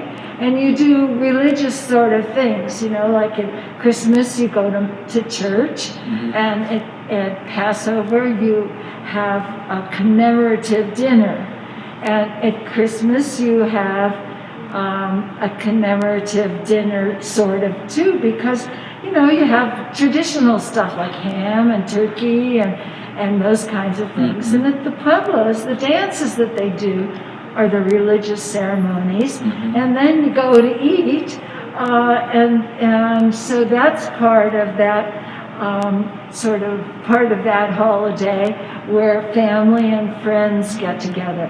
And so family and friends do Seder dinners in the Jewish culture, and in the Christian culture they have a Christmas dinner. Bring on the figgy pudding, and at the Pueblos, they have a traditional meal also. But a couple things are different. First of all, the meal lasts all day. Yes. All day. Yes. And they do something that's very different than the other two holidays, is that they invite strangers. And if you're lucky enough to be someone who's invited to eat, it's really an honor, and it's an incredibly wonderful experience. Yes. And, you know, the traditional foods, the chicos, the pozole, the green chili, the red chili, the jello with Cool Whip and marshmallows. I mean, all those traditional foods. I know, and Frances too, she's a wonderful cook. She learned all this cooking the traditional foods for feast days and from her mother Benarita, and I think she was amazed too at one point. Even Santana was, you know, amazed of her cooking, getting, you know, feast day preparations for our little family. And, you know, she even gave, Santana even gave Frances the pie sheets where they make the pies. And she gave her some too. She said, I'm going to give you this, you know, and in the future use it to make pies for feast days. So that was, you know, special, things like that, you know. Well, how many people would you normally feed, Frances or Marvin, on feast days? Frances, maybe about in the Pueblo, it'd be like, I don't know, 75 to 100, maybe 200 people in the in the village here at Sound, village. But like we live on the outskirts, so we get quite a few, like maybe a little over 50 friends, relatives, and strangers. Yeah, and strangers. And that's the part that's so interesting. And you know, at the Passover dinner or a Christmas dinner, well, everybody just sort of sits around the table and eats and chats and all that other kind of stuff. When you have that many people, you know, you don't really have 200 chairs in your house to feed all those people. And so what happens is that if you're invited to eat, well, you just wait your turn, either outside or there might be a few chairs inside, especially for you guys because this is winter time and it can be very cold and there can be snow on the ground. And you wait your turn, and when it's your turn, you sit down at the table and everything's done family style. Do you have those big 5-gallon pots on your stove full of red chili and and you know, chili in New Mexico is not Texas chili. Excuse me. Right. There's no beans in it. Right. It's usually meat, and you add water to that and chili powder if it's red chili, and fresh green chili or frozen that time of the year to the green chili stew. So they're like watery stews. And pozole is a mature corn that's very starchy, that's dried, and then it's reconstituted in a thin broth, usually with pork is the flavoring for it. And so a plate won't do. You are given a bowl so that you can put all your foodstuffs in there, even the Jell-O with the Cool Whip and the marshmallows.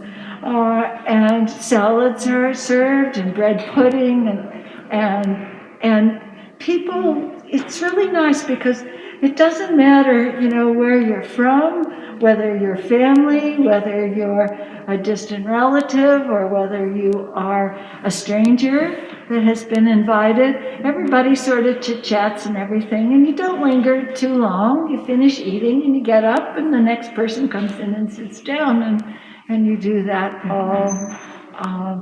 all day long. Now, have you guys danced? Have you been dancers? Oh, yeah. Yeah, well, you don't anymore, I guess, Marvin.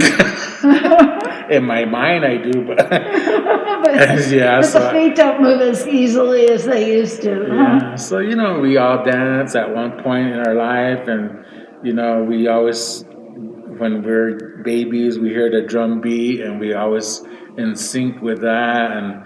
You know, I always enjoyed dancing, the memories, the summertime dancing, the corn dance, and Maria watching us dance, and with a big smile. Yeah. And then my Aunt Clara.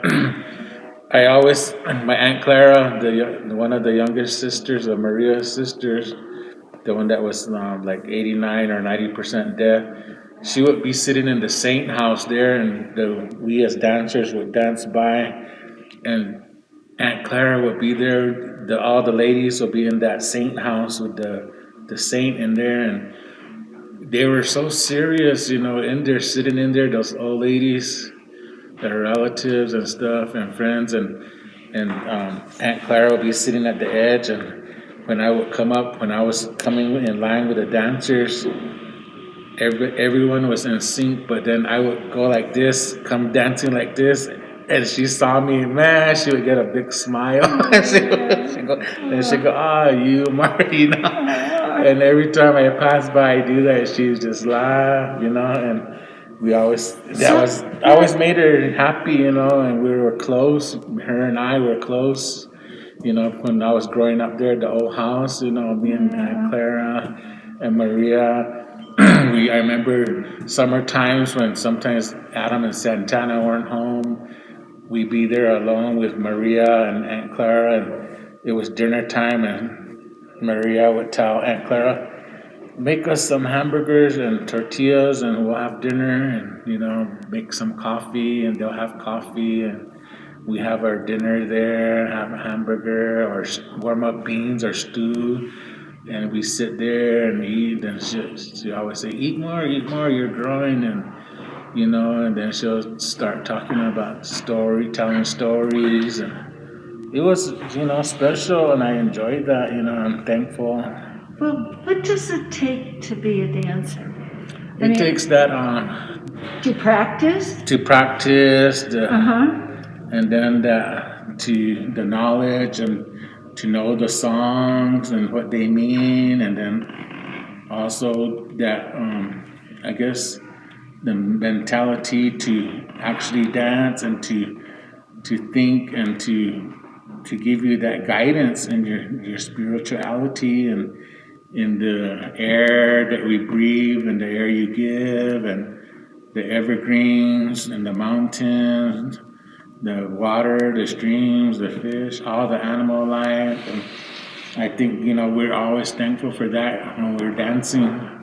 So I think all that entails, and it gives you that strength in your heart to do it again next time, because after the dances, it's exhausting. Yeah, it's exhausting. It's exhausting, and it's cold when it's feast day in January. And then I think that's when the feast part comes into hand, where you earned that to eat. Yeah, you earned it, right? You burned enough calories, you got to fill you back up again. Yes. And now, San Ildefonso is, like so many of the Pueblos, is divided between summer people and winter people. Do they have certain roles in what happens in the Pueblo? Well, you have the winter clan, summer clan, and for the most part, those are two major clans in Pueblos, and we belong to the summer clan. And is there another clan, sort of what you might call a sub-clan, like maybe a water clan or a Badger clan? Yeah, we all have our individual animal clans. Like Frances she's a badger, right? Badger? Yeah, she's a badger clan, and I think it represents very well because she's really aggressive to me. But badgers not only they're mean and they're smelly. Whoever's watching out there, oh my God, this badger, you have to watch out. She's feisty. I wouldn't want to be in your house tonight, Marvin. Not a chance. Not a chance. I've only lived 5 miles away. If you need to run away from home for a while, let me know. Yeah, so, and then, And what about you, Marvin? I belong to the Sun clan, and then also the deer family. And then also I have connection too with my one of my great on my Santana side of her family. One of her great uncles, or her great grandfather, he back in the 1800s, his name was Arellano, and he used to live there with Edith Warner down at the Ottawee Bridge. The house at Ottawee Bridge. Yeah, so that was Arellano. That was Santana's one of her great uncles, or her grandfather. So he was a leader in the Pueblo back in the late 1800s, early 1900s. So his name was Nanatsire, which means aspen bird. And when I was born, my grandfolks named me aspen bird, Nanatsire. And then a lot of times, and then people started calling me little bird, also Tsire. So that stuck with me too. So I'm known as Tsire, little bird, also at the Pueblo. You have as many names as the Queen of England. So some of us, we have so many names in our given names, So yeah, it's an honor, and my grandfolks, when I was growing up, they always used to tell me stories of Nanatsire, the man that lived at Ottawee Bridge with Edith Warner. Yeah, well, there's that really famous book, The House at Ottawee Bridge. Yes. And Edith Warner was a writer, and she lived, sort of right smack in the middle of the San Ildefonso reservation, and it's a wonderful, wonderful book to read. Mm-hmm. And that house is still there. Yes, it you is. cross the bridge Yes. over the Rio Grande if you're going up towards Los Alamos, and that little house is still there on the right-hand side. Mm-hmm. But she had a very special relationship with people at the Pueblo. Yeah, yeah.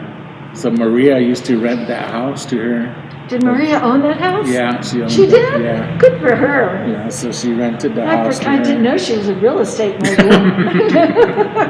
So so we have many titles. Just when we, yeah, we don't, it comes with the territory. But yeah, a lot of history and stories. That, Do you have any other cool pictures that you want to show us? Well, those designs there that I showed you was one of the, and then I might have a. Yeah, I showed the flower pots. You want me to take your book away? And I have the sketches here. For polychrome. Beautiful. Some of these most of these you'll see in the museums. Well, you never see any of these things in any of the museums because they don't have them. You have them, Marvin. And it's a real honor and a pleasure for us to see them here. It's sort of, like looking at the drawings of Van Gogh as shown by one of Van Gogh's family members that nobody else has access to. Yeah, so this like the plate designs here.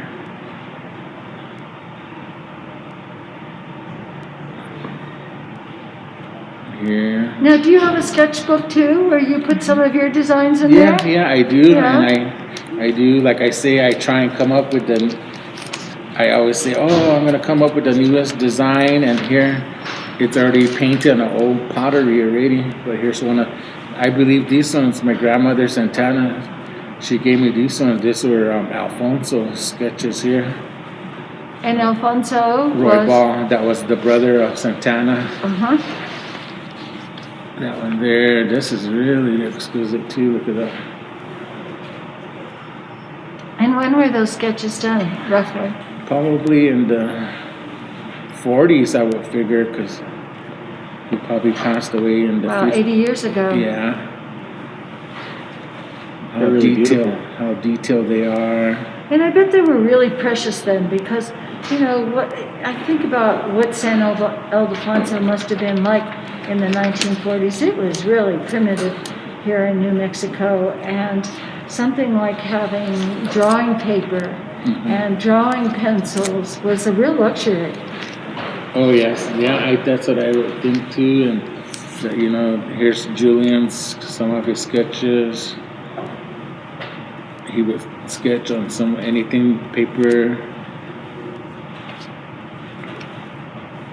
Here's an old train ticket. So where were they going? This one says passenger department, Chicago. For the World's Fair. Probably, yeah.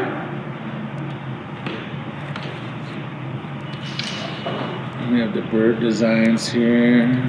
Well, didn't Julian go as one of the construction workers to the World's Fair in Chicago because they decided to put together an Indian pavilion? And Maria wasn't going to let him go alone. And she went with him. And what's she going to do in Chicago with all these ladies in high-button shoes and black parasols? She demonstrated, and that was sort of the beginning of her being known throughout the world. Yes, they did the reconstruction of the Pueblo replicas in San Francisco World's Fair, the exhibition, and then the one in San Diego. And here's one familiar one too on the old. Oh, I know, that's a mountain lion. Yeah. But the tail will be right here. Yeah. Oh, hang on. We have a mountain lion plant. plate that Maria did. That's A polychrome one, and we're going to go dig it out for you. It is being paid off by one of our wonderful, wonderful customers, and Marion and oh gosh, what's Mary's husband's name? Gary. Mary and Gary, if you're watching, Mary and Gary, I hope you don't mind. We're going to show people your plate. It is, it has that exact mountain lion design on it. So you have to be really careful because it's really not ours anymore. It's mostly theirs. Yeah, so a lot of those designs that we see on the sketches, you might see it on the old pieces of pottery. And then there's a sketch of a skunk. They did skunks, a lot of skunks. We had a skunk plate that Santana did. Mm-hmm. Santana and Adam. Nope. Sold. Oh yeah, we had. Yeah. I could have used that skunk plate because the Milwaukee Valley, where San Ildefonso is located and where I live, that there are lots of skunks. Mm-hmm. Before we sign off, we would like to thank you again, and we also would like to thank Andrea for putting this program together. This is our third session, and we enjoyed all of them very much. Oh, you're very welcome. Thank you. Take care. Well, there are only 15 more to go, so feel free to tune in. We're going to do them Tuesdays through Saturdays for the entire month of August. Okay, well, goodbye, thank you, we appreciate it. Okay, you're welcome.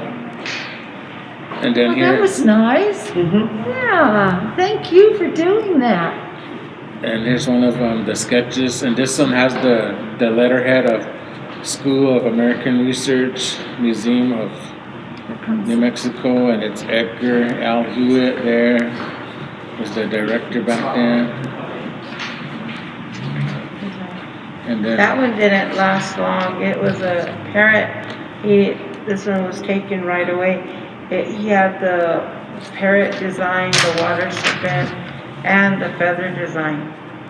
It was one of the plates that he did. It was really nice. Mm-hmm. And we also just got another question from Dan. Mm-hmm. He said that prior to the black on black, the San Ildefonso polychrome was also very beautiful, including that done by Maria and Julian. Do you or anyone else at San Ildefonso make that today in polychrome? It seems somewhat lost. Yeah, there's people that still do the polychrome, but not almost the same color no more as they did back then because they ran out of that white slip. And my brother Johnny, he does the polychrome too.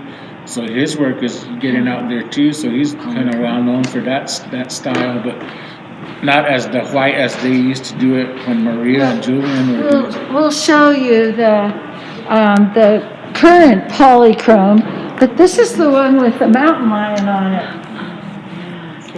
Let me see. Here, we'll just put this right down here. Oh yeah, there you go. Oh, is this a rare bird? Is this? Let me see if I can adjust this camera. Derek went off to get the nope. I'm not allowed to touch anything. But anyway, there's the plate with the mountain lion, and there's the pattern that was used. There's the pattern that was used for the mountain lion there, like that. See, it's missing the foot right here, the other lower foot there. So this is and the tail. The tail's missing there. So yeah, this is like the pattern with the influence of that. Oh yeah.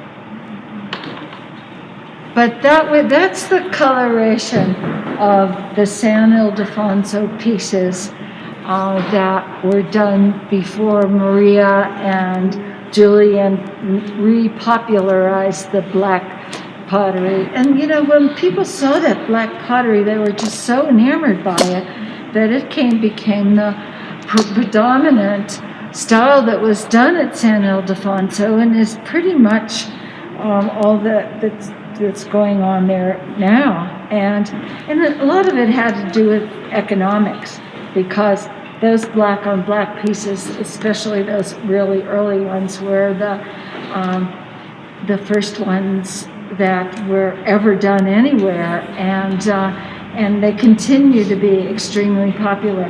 Now what we're going to do is put next to it is one by Kevin Gonzalez, and Kevin is Marvin's cousin.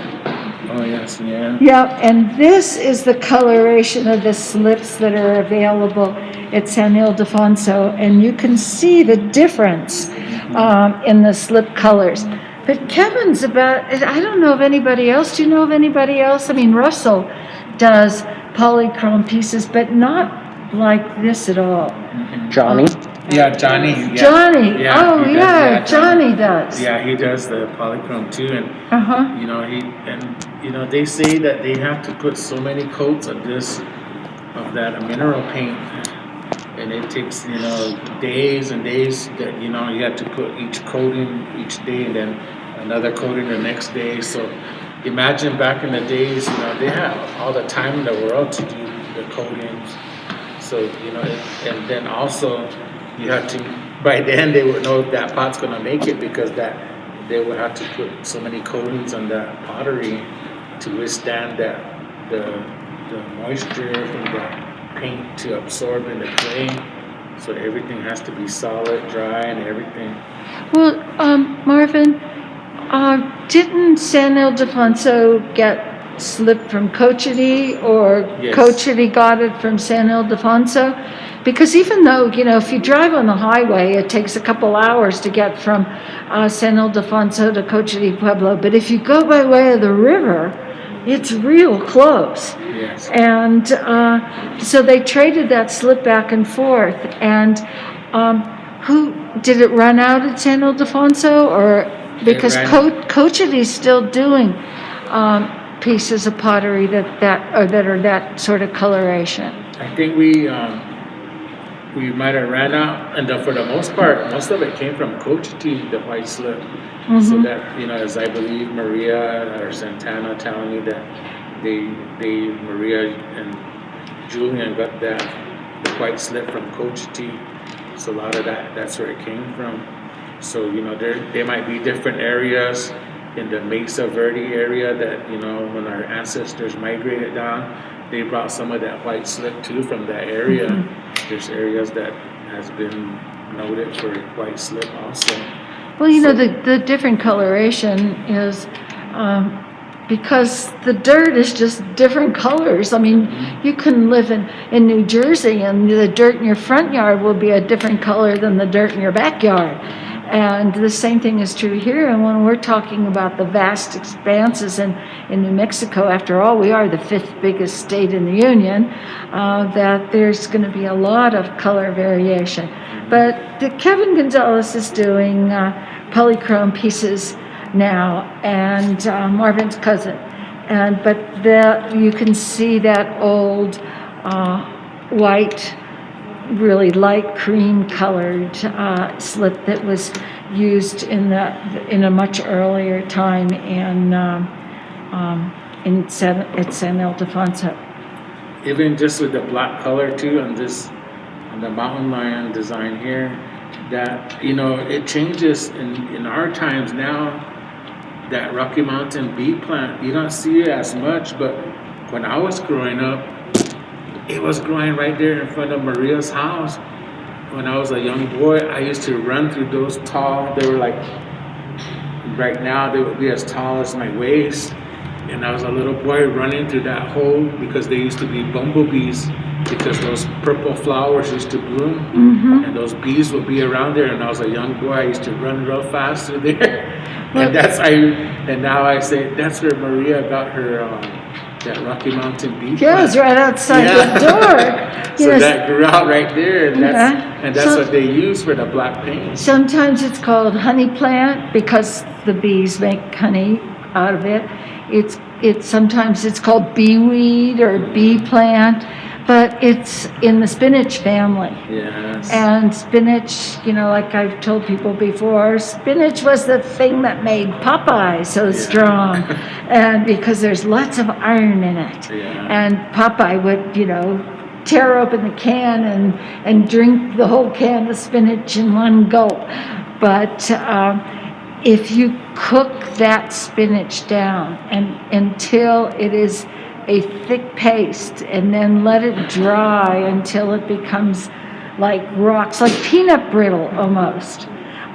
What you'll do is then use some kind of a stone and then rub that dried bee plant on the stone and add some water to it, and that is your black paint.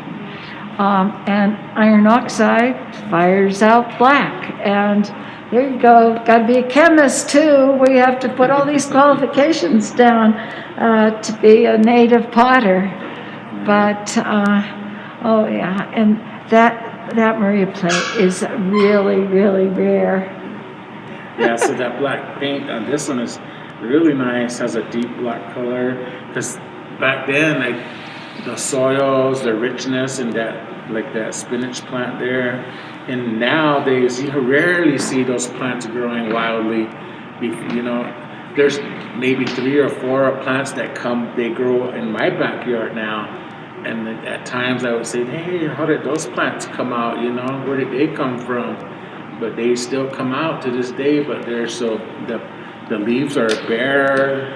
But then, that's what they used back then, and a lot of times the diets, like you said, that was the spinach was a symbol of strength in our dietary back in the day. And Grandma Santana used to always say, go pick me some spinach, it should be ready by now, and I go pick it, get it for her, and then she'll cook it. And so, that was one of the diets too that we So you were effectively eating the paint. Yeah. Or the future paint, or the possible paint. Yeah, so but also, it depends on the soil that the spinach grows in, and how much rain that we receive, and whether the plant is young or the plant is old, or whether you just use the leaves, or whether you use the leaves and the stems, and the leaves and the stems and the roots, that you might get different shades of black. Mm-hmm. But I had another question. You put the iron oxide on as a slip and you polish it. What if you fire it without the cow pies and without the horse manure? Do you get red pots? Is that where red pots come from? Reddish orange pots, and then sometimes there might be a little bit of smoke. You'll get like a chocolate. Red, brown, So. And I noticed with some of Maria's older red pots that the depth of the color of the red was different than it is now, almost as though it was a slightly different formula of iron oxide.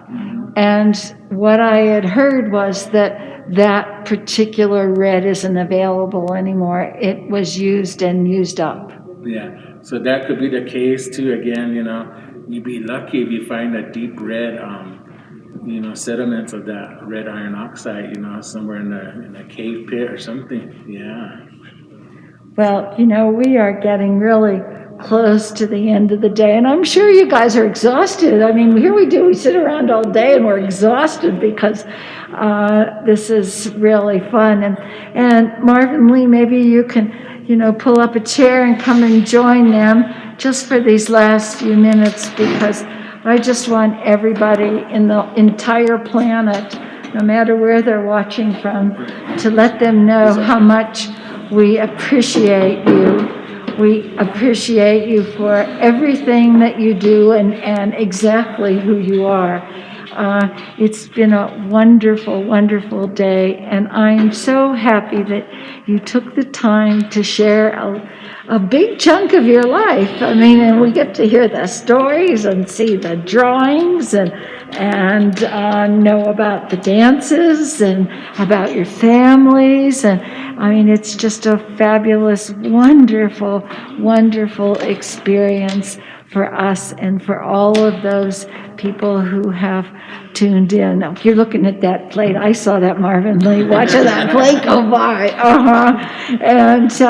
And it was really nice to introduce your son to this whole world. Marvin Lee, have you been in Indian Market before? No, I haven't. No, you haven't. Well, maybe this will be the gateway. And I couldn't tell you if I was ever chosen to be one of the people who decided who was in Indian Market. You would certainly be right there at the top of the list.